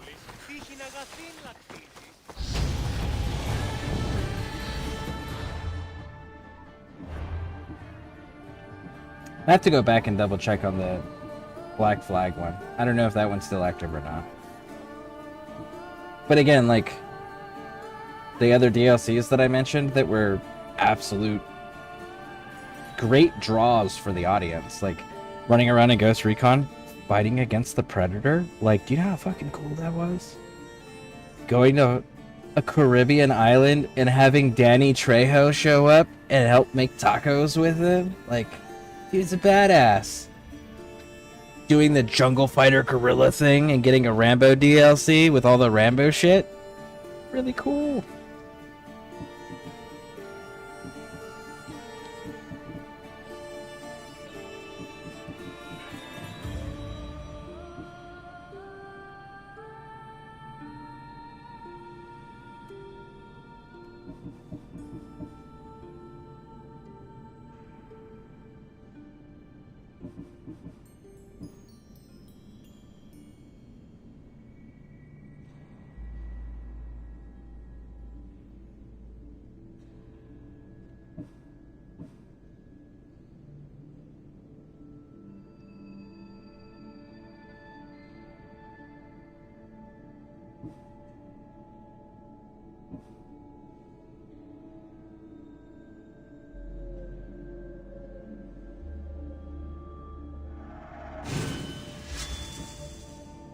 Let's go with that one, I guess.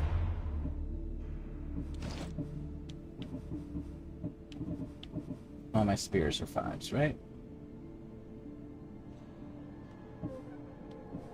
Oh, one of them. Now this one doesn't have a good spear mechanic if I remember correctly. Alright, so we'll leave that alone.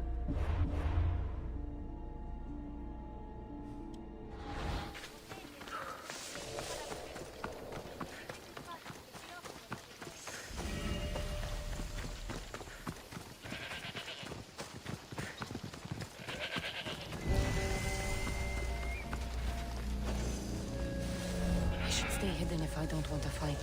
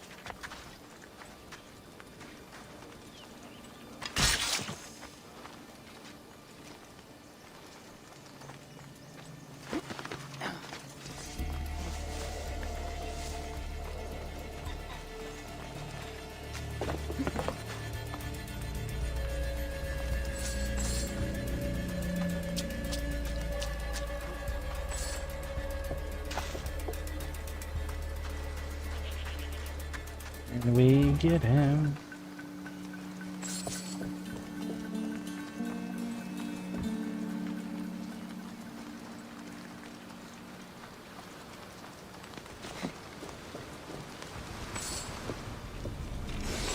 Oh, god damn it.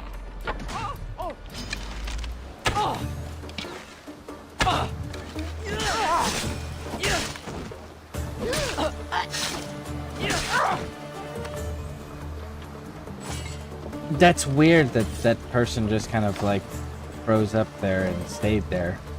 Huh. Not gonna lie. I was kind of expecting them to start swinging and charging on us.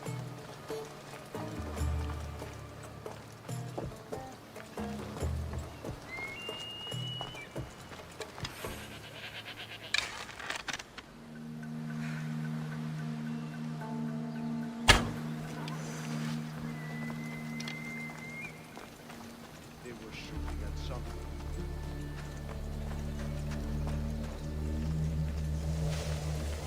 Dead, I think. Let me check.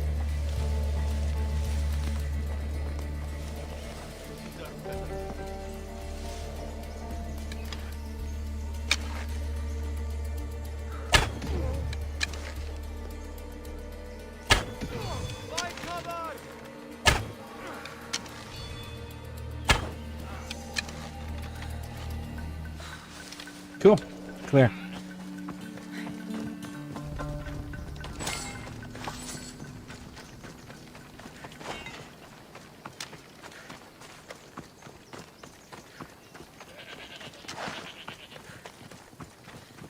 Now, hopefully this place stays clear when we come back to this place.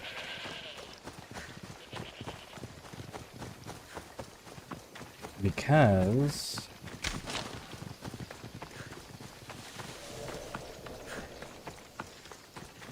it would make this go a lot smoother and faster. And that dude is somewhere around here. I'm not prepared to fight him yet.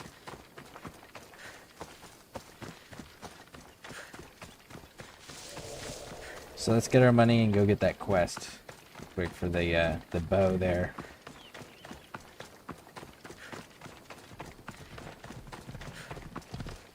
I wish they didn't put the unicorn horn on there. If they had taken the horn off, this would be a dope-ass Pegasus. Sammy, Doris will be at his shop.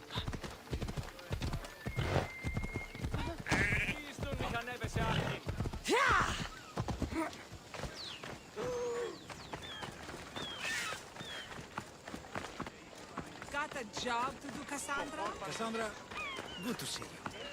Hello, Doris. Business looks good. Tell Marcos to come down here himself, if he wants his money. Huh? No, but I'm here now. Look, I was a little late paying. Now Marcos says I owe him double because of interest. I don't have it to spare.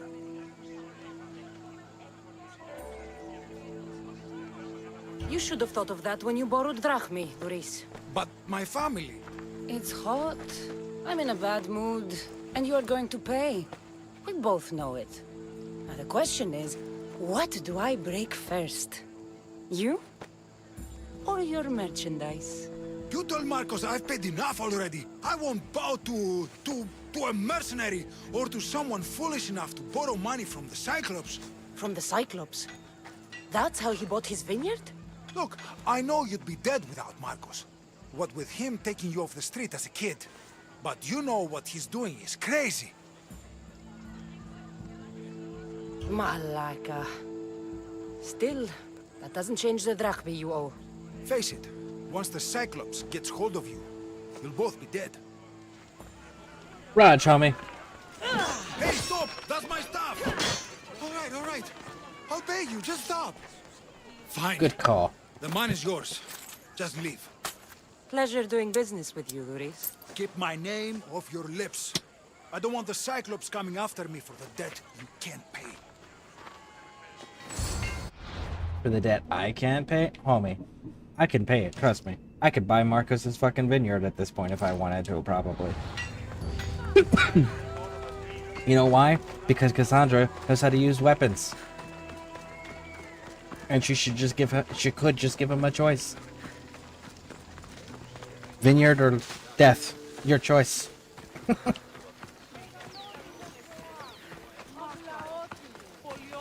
Grab this. Mighty Kephalus, I entreat you, send us a champion, someone worthy of your mighty spear. Help your priestess in her hour of need. You called? Oh, Cassandra. You startled me. I do Why like are the you looking for sarcasm a they start champion? adding in I this need game. someone worthy to win the spear of Kephalus. I've been deciphering some of the sanctuary's stone carvings. They say the spear was hidden in the caves beneath Kefalonia when the temple was built. You could get it for me, couldn't you? I can give you a reward. If the spear is in the caves, I'll find it. Well, maybe you were sent by Kephalus. Okay. I'll see what I can find. Oh, thank you. I'll prepare a spot in the sanctuary. Good. Now. You're running out of time until the Cyclops comes for you, Malaka. He wants his money. Could I have an extension? When he sails back to Kefalonia, he'll come and break you as soon as he docks, if you don't get it. Now, let's be civil. You can't hide behind your glories, Mistios forever, Marcos. He'll kill you, the mercenary, and that little runt girl that hangs around. Of course, not a problem. I'll get the drachmi. Good. Or I'll come and watch the Cyclops feed you to his goats. Ah, Cassandra, I can tell from the smile on your face, Duris has paid you your drachmi. Who's smiling? I just heard where you got the drachmi for the vineyard. Are you out of your fucking mind? We can get the money back, can't we? I'm sure it's possible.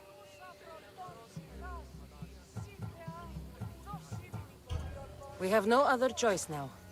We need a plan. That's what I do best. This'll take more than the usual tricks up your sleeve. I long for the old days. Remember them? They were simple. You had nothing, young and alone, and I had everything. And I gave you the world, Kefalonia, in the palm of your hand.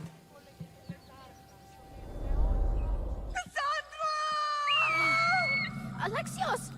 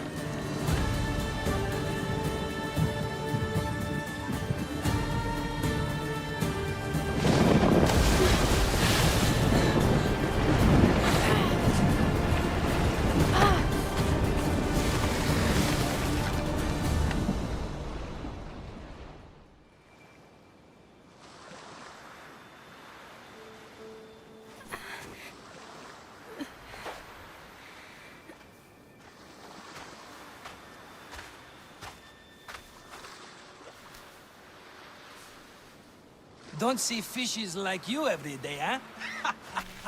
Oh! Ha! You hungry?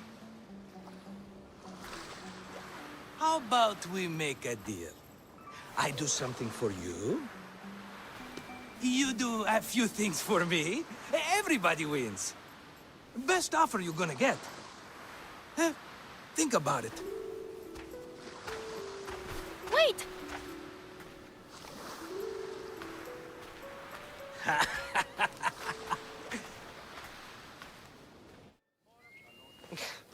Kefalonia. Some gift. You were nothing without Marcos, and look how far we've come. From an orphan on the streets to a Mistios with a hovel. And now the Cyclops will take everything away. I can't protect you from him forever. He'll kill me too. Oh, don't be scared of him. And look at you. How could I go up against him? With what weapons? A rusty spear? A broken bow? There you are. Skulking around the temple won't save you from me, Marcos. Drusilla! I was just talking about you. You were? I need that wood, Marcos. These new bows will be the talk of the island. I can't make anything with those bandit malakes stopping the wood shipments. Of course you can't. Why, I was just filling my friend Cassandra in on the details. She already has a plan to deal with these bandits. Technically, we do, because we already dealt with them. We preemptively cleared the camp. Technically. She's the silent but deadly type. I don't care who does it, but someone better got those bandits. Today. A wonderful idea. I, for one, need to rush home. Cassandra, I've cooked up a plan for our Cyclops dilemma. See me when you have time. If you want your wood, you'll have to fix my broken bow first. I usually only pay when the deed is done, but shit's moving at a snail's pace. Follow me. These bows will make me rich as Chrysos. They're that good, are they? War's brewing. The Athenians need good bows if they want to hold off the Spartans. Everybody benefits, I guess.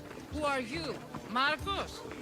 You should be tired of this small-time shit. You'd make a fortune in this war. Plus, I hear you're a secret spy. That was a long time ago. I'm a Kefalonian. Hand it over.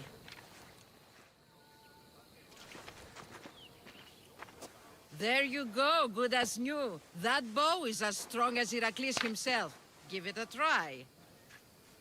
Shoot your arrow at those dummies.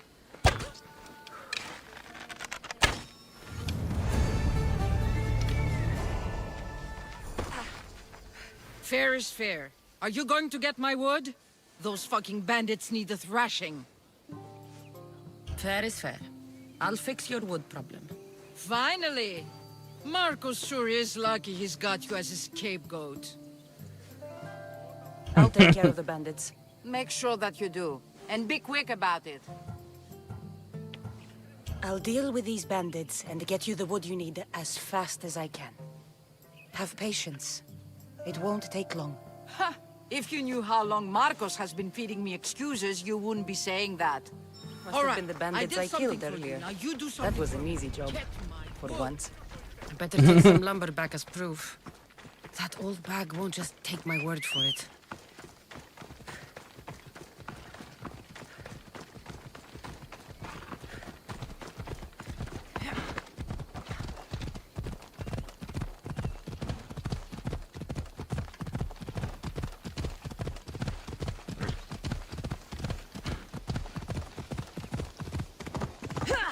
I love the fact that she commented on the fact that she's already cleared everything.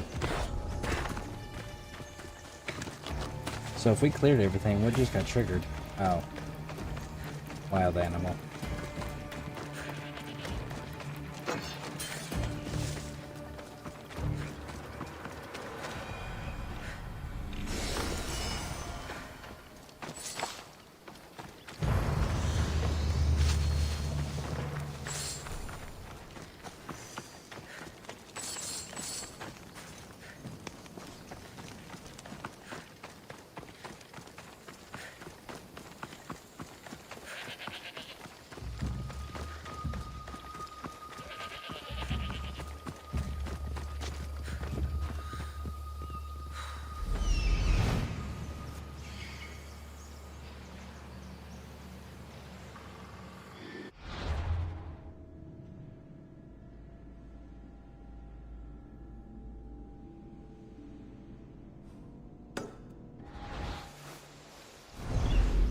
So I gotta go clear that there.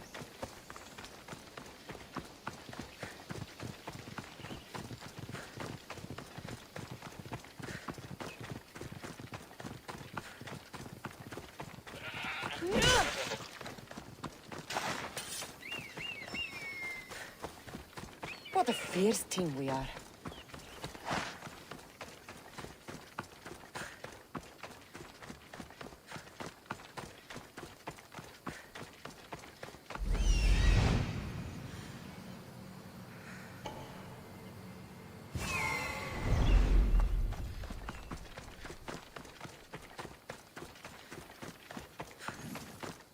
Okay, let's grab this right here. Then we can get out and turn both of these in simultaneously.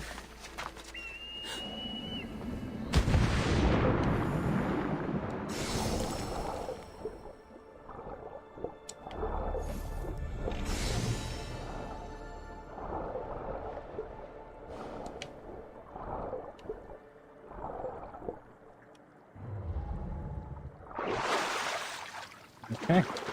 I know exactly where that is. That's the first one that I started looking for earlier.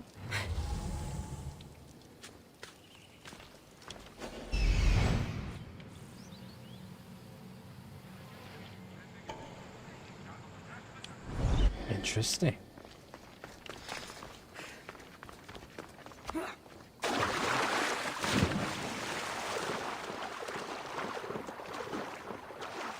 Is that a cave?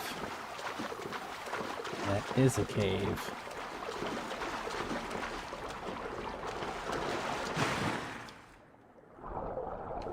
And do you have something in here for me? Or are you just the exit?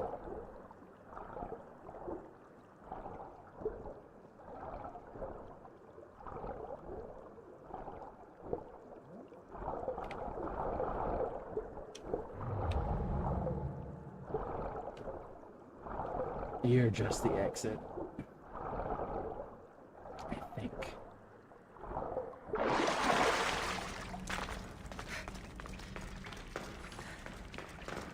Yep, just the exit.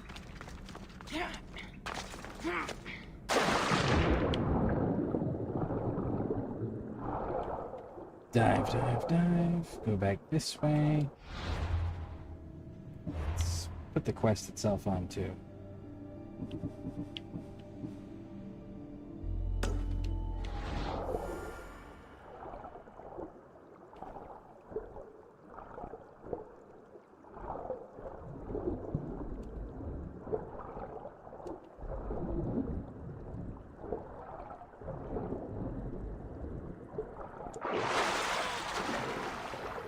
Let's try that cave.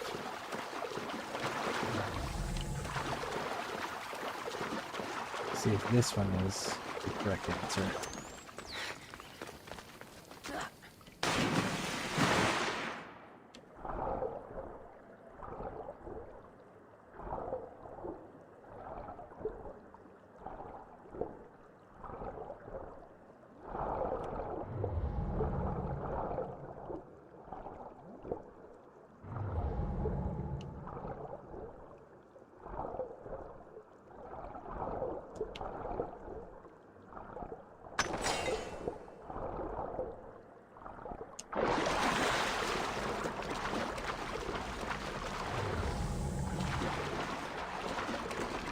Okay. It's still showing exploration area, so we're clearly still in the right spot.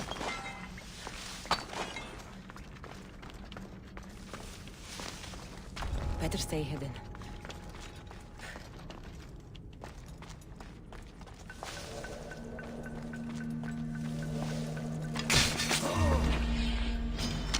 You're going. Good night.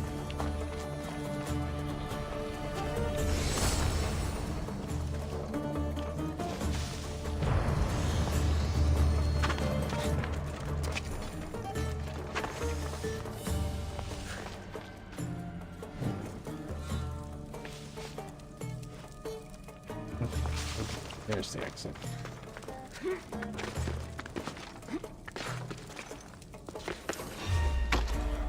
Oh, come on. There we go.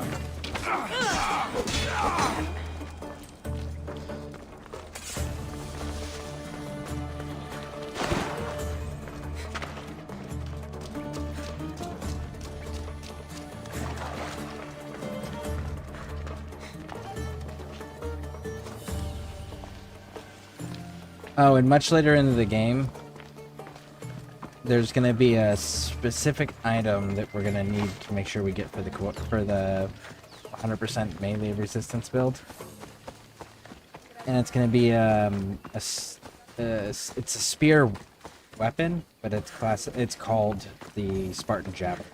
It's a purple item too, of all things. Oh, look, it's Marcus's mighty champion. Ha! Don't tell me you actually did what I asked. I tracked the bandits and sent them to Odyssey. Your wood should arrive in town soon. And you expect me to believe the word of a mercenary? I didn't expect you to believe me, so I brought this. Here's your proof.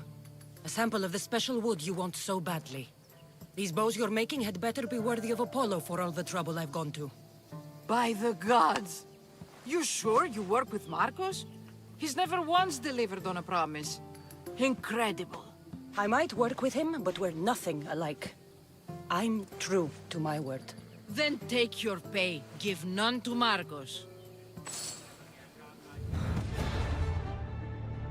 If you know that Marcos never delivers on his promises, why do you keep going to Marcos for help if you know he's not going to deliver?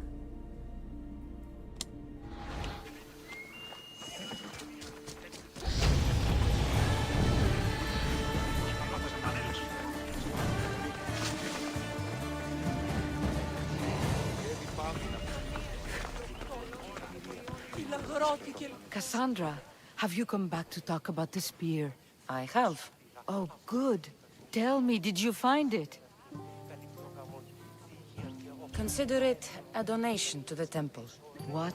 No reward? Oh, Cassandra, I'm in your debt. If ever there's a way my temple can help you, or anyone, send them here.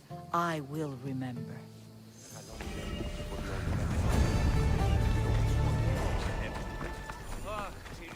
Oh, is homie on his way? Homie's on his way. Okay.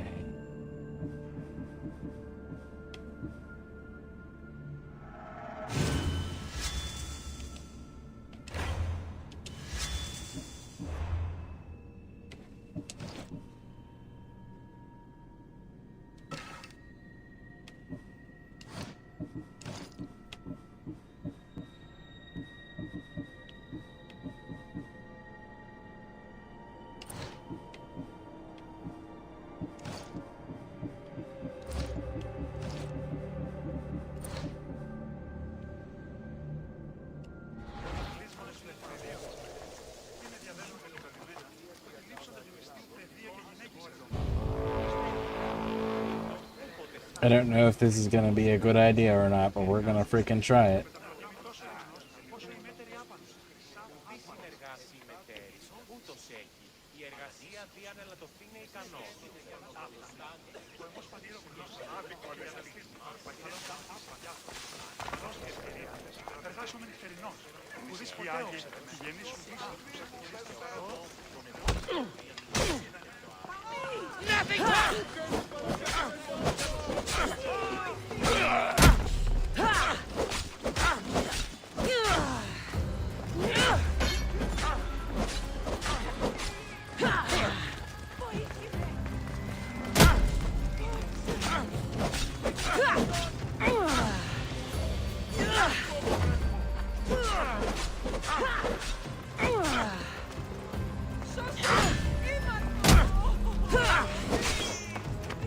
You can't take much more.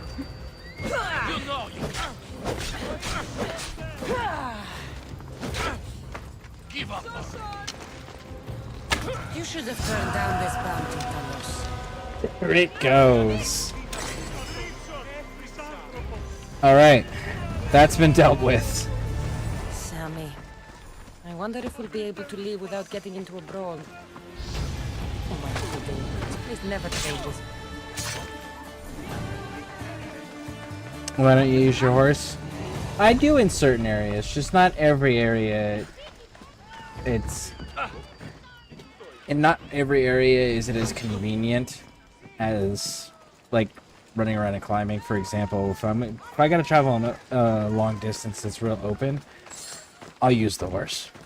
But if I gotta go over an area where I'm gonna be climbing a lot, or I think I'm gonna be climbing soon, the amount of time that I can save just by running there versus calling the horse, waiting for the horse, getting on the horse, then going again, and then getting to the destination, getting off the horse after stopping, and then continuing my direction, it's just not all that beneficial to me, in my opinion. There are certain situations where it absolutely is. Just, I find myself more often than not in situations where it's not useful. That and I fast travel a lot. But we'll get a fair share of it going.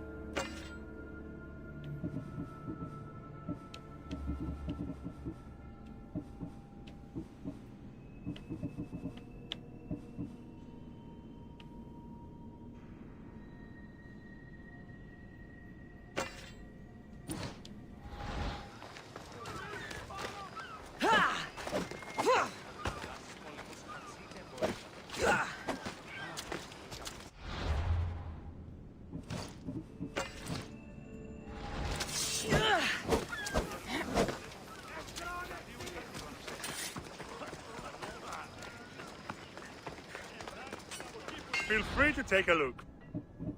Good day to you.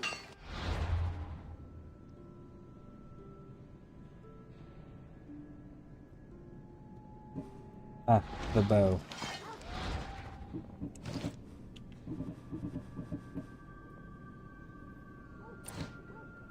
Thanks for looting.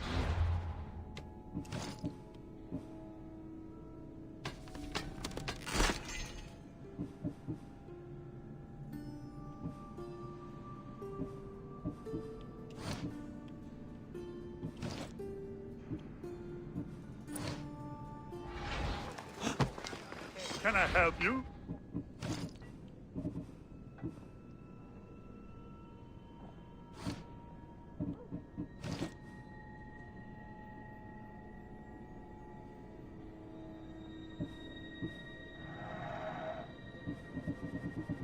What are the trade goods I have? Oh. Yeah.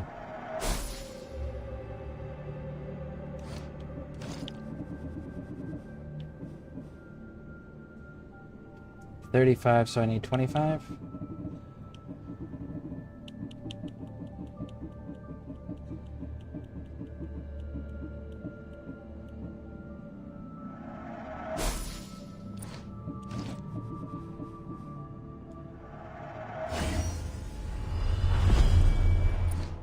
Enjoy your day, Mistios. Okay. Now then. Abilities.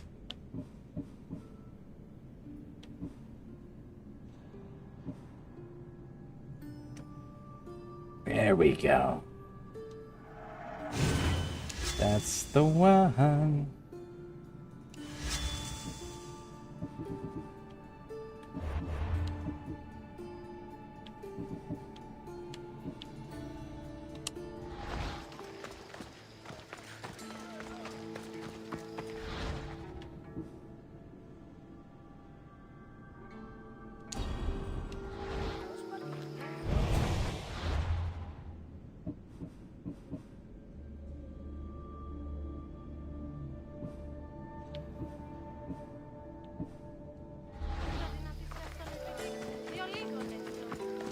And we'll keep walking this way here.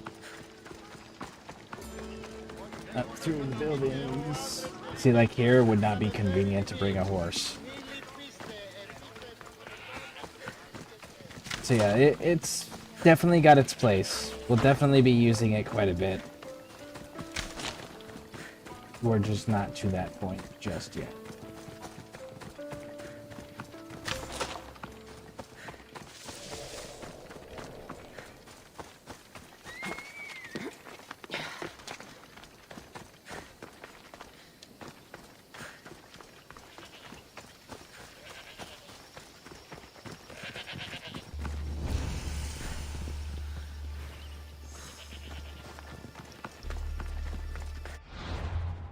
Are we?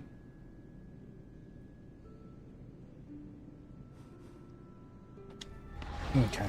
I know where we're at. Yep. Let's do this quest real quick. Look so good. I angered them, I think. The gods.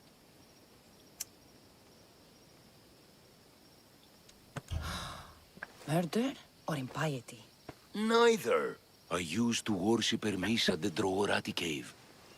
There are gods there too, you know. In the cave? They grant wishes if you bring them tribute. So everyone makes an offering and asks for something in return. Ah, no wishes of mine granted though. I'm running out of money and tribute. I'm poor myself, you know.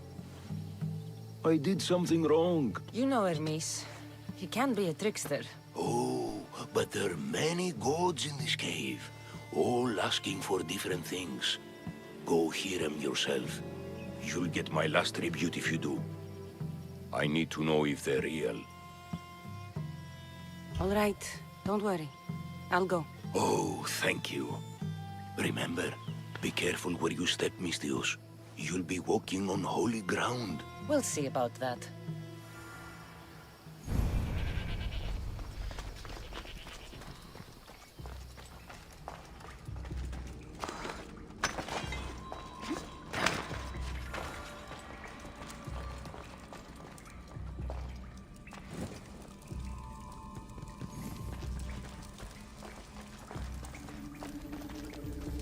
This... I know I saw something.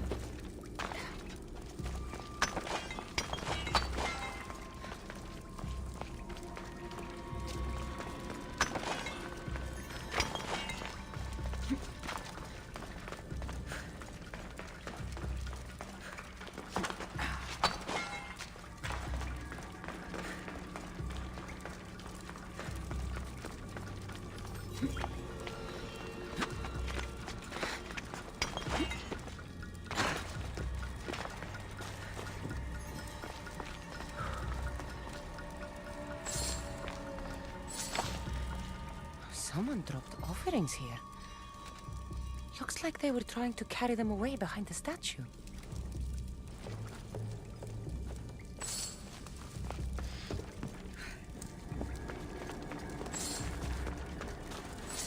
Grab all the loot. Alright, now then. There's a draft here. A crack in the wall? Now then, time to be sneaky. I should try to stay out of sight.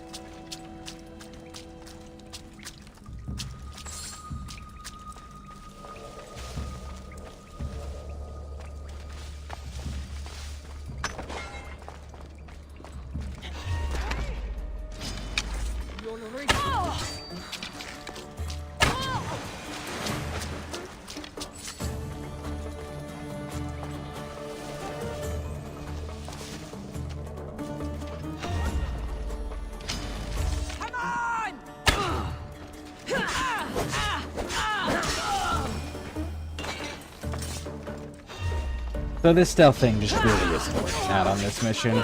It's too dark, we're gonna push through. Very violent.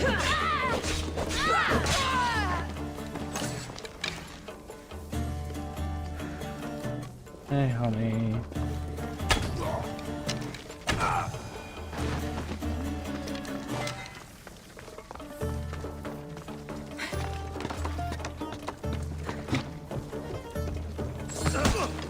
Bandits all along.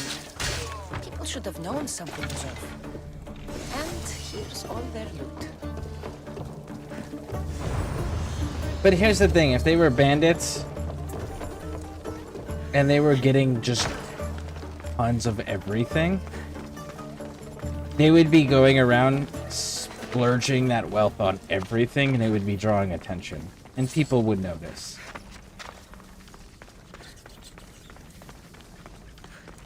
The fact that you just had the bandits quietly contained in the back, this cave, carefully holding on to their resources, not spending it anywhere, not drawing attention to themselves, is kind of like, really? You want us to believe that that's what happened? And nobody took notice? Oh, what is this John Carpenter ass music right now? I will say this about Ubisoft.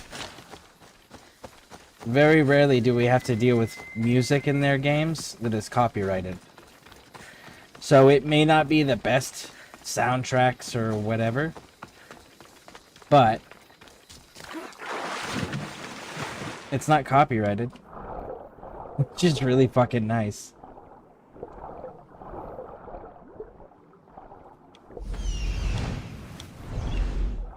Nope. Make sure we're not missing anything.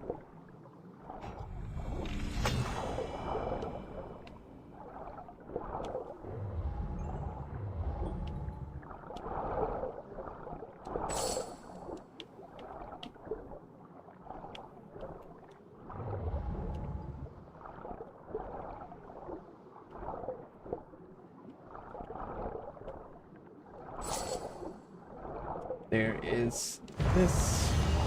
There we go.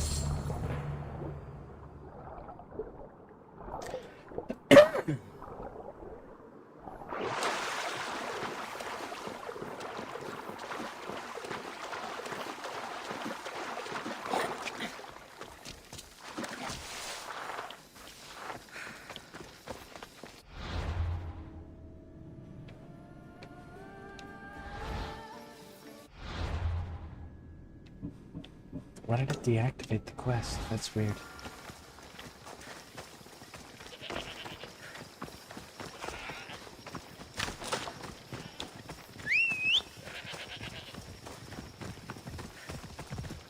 Let's ride.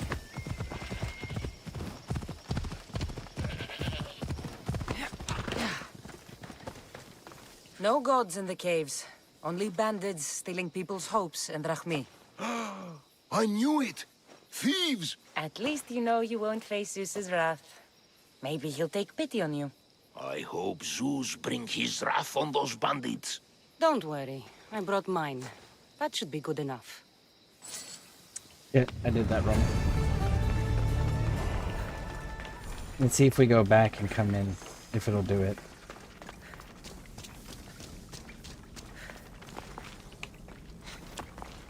There's...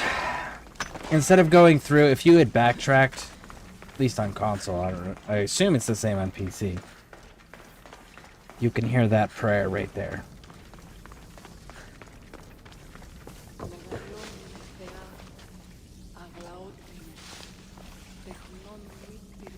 Let's see if we can still do it. All Yep. I can offer you is devotion. Here But it I is, need cool. your help.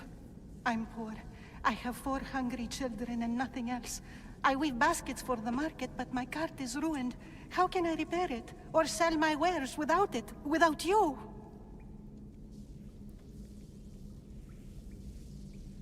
Now, totally optional. I'm gonna do... We're gonna pretend that Hermes actually answered her. I'm listening, child of Hermes. Oh, mighty God, I beg you, help me. Your prayer is heard. You will find riches at your door sooner than you expect. I knew you'd listen. My every sunrise and sunset is yours. Everything beneath my humble roof in Sami is devoted to you. Yes, now go home and wait for fate to intervene. I will, great God, I will. There we go. Well, if money's what she needs, the bandit's stolen loot will do just fine. So, yeah, you're gonna lose a little bit of coin off of this, but you're gonna get experience, which is really important in the beginning. Because in the beginning, a lot of the stuff that you're gonna be running into is borderline level locked.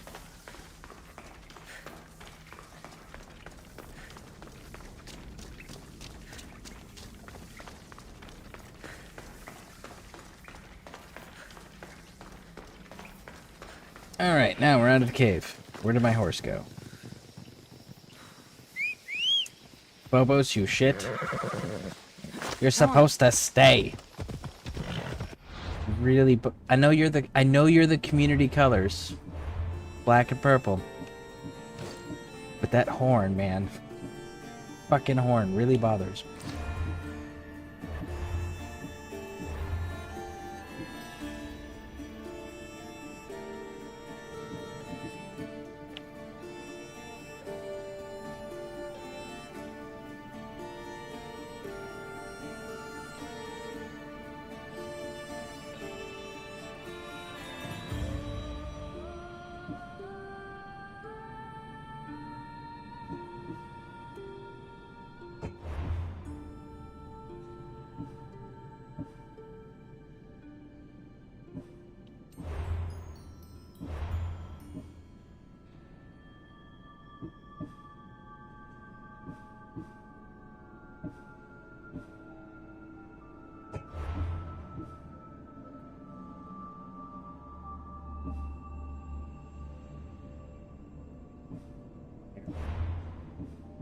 Being on fire is not ideal.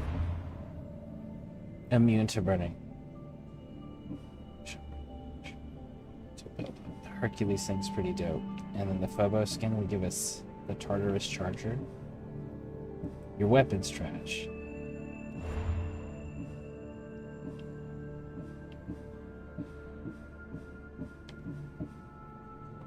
Alright, tell me more about your weapon. The Bident. But 15% range? No. It's a shit trade too. Alright, I'll have to think about that. I'm not satisfied with that. I'll think on it.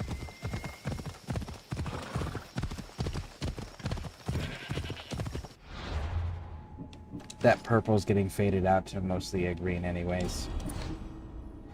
I mean, mostly a white pink. Not a green. What am I saying?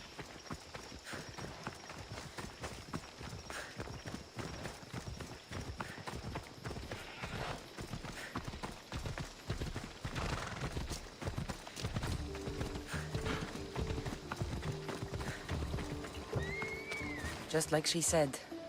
The cart looks pretty worse for wear. Looks like these new baskets were off to market. Until the cart broke. This should help. Better them than the bandits. And there we go. Solved. Now then, where are we? Let's clear this.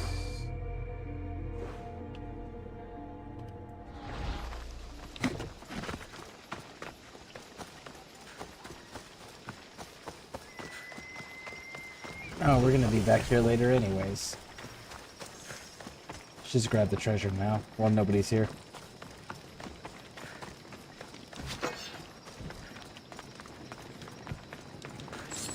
And when we do have to come back to this place, it's nice and cleared out already.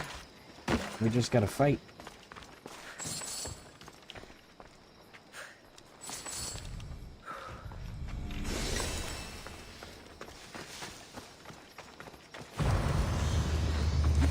Cool. It takes care of that. That's that. That's gonna be Phoebe's quest to deal with that.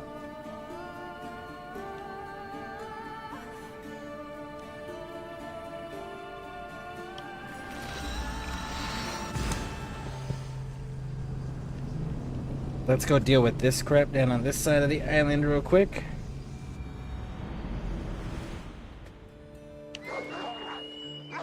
Ooh! Hear 'em.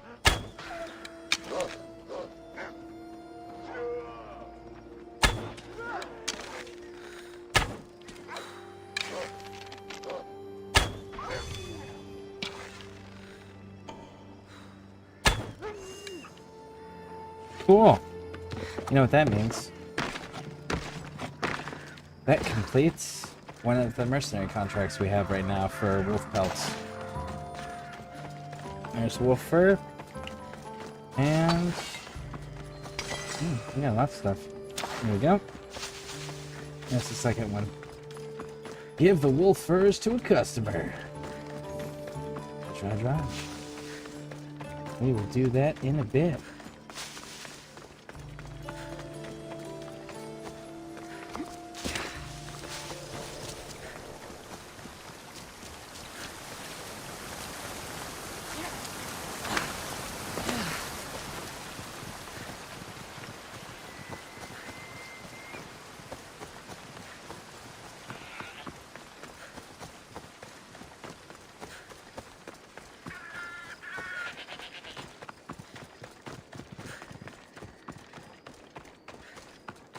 Love how this stuff stays marked even after you leave. Because we have fast traveled, we have been all sorts of places, done missions. I should be careful. High security here.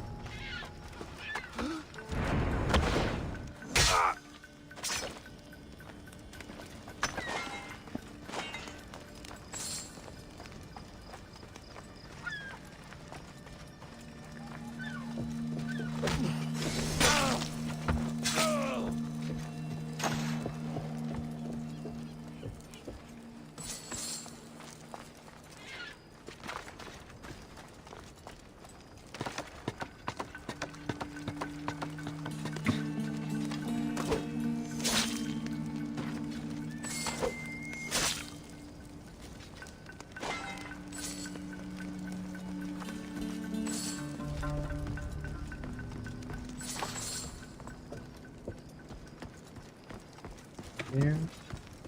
We got up there. Cool. Base is clear. Nice. Very nice, very nice.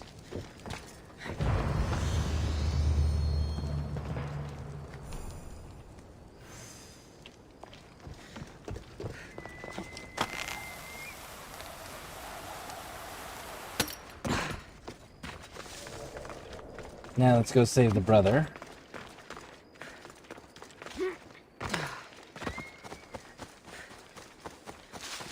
And we aren't leaving without...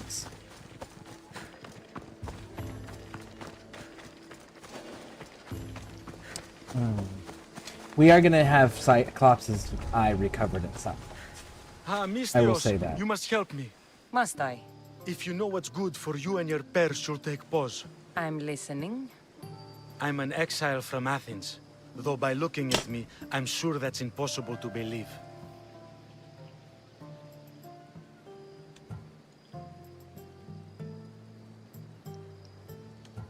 Your money's a siren song to bandits on Kefalonia. It won't last long. My drachmi aren't going anywhere. Except a portion will be paid to you if you agree to my terms. What's the problem? It's my brother Ornios. He's been captured by bandits. We were attacked when our ship landed. They must have smelled our wealth from across the water. I managed to escape, but he's stuck in a cage on a dock like a beast. And you want me to rescue him? Bring him to me with not a hair on his head disturbed and I'll pay you well. I will say, there is one thing that I really kind of wish I'll they rescue did in your this brother. game. For a price. Yes, yes, of course. Drachmi is the only language you Kefalonians understand. I'm not Kefalonian. I do think it would be cool if, like, the war that you have to fight out, if, like, the choices and shit that you made actually stayed. Like, when you fought for a territory and you switched it over to Spartan control or Athenian control, I wish that had actually stayed. Ooh. Here he goes.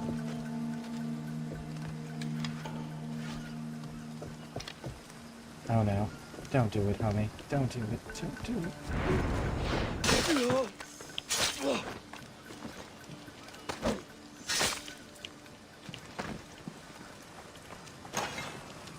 Oh, we gotta be so quick with this.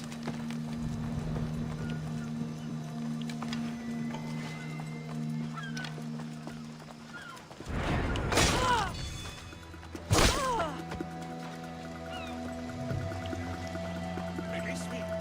I'm not alive.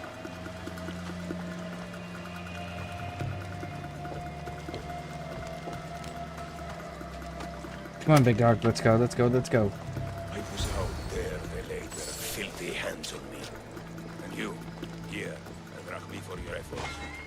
Although you could have arrived sooner. Your Why are brother you- sent me. Shit. I knew he'd rescue me. Oh, how quickly. So lucky. To be clear, I'm the one rescuing you. If it wasn't for your brother's money, I'd gladly feed you to the pigs. Now, let's go. Stay close and shut up.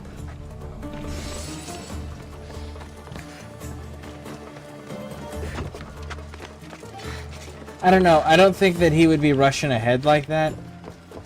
Especially considering the circumstances he had just recently found himself in. You know? I think he would be a little bit more, alright, I'm gonna follow you, at least until we're safe.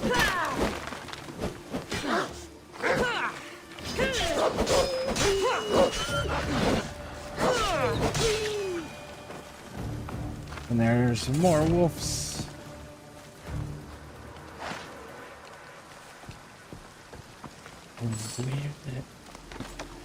That spot is off for some reason.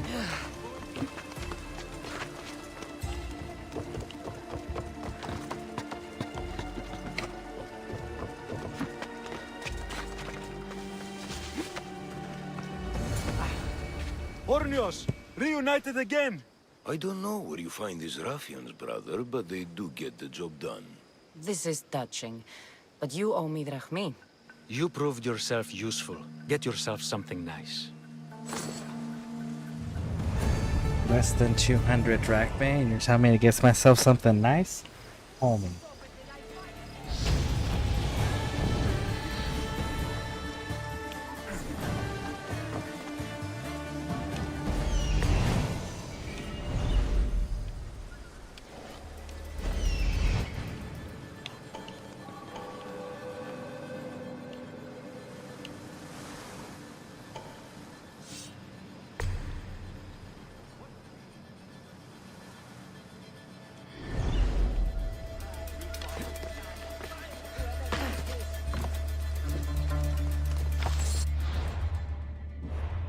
Abilities.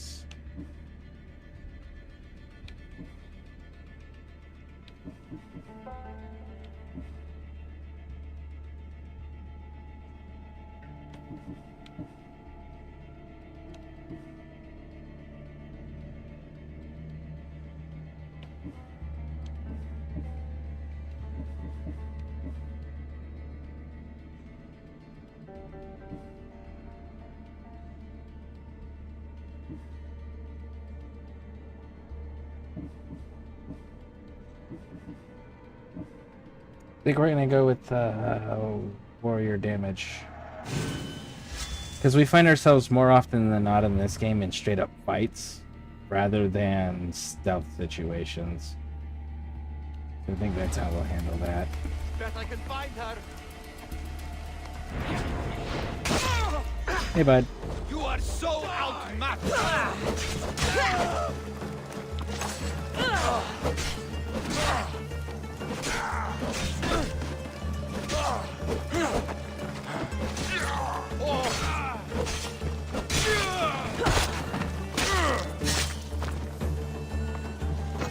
There we go. You know what? Let's try something here. This is a knife safe area relatively.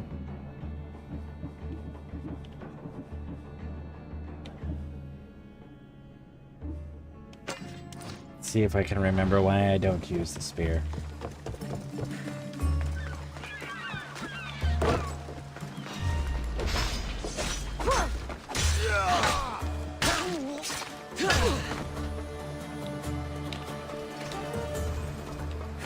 Okay.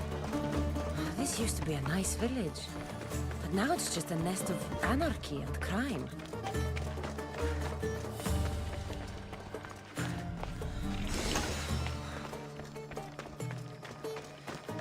We'll try a spear. So typically what I do is I get Nikolaus's sword, and I use his sword for the entire game, and I just level it up. We might play around with the weapon we're actually using on this playthrough. But yeah, typically I use the Nikolaus's Spartan sword with the wolves on the handle.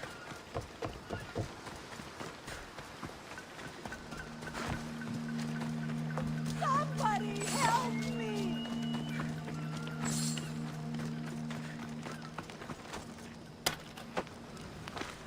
You're free! Run away! Run away!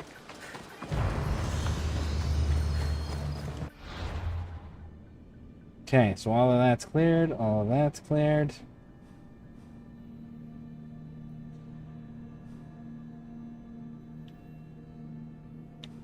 Okay, so we're gonna go with this one here.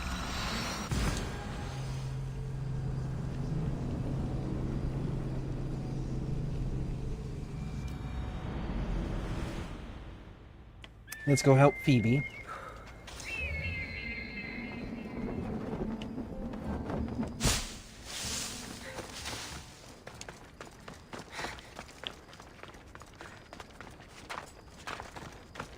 Oh, Phoebe!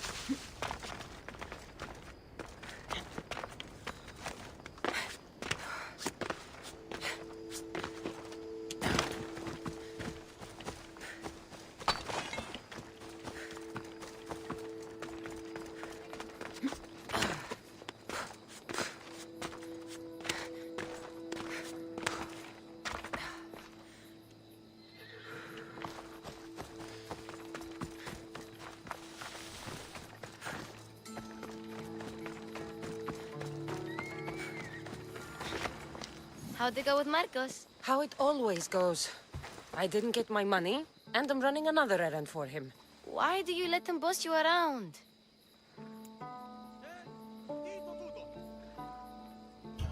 I owe him a debt from the past. Oh, did you borrow me? Not that kind of debt. Few people would take in a runaway they caught thieving. I was just a kid. Huh. I'm just a kid, and I've done pretty good for myself. What do you want, Phoebe? You know Kausos? The town on the other side of the island? Why? People there are sick, and my friend Kina is too. There is a blood fever. They say it's a curse, and they need help from the gods. I told you, I'm not a god. But Ikaros is a bird. That doesn't mean you can't help. All right, I'll look into it.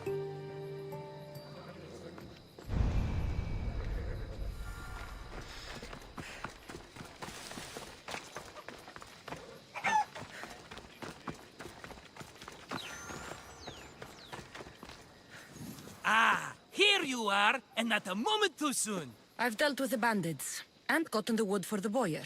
I had every confidence in you, my friend. Well, your plan? Right. The Cyclops and I have a score of drachmi to settle. The same score as you, my rough and tumble friend. He wouldn't be after me if it wasn't for you, my friend. Right. But I swear, this will put an end to it. If he insists on sending his goons after us, we'll make sure his last good day was yesterday. Let's hear it then. What do I have to do? What will we do, you mean? As the brains to your brawn, I consider it a joint effort. Of course you do. Think, what does the Cyclops value most? His men? His land? His ships? No, his obsidian eye. Get to the point, Marcos. Oh, fine. We're going to steal it. Are you crazy?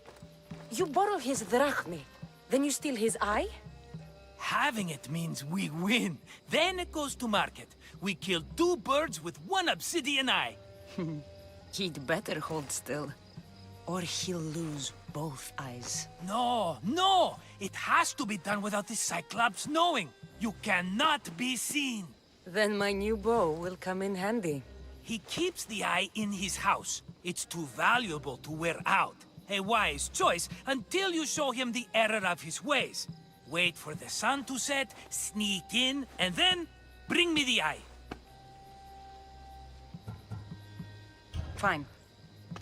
But you won't get away with being cheap. Cheap? You wound me, Cassandra. It's your defining trait. Bring me the eye and I'll prove you wrong. Remember, not a soul can see you. Got it. Pull this off and our heads won't be the Cyclops' trophies when he comes back. We already cleared the Cyclops' location, so hopefully... Find the eye. If it's as valuable as Marcos says, it'll be hidden. I hear him.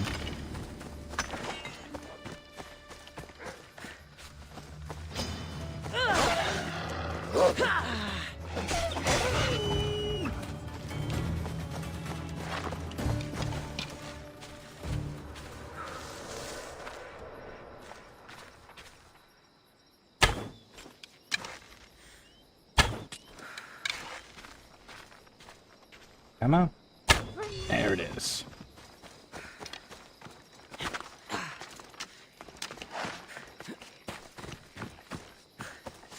And they give you a stupid amount of ammo compared to Origins in this game. Like, it's so freaking nice to have an abundance. So earlier we solved one of the little puzzle things. It was in here. It's in that pile of ash. Take them away. You're murderers! Murderers! If the gods won't help you, the sickness must be destroyed by our hands. We have no choice. Help us! He won't let us go. What's going on? Kausos was consumed by plague. We couldn't keep up with the bodies. It was spreading. We had to intervene. They killed our brothers, our neighbors. We survived the massacre. But he'll kill us now. The gods have abandoned us. The sick must join the dead if we are to save the living. But I don't know anything about the plague. There is nothing you can do. No! If you intervene, I will be forced to defend the gods' wills. Save us from him. Have pity. We aren't even that sick. We'll get better. Nobody gets better. This is the only way all of Kefalonia will save itself from extermination. Please. We have children. Think of them. Don't regret stopping here, Mistios.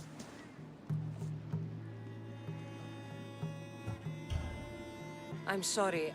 I shouldn't be involved in this. We don't have to die. How many others will die if I free you? You have blood on your hands.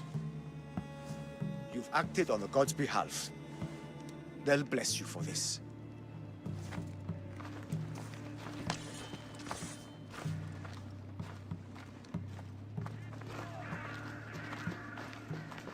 You didn't save them?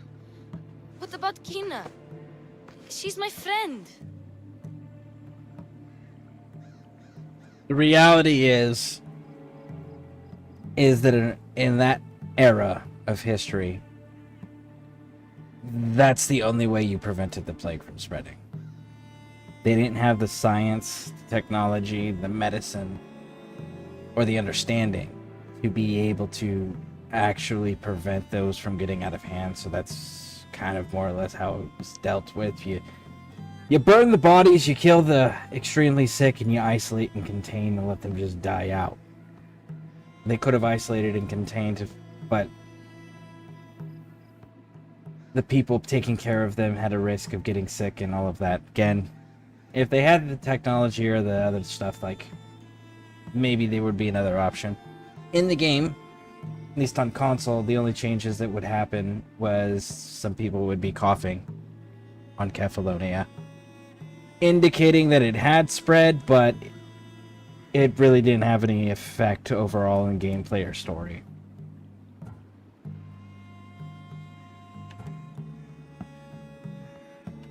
How could I make that choice?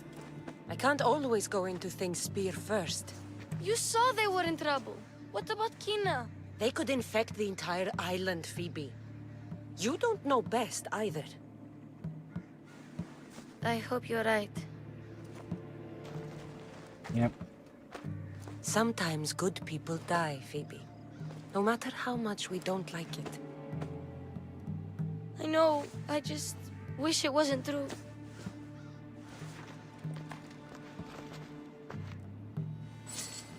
Yep. Unfortunately, that's the correct answer in that situation.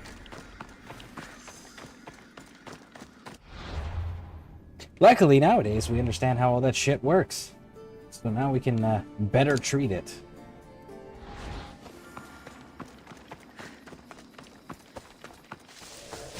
Still doesn't prevent people from panicking and overreacting, but we at least understand it a little bit better.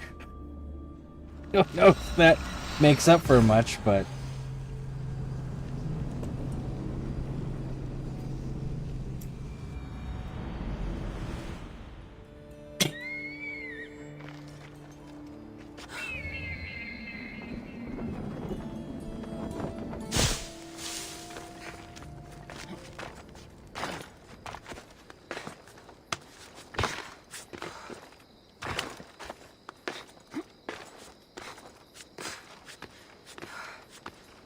go get these furs turned in, and then we'll go get the obsidian eye.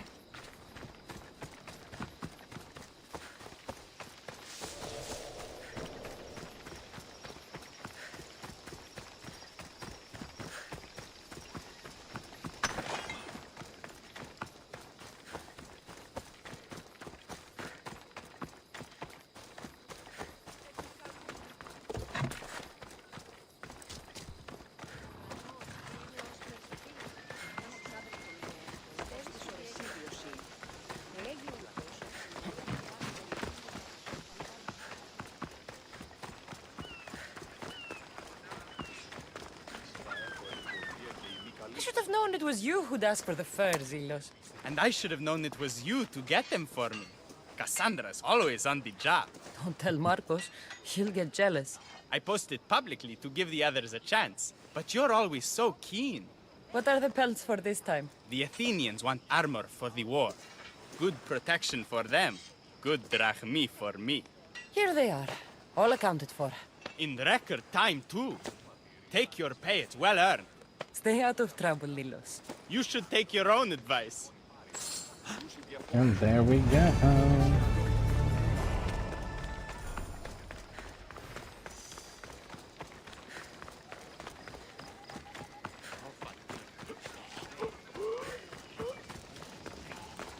Okay. So now we've got to go back there. We do have a question mark here. Let's clear this. Grab the horse for this because it's a good ride and it's roaded all the way.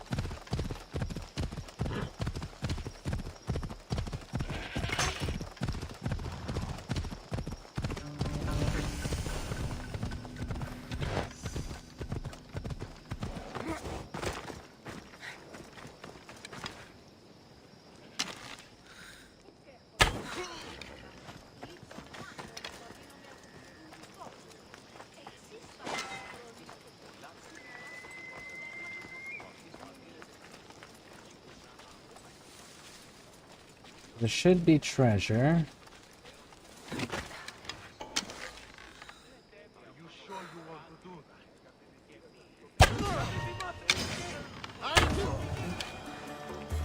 Good night. There you They'll are. be watching for me. I need to be careful.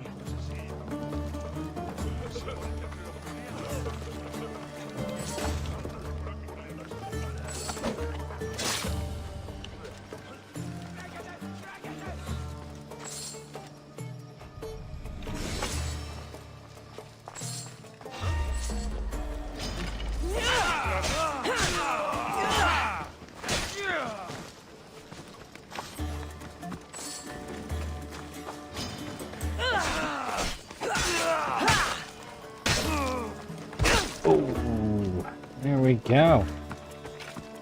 You know, I'm not minding the spear at all.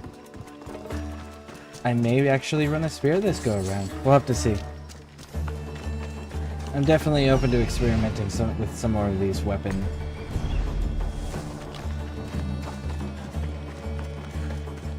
There's only one item in my entire kit that I actually have to have, and that's the Spartan Javelin. And that's because the Spartan Javelin that we'll end up getting later on will have a Come on. melee resistance trait on it. It's the only one that has it.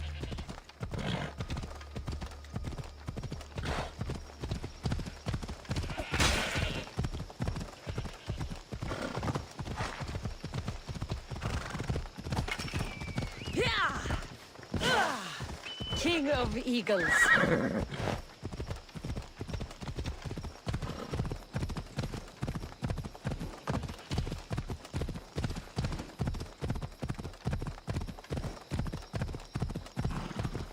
So in theory, this should still be clear. In theory.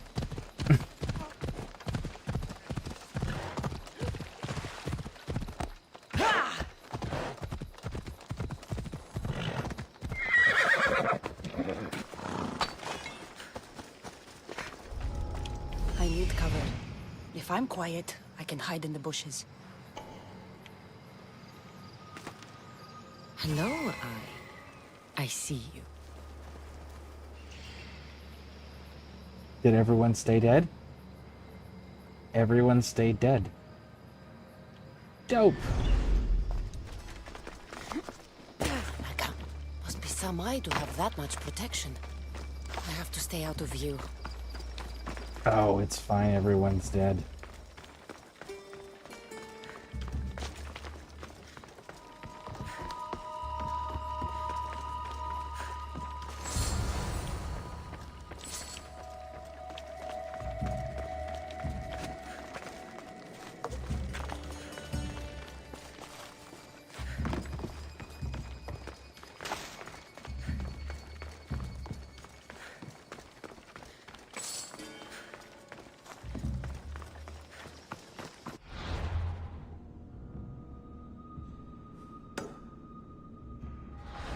What is that place?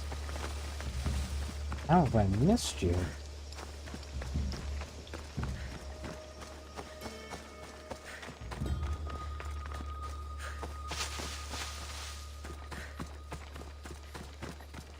Is this animal den?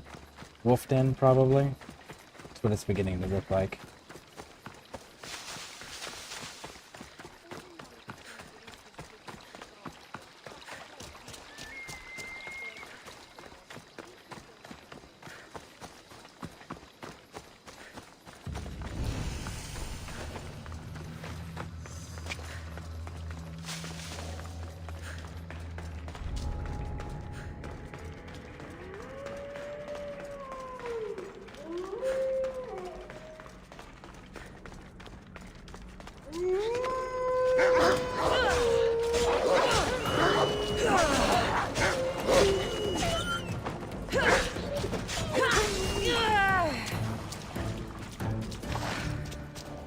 And there we go.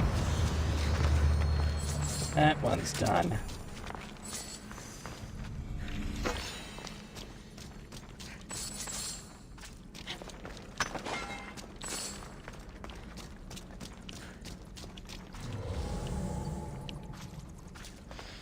Cool. Let's get out.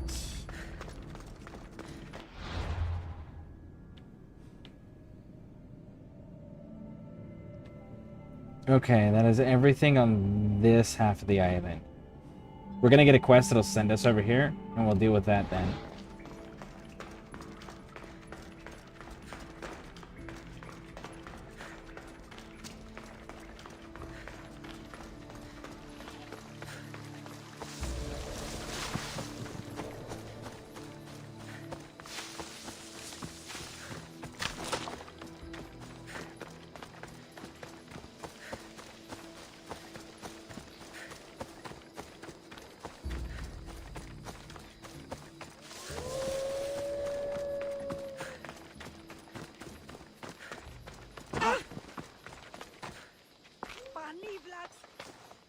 Aye, be careful! Do you know how many of his guards were there? All for a fucking rock. This rock could buy a house, my friend. And yet, it's still not enough to pay back the Cyclops. Oh, don't be upset. Think of all the fun we've had.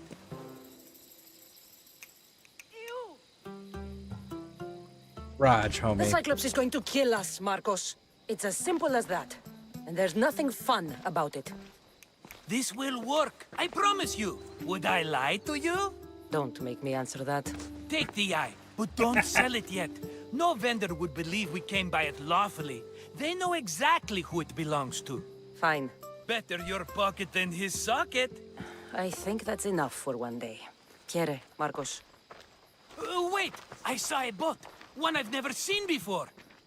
So? The vessel's too good for this dirty town. It must be the Cyclops, and he brought friends. He's back? I can never catch a break, can I? Take them out, and that's one less thing to deal with. Besides, these strangers look rich as Chrysos. The Cyclops pays them well. It's win-win, my friend. It can't hurt. What do I have to lose? You?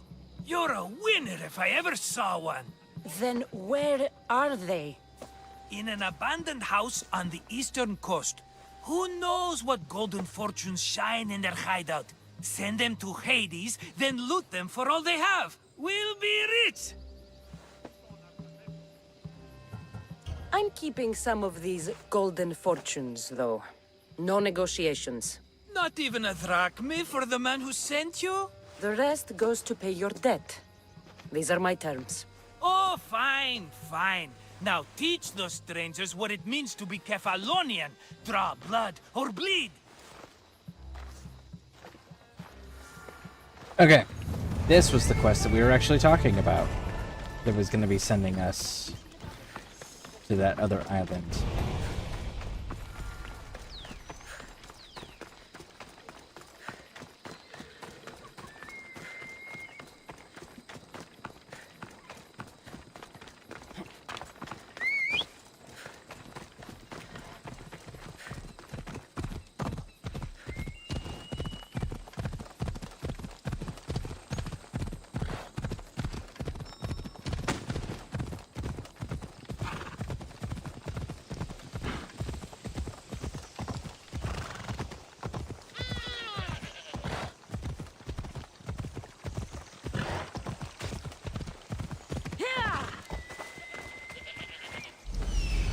The abandoned house and the people.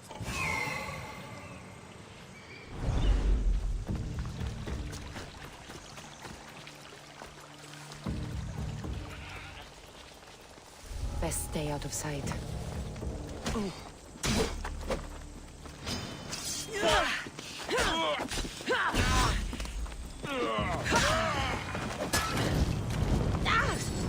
Out!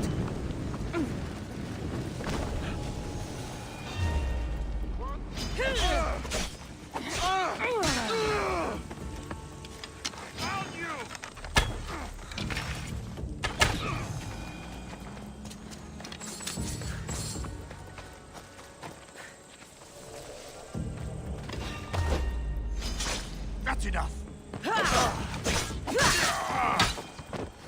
There it is.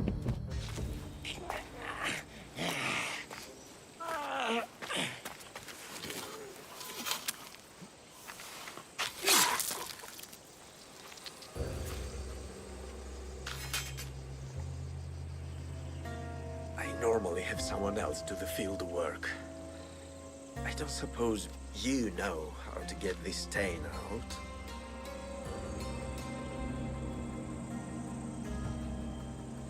It comes with the territory.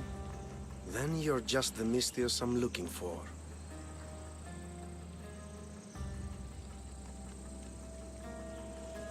A clean slaughter. Very good work. Not much sympathy for the men who work with you. Not with me. For me. Employees. Now ex-employees, I suppose. So you don't work for the Cyclops? Your kind aren't usually believers of myth. Not the monster, the man. You are an outsider. Why are you here? Indeed, I'm not from Kefalonia. I'm here because what I'm looking for is.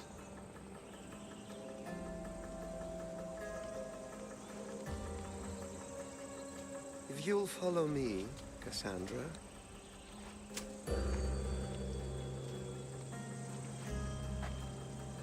She never identified herself. I always love that little detail.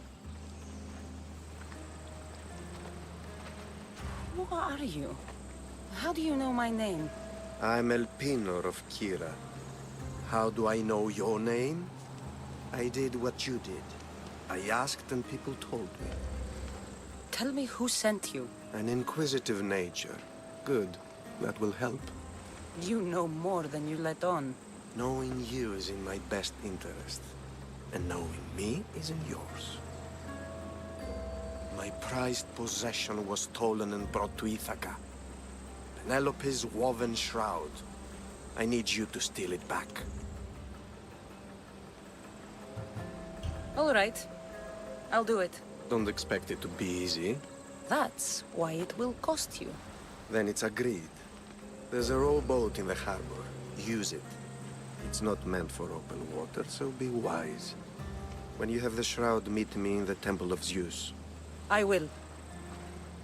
Oh, and Mystios, don't fail.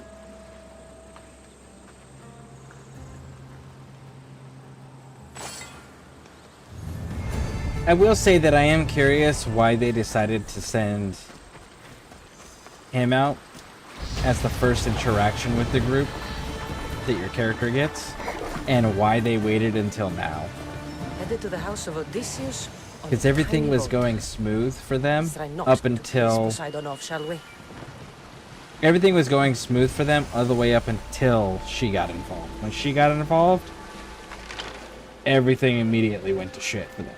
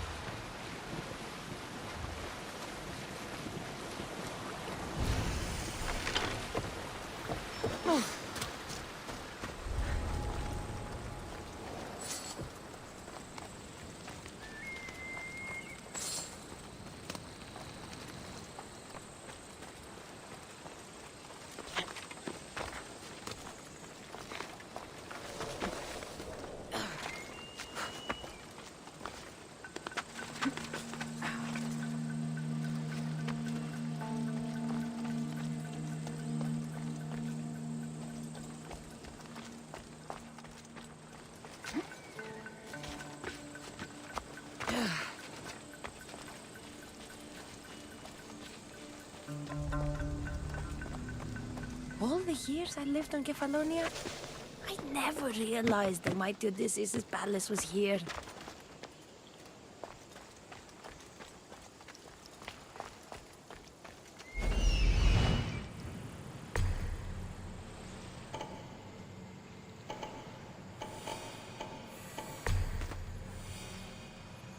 The legendary shroud.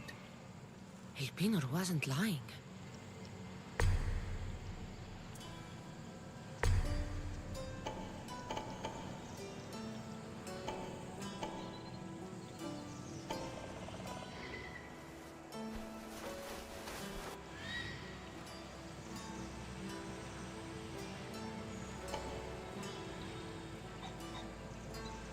Really? Where did the gold one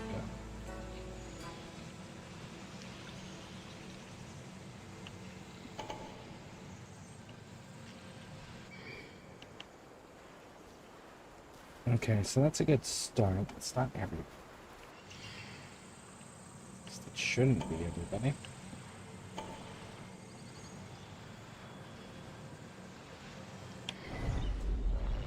Okay.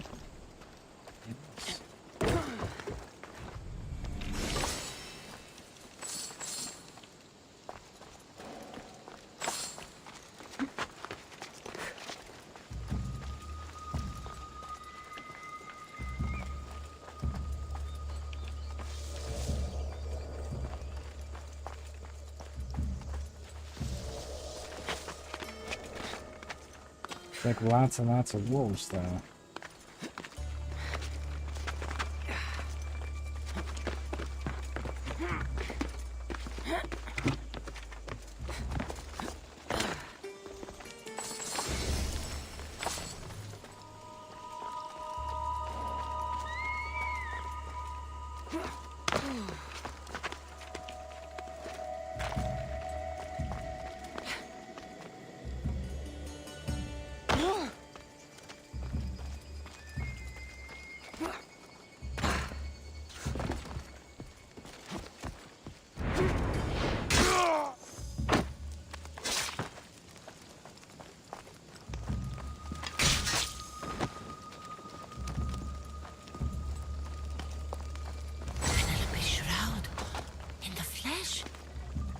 I mean, cloth.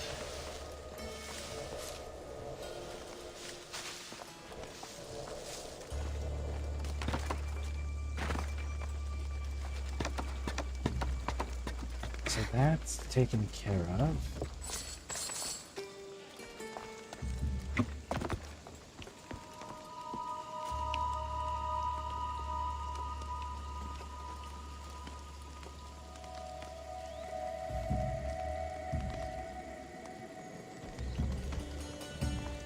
Yeah, you gotta have like 50 hours. Oh, we finished Origins. We're in Odyssey now.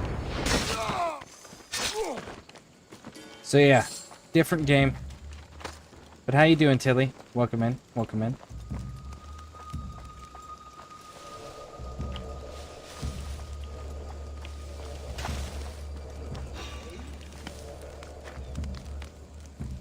I should take a look.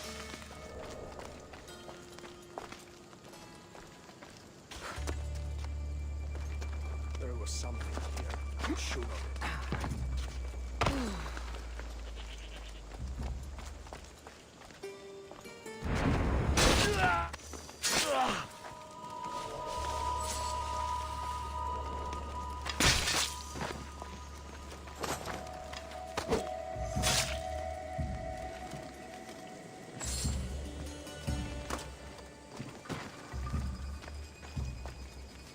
Yeah, just waking up out of you. I am doing good. We're in Odyssey now, so I'm happy about that. Now it's just a matter of rebuilding my character from when I used to... Oh shit, oh shit, oh shit, oh shit. God damn it.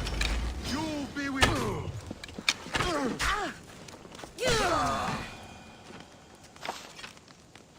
Come on. Come on, come on, come on, come on, come on.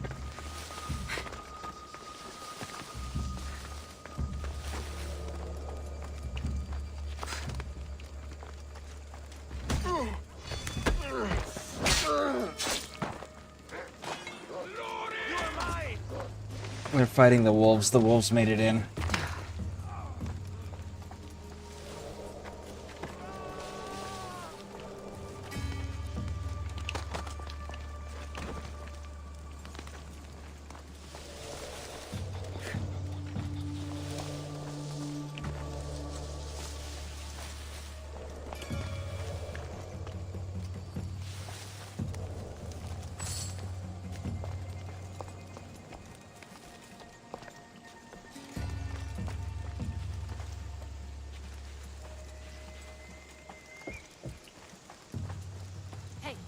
Get me out of here.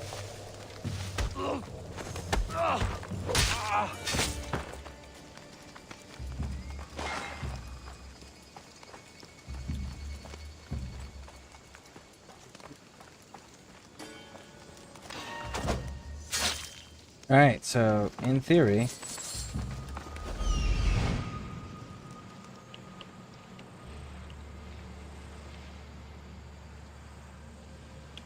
Alright, this place does look clear. Let's go get that tablet real quick.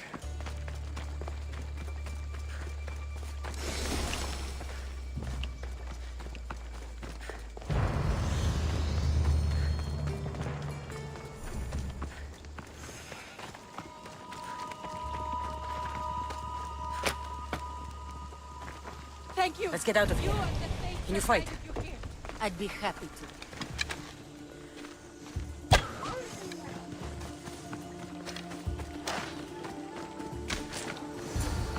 My thanks. There we Can't go. believe I let those Malakas sneak up on me.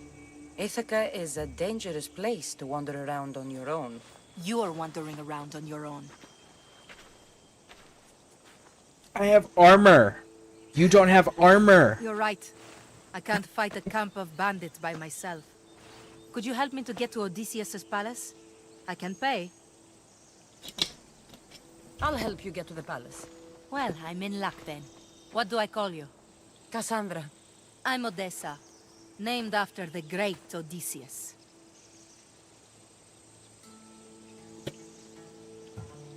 We should head to the palace while we have the chance. Well, she's got a shin guard on. And half of a leather bracer. She's got armor on, technically.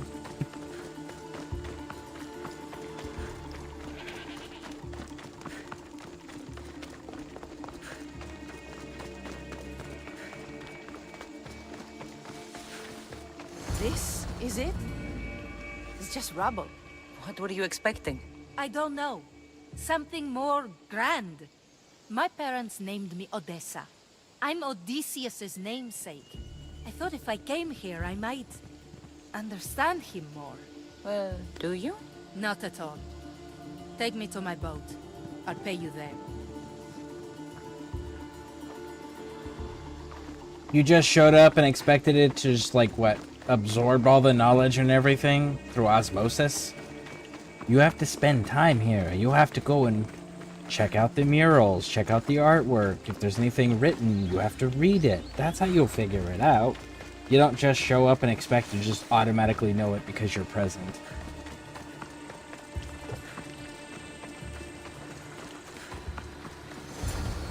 Well, this is for you. Such a disappointment.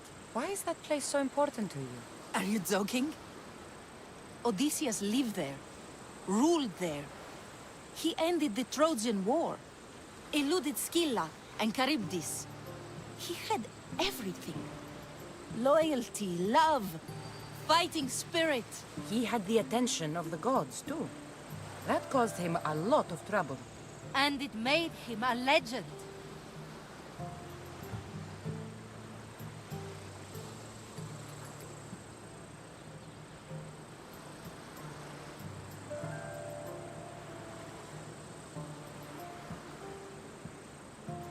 Let's go with this If one. you keep trying, you'll get there. Giving up guarantees you never will. You're the first one to encourage me like that. Just know it's your decision to make. Greatness is what I seek. It's what I've desired my entire life. I refuse to end up like everyone around me, content to go about their daily lives until they're forgotten in death.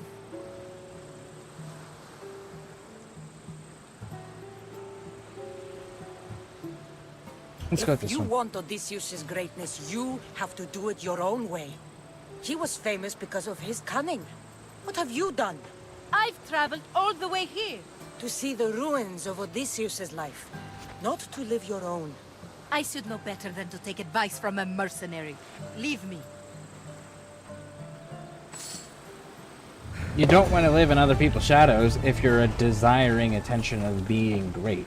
Then you need to establish your own stuff that is not associated to anybody else, so that way you are not overshadowed.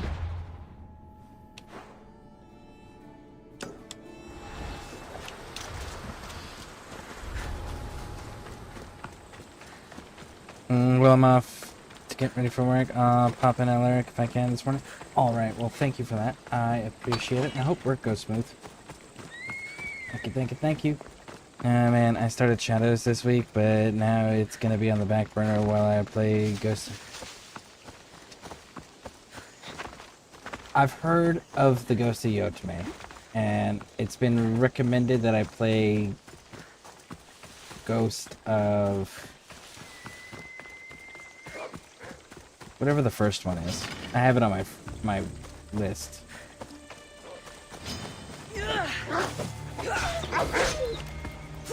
I have not played either one of them yet. But it has been recommended. So it is something that I am going to be looking into.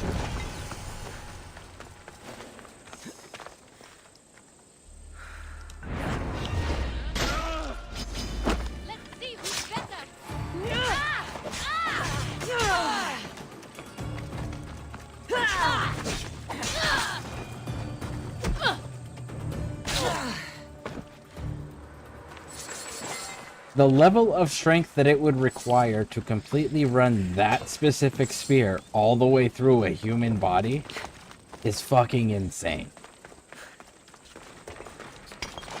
Oh, dude, Tashima.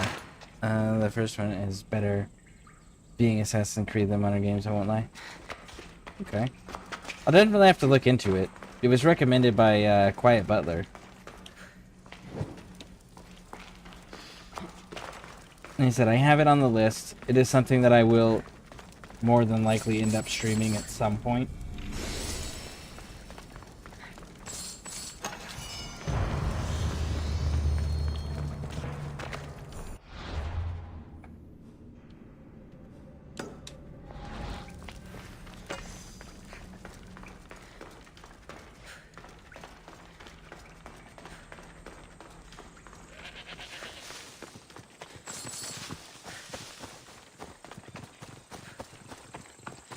Yeah, I know Butler was telling me something about like there's two different styles of fighting, and one is within your character's code, and then the other one kind of goes against their code.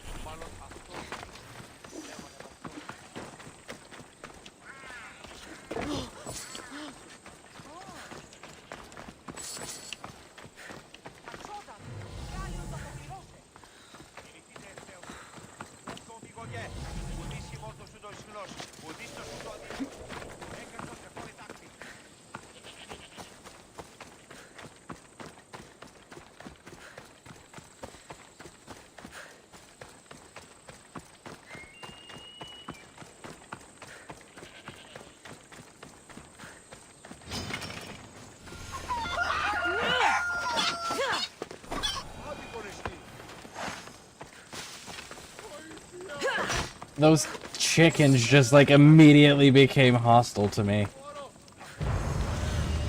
Woo! There we go. There's that one.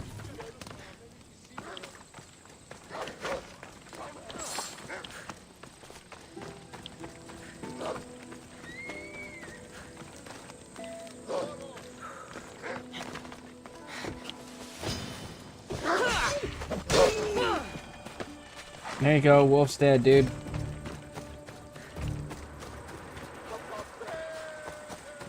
You could technically start with the second if you wanted to. Well, I believe it's 200 years later. It takes place during the end of the samurai.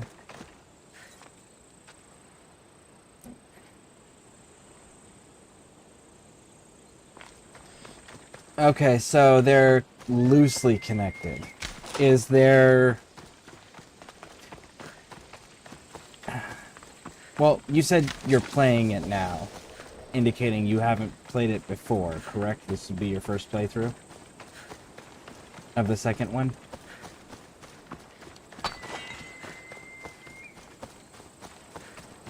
Okay, that's tonight. Okay, so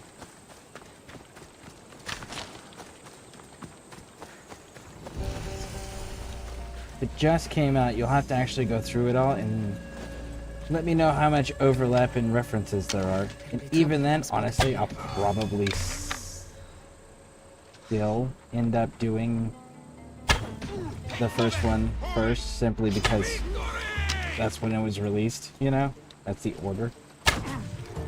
And I'll have reference points as far as, like, growth comparison from the first one to the second one. And I'm sure, even though it's set 200 years later, I'm sure there's still going to be some sort of references tying it in other than just the name and location to the previous title. Kind of like to incentivize people to play the previous titles. It's usually how games do.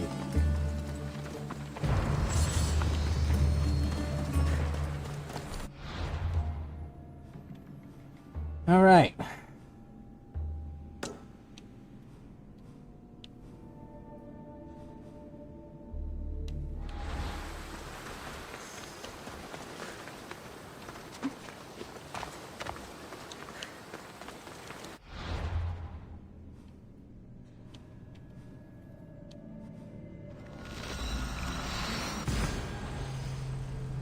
Nice, I missed another one over there.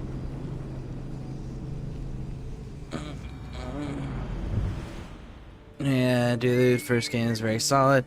Everyone agrees is also better than the story for the main character than the entire main game. I don't know, cause it's not even the same part of Japan either, but I'll let you know. Okay, yeah, for sure.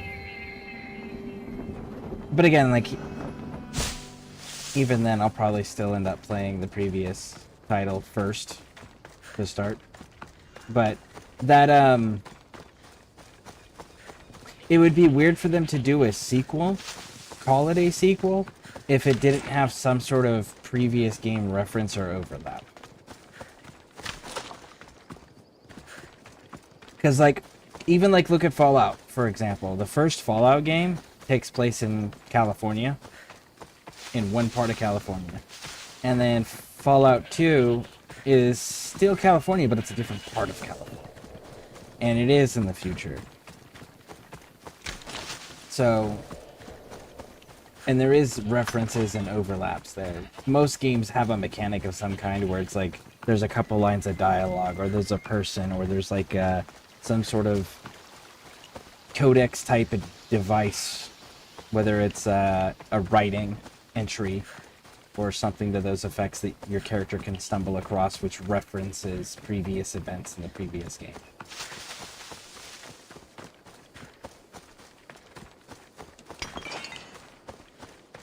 Some games do it in very big, blatant ways. Other games do it in very subtle ways that only people who actually played the previous games are going to notice. That mechanic right there is usually one of my favorites.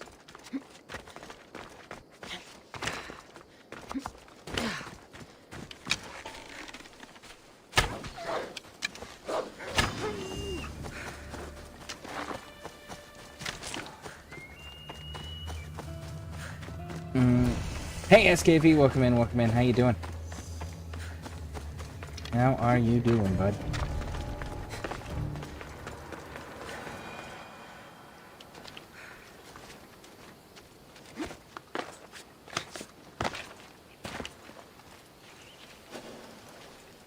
Yeah, I normally say yes, but 200 years is a long time. I can see that maybe the clan insignia is something. Yeah.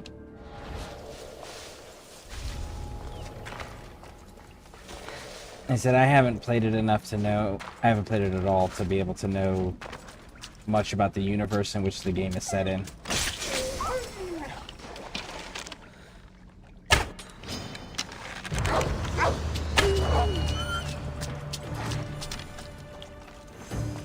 Like how rigid to historical accuracy are they playing versus Assassin's Creed, where it's like, yeah, historical setting, but aliens. You know?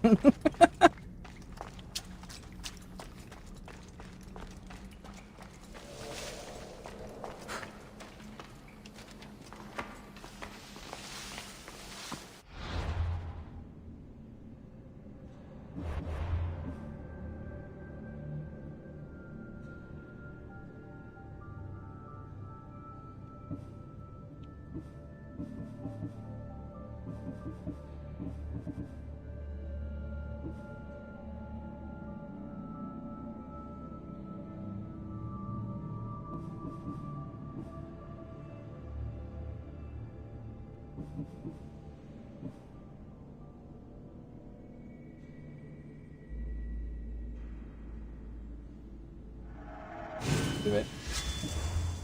I had to think on that one.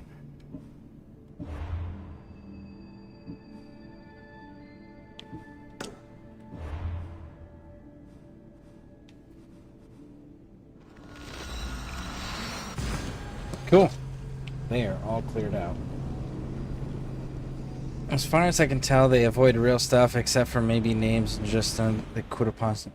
Ah, so they're trying to capture the spirit of the time rather than have it happen during a historical reference point. That's cool. That's actually a hell of a lot safer to do, too. Because there's less rigidity to the storytelling that you can do. Because you're not actually referencing a single moment. You're referencing an era. It's pretty creative. I like that.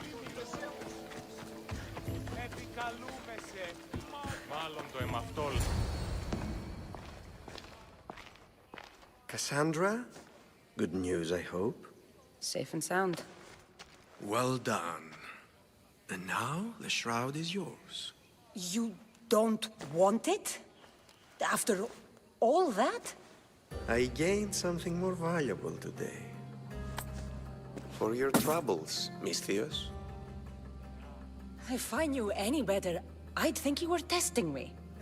Perhaps.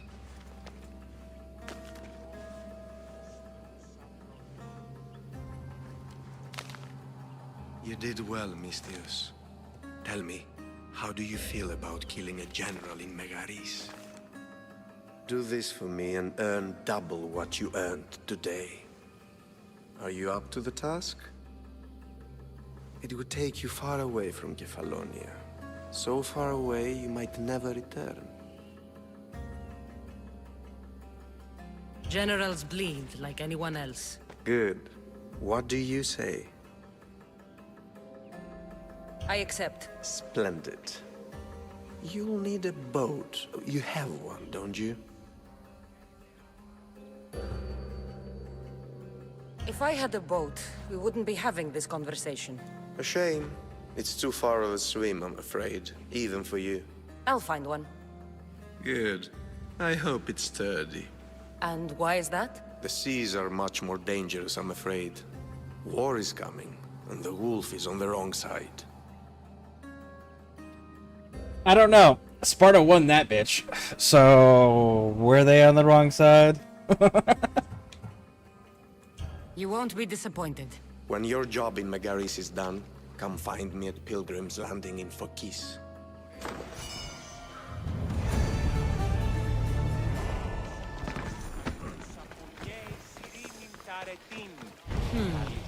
I need a boat. I should go see the shipbuilder.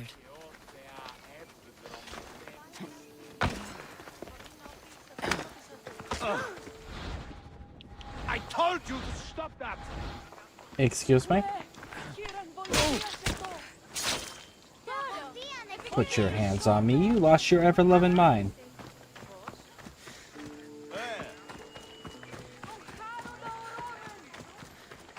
It definitely has more of a tie-through since the end of the Samurai. I assume they did that just so we can use guns now, though, huh? It is one of the more interesting time periods in Japanese history where you have the transition from the old traditional core values of the sword, the samurai class, the ruling classes being done up by daimyo, to a unified modern Japan that is seeking to enter the world stage and leave its policy of isolationism behind it forever. Right? So it is a very interesting time period that makes for very interesting storytelling options and mechanics. And guns were that transition from someone who had to train throughout their entire life to become proficient with their weapon system to you can take a peasant and give him a gun. You know, and they unified the Japanese... Matter of fact, the clan, I can't remember the clan off the top of my head, but the clan that actually unified all of Japan used peasants with guns to do it.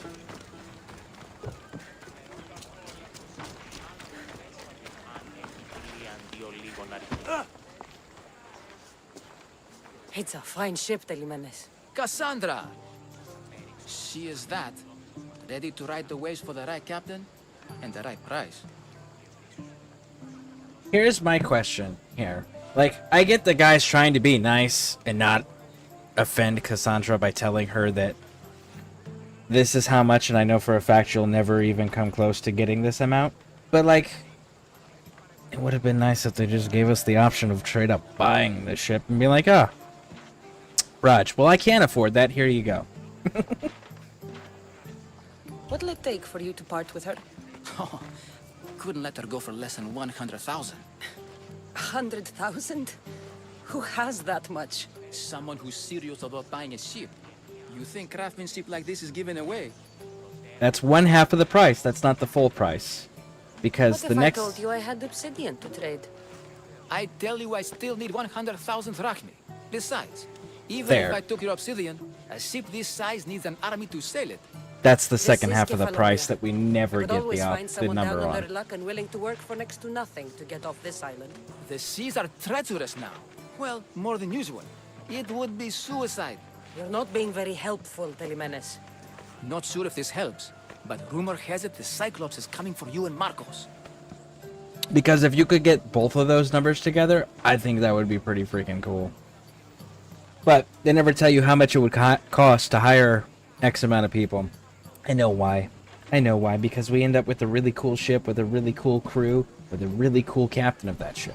So I get it. I know. But it still would have been interesting if they actually priced out this is how much it would cost for the sailors that actually know how to run this type of a ship. Those two numbers, if it could just be like, okay, Here's the money for the ship. Here's the money for the crew. Go put it together. That would have been a cool concept. To, like, customize your ship even further.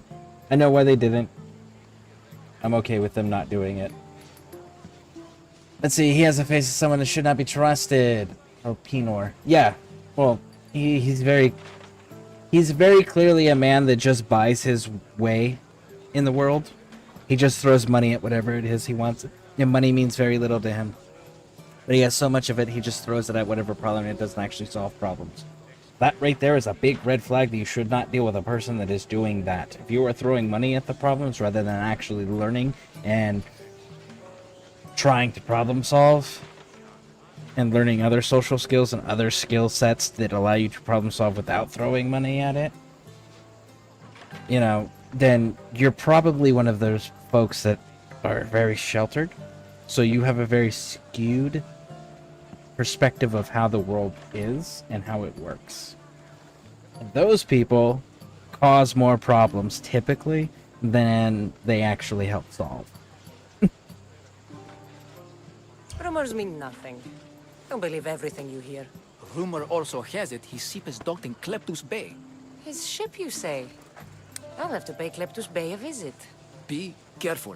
That one-eyed brute has a nasty temper.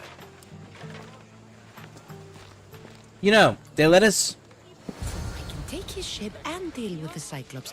buy upgrades for like the village and stuff in Assassin's Creed 2. And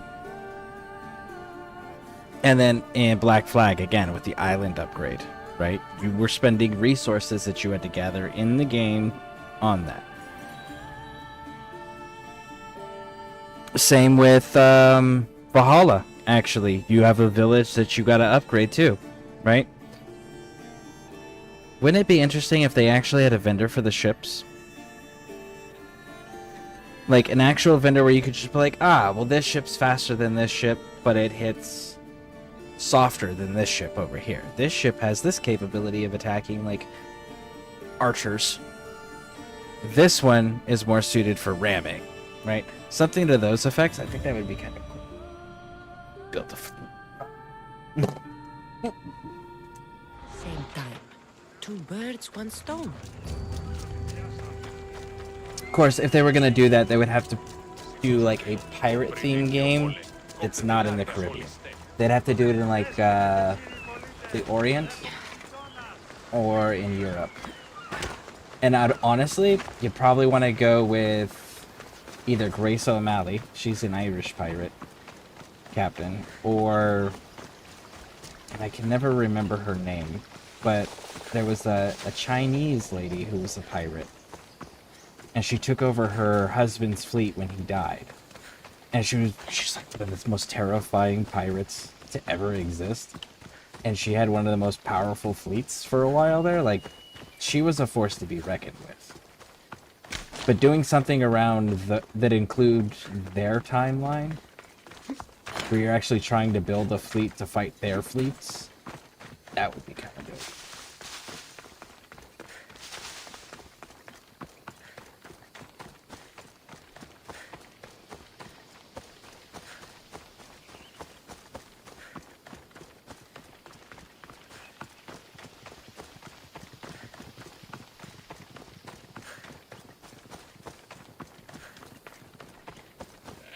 Could you imagine if they actually made one where the assassins were working in an official open capacity for whatever authority of the land that they were operating in?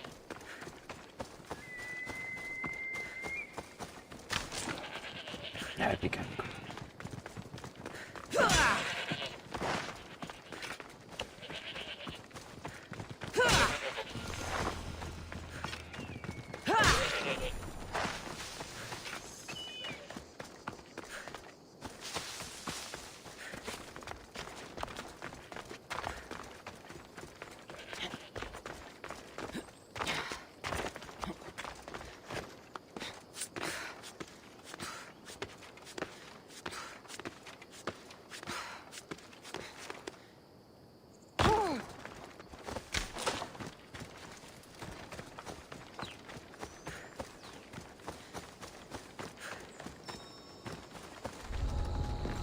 This area will be well defended.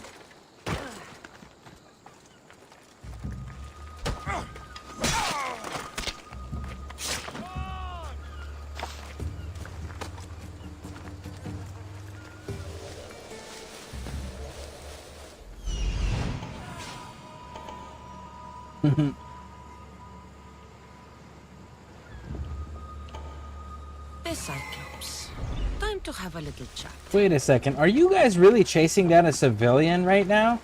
No, no, no, no, no, no, no, no, no.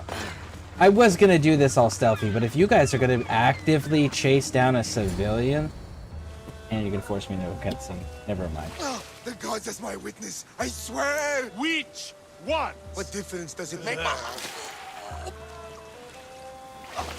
All of them, I swear, all of them! I have never heard so much fucking god talk from one man in all my days. Let him go. No one on this island is allowed to say that word! Did he say Cyclops? Did he hurt your feelings? I don't like it when people call me that! Oh, I didn't. But you're so fat. I mean, big and strong. And you really do only have one eye. My eye. Give it to me. Give it to me, and I won't kill Marcos for having you steal it! Give it to me! You want it?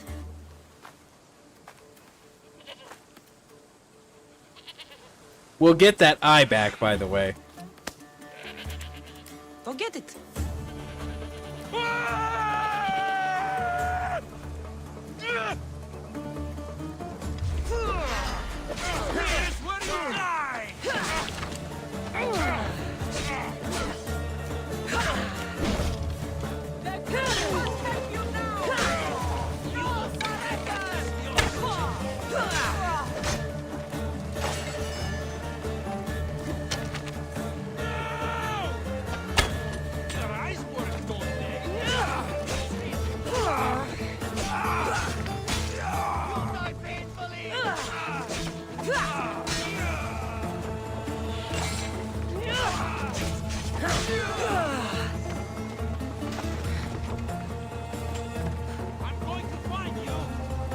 Why don't you come down here and find me?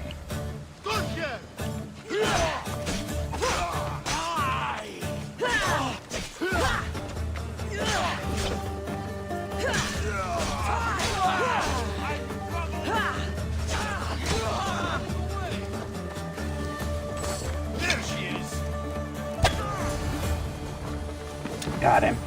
Got him, got him, got him. Come on, get down, get down, get down, get down.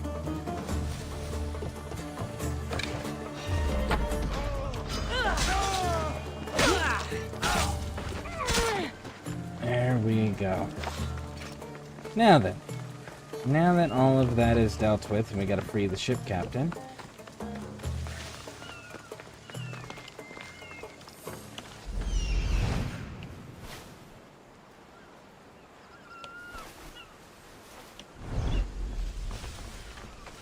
Let's go get that eye back, shall we?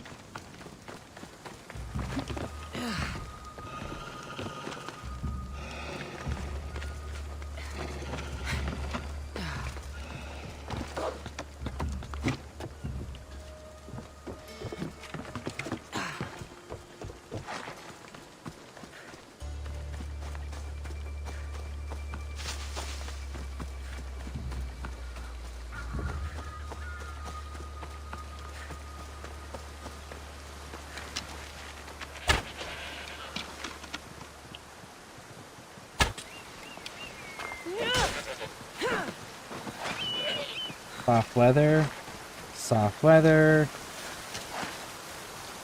soft weather. Alright, keep killing. If you kill the goats around here after that moment has happened, you'll eventually find one that has the eye. You can come back to the island if you at any point as well. There it is. One obsidian eye.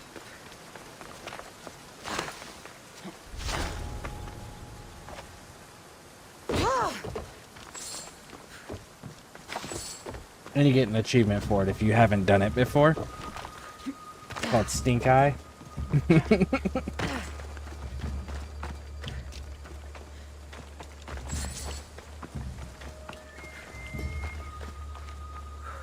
We shouldn't delay here any further. Even rats like these have friends on Kefalonia. By Zeus, these Kefalonian bandits are no joke. Good thing you're on my side. They really seem to fear you.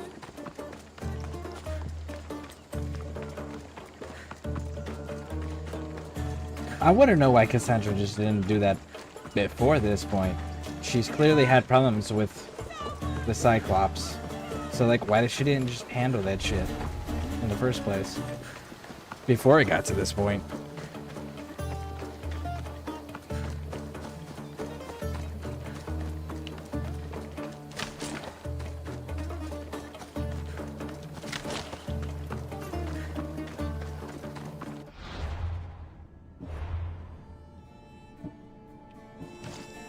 There it is. Look at that.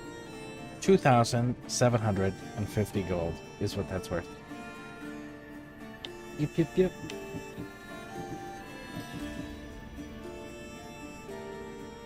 Slightly scuffed and really stinky.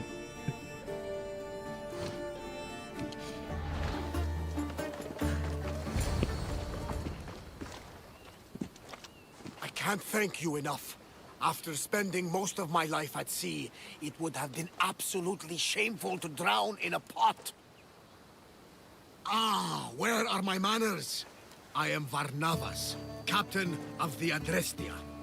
Well, Varnavas, I'm pleased to meet you. I'm Cassandra, Misthios by trade. Oh, but you're much more than that, I'm sure. What do you mean? When they forced my head underwater, I prayed to the gods. And when they pulled it out, there you were. You called, and I answered. Many claim to have blood of the gods in their veins. You're the first I actually believe. So, you have a ship? Of course. Gods forbid I'd end up stuck in this place. What is it now? Thanks to you, it's still in Sami Harbor, where I left it. Perhaps the fates brought us together after all. I'm in need of a ship, and a crew. You saved my life. It would disgust the gods to not offer it in return. So, that's a yes? My ship, my crew, and my services are yours. You truly aren't from around here. Ha ha! Gods know! And I thank them for that! Come now and see the Adrestia!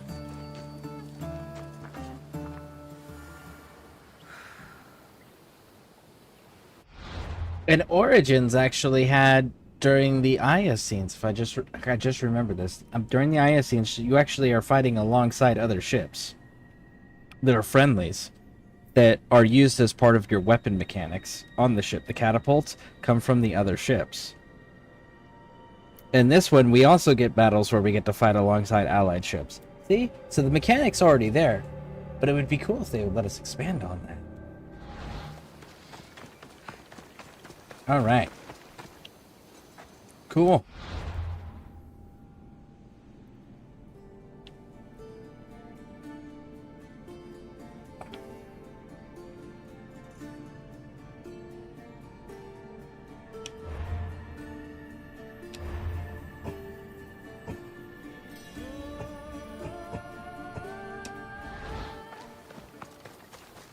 Let's go make sure there's nothing on that island real quick, and then we'll get out of here. Because we have completed Kefalonia. And this begins to open up the rest of it. Goodness. Saving the family or slaughtering the family?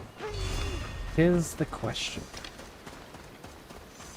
I think we're gonna save the family this go around. At least for our first PC playthrough. I think we'll save all of our family. Haha, there we go. So the equivalent of opals in this.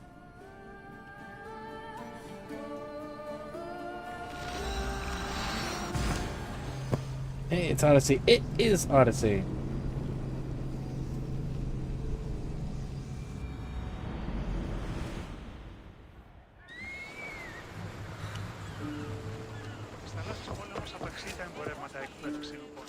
We are ready when you are, Captain. Wait! Wait for me, Cassandra. I'm all packed and everything. You're coming, are you? If you're going, I'm going. Legitimately, this moment, this singular moment would have been fantastic. To be able to go, all right, come on board. And then have Barnabas, or however you pronounce his name. I have a hard time pronouncing some names. His name's one of them. But it would be nice to have him just watch over her and her be on the ship. Like, this decision right here would have been nice to have been able to do that.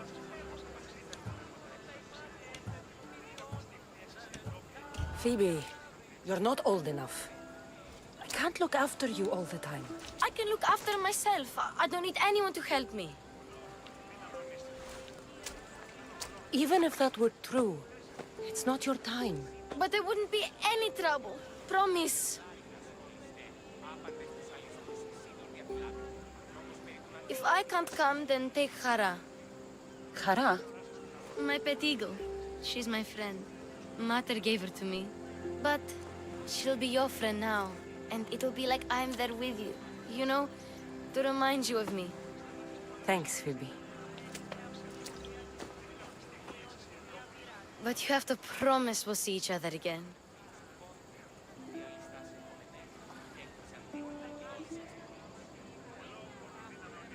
Last day for K-pop for a few days.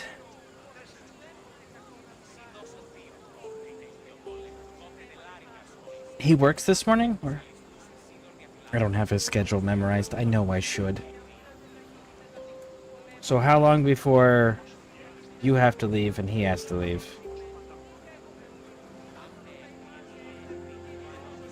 I promise. You haven't seen the last of me. Just stay out of trouble until then. I will. Don't worry. Okay, you can leave now. Cassandra! Leaving Kefalonia without saying goodbye to your dear Marcos? Tell me it isn't true. Well, you're here now, so it won't be true. Goodbye, Marcos. All these years as a dynamic duo! I'll never replace you! Well, I may need another assistant someday, but it won't be easy. Come now, give me a hug!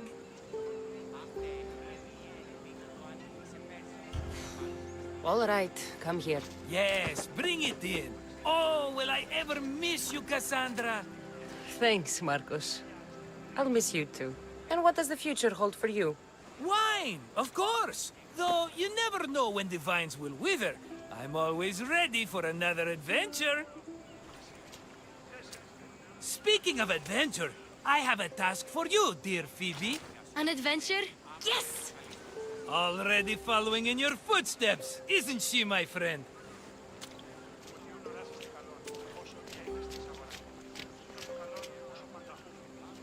Ready to set sail? Prepare to cast off. It's time to leave. Good! The tides wait for neither man nor woman. Time to go.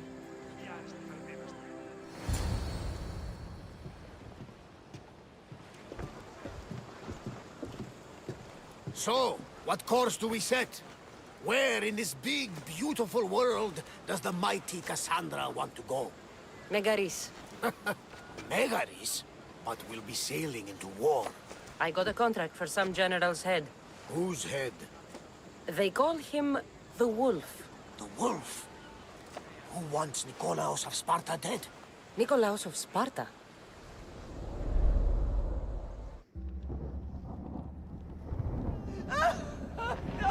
The Oracle has spoken! To prevent Sparta's fall, fall first. You can't let this happen! Please, he'll do no harm. He'll help us. He will lead us. Silence!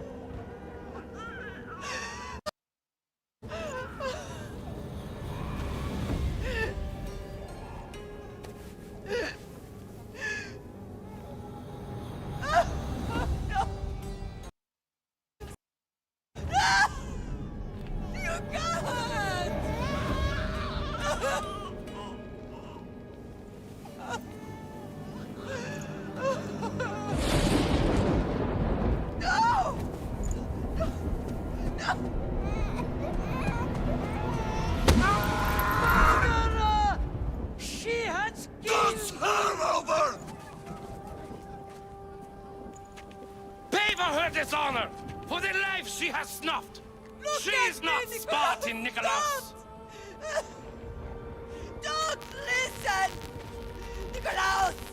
Don't listen! No! No! Don't listen! Nikolaus! Why?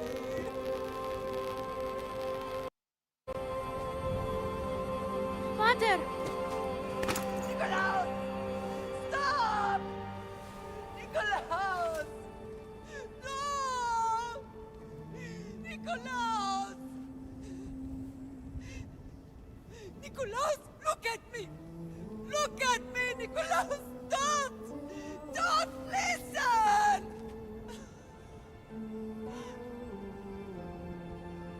Your blood is tainted. Rid yourself of this poison. Pater! For Sparta!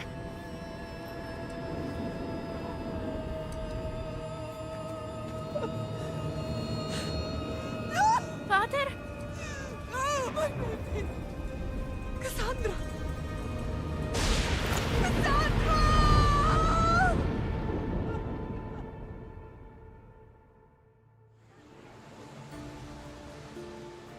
Get me to Megaris.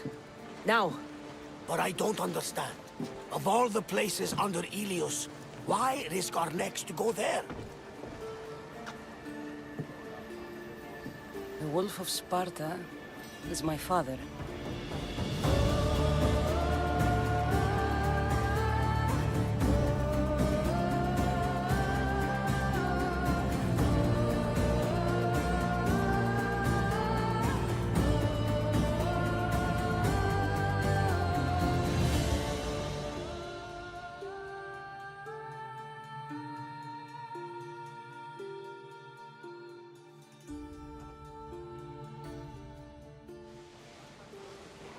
Nothing like a sea breeze. Does the deck always feel like it's moving? I've got the perfect opportunity for you to get your sea legs. Oh? What would that be? Well, when the Cyclops was giving me a drumming, his pirates took my cargo. I know their ship, and I know where they're heading. What say we get it back? Sure.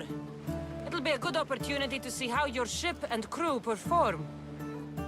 All right there. Let's get moving. Okay.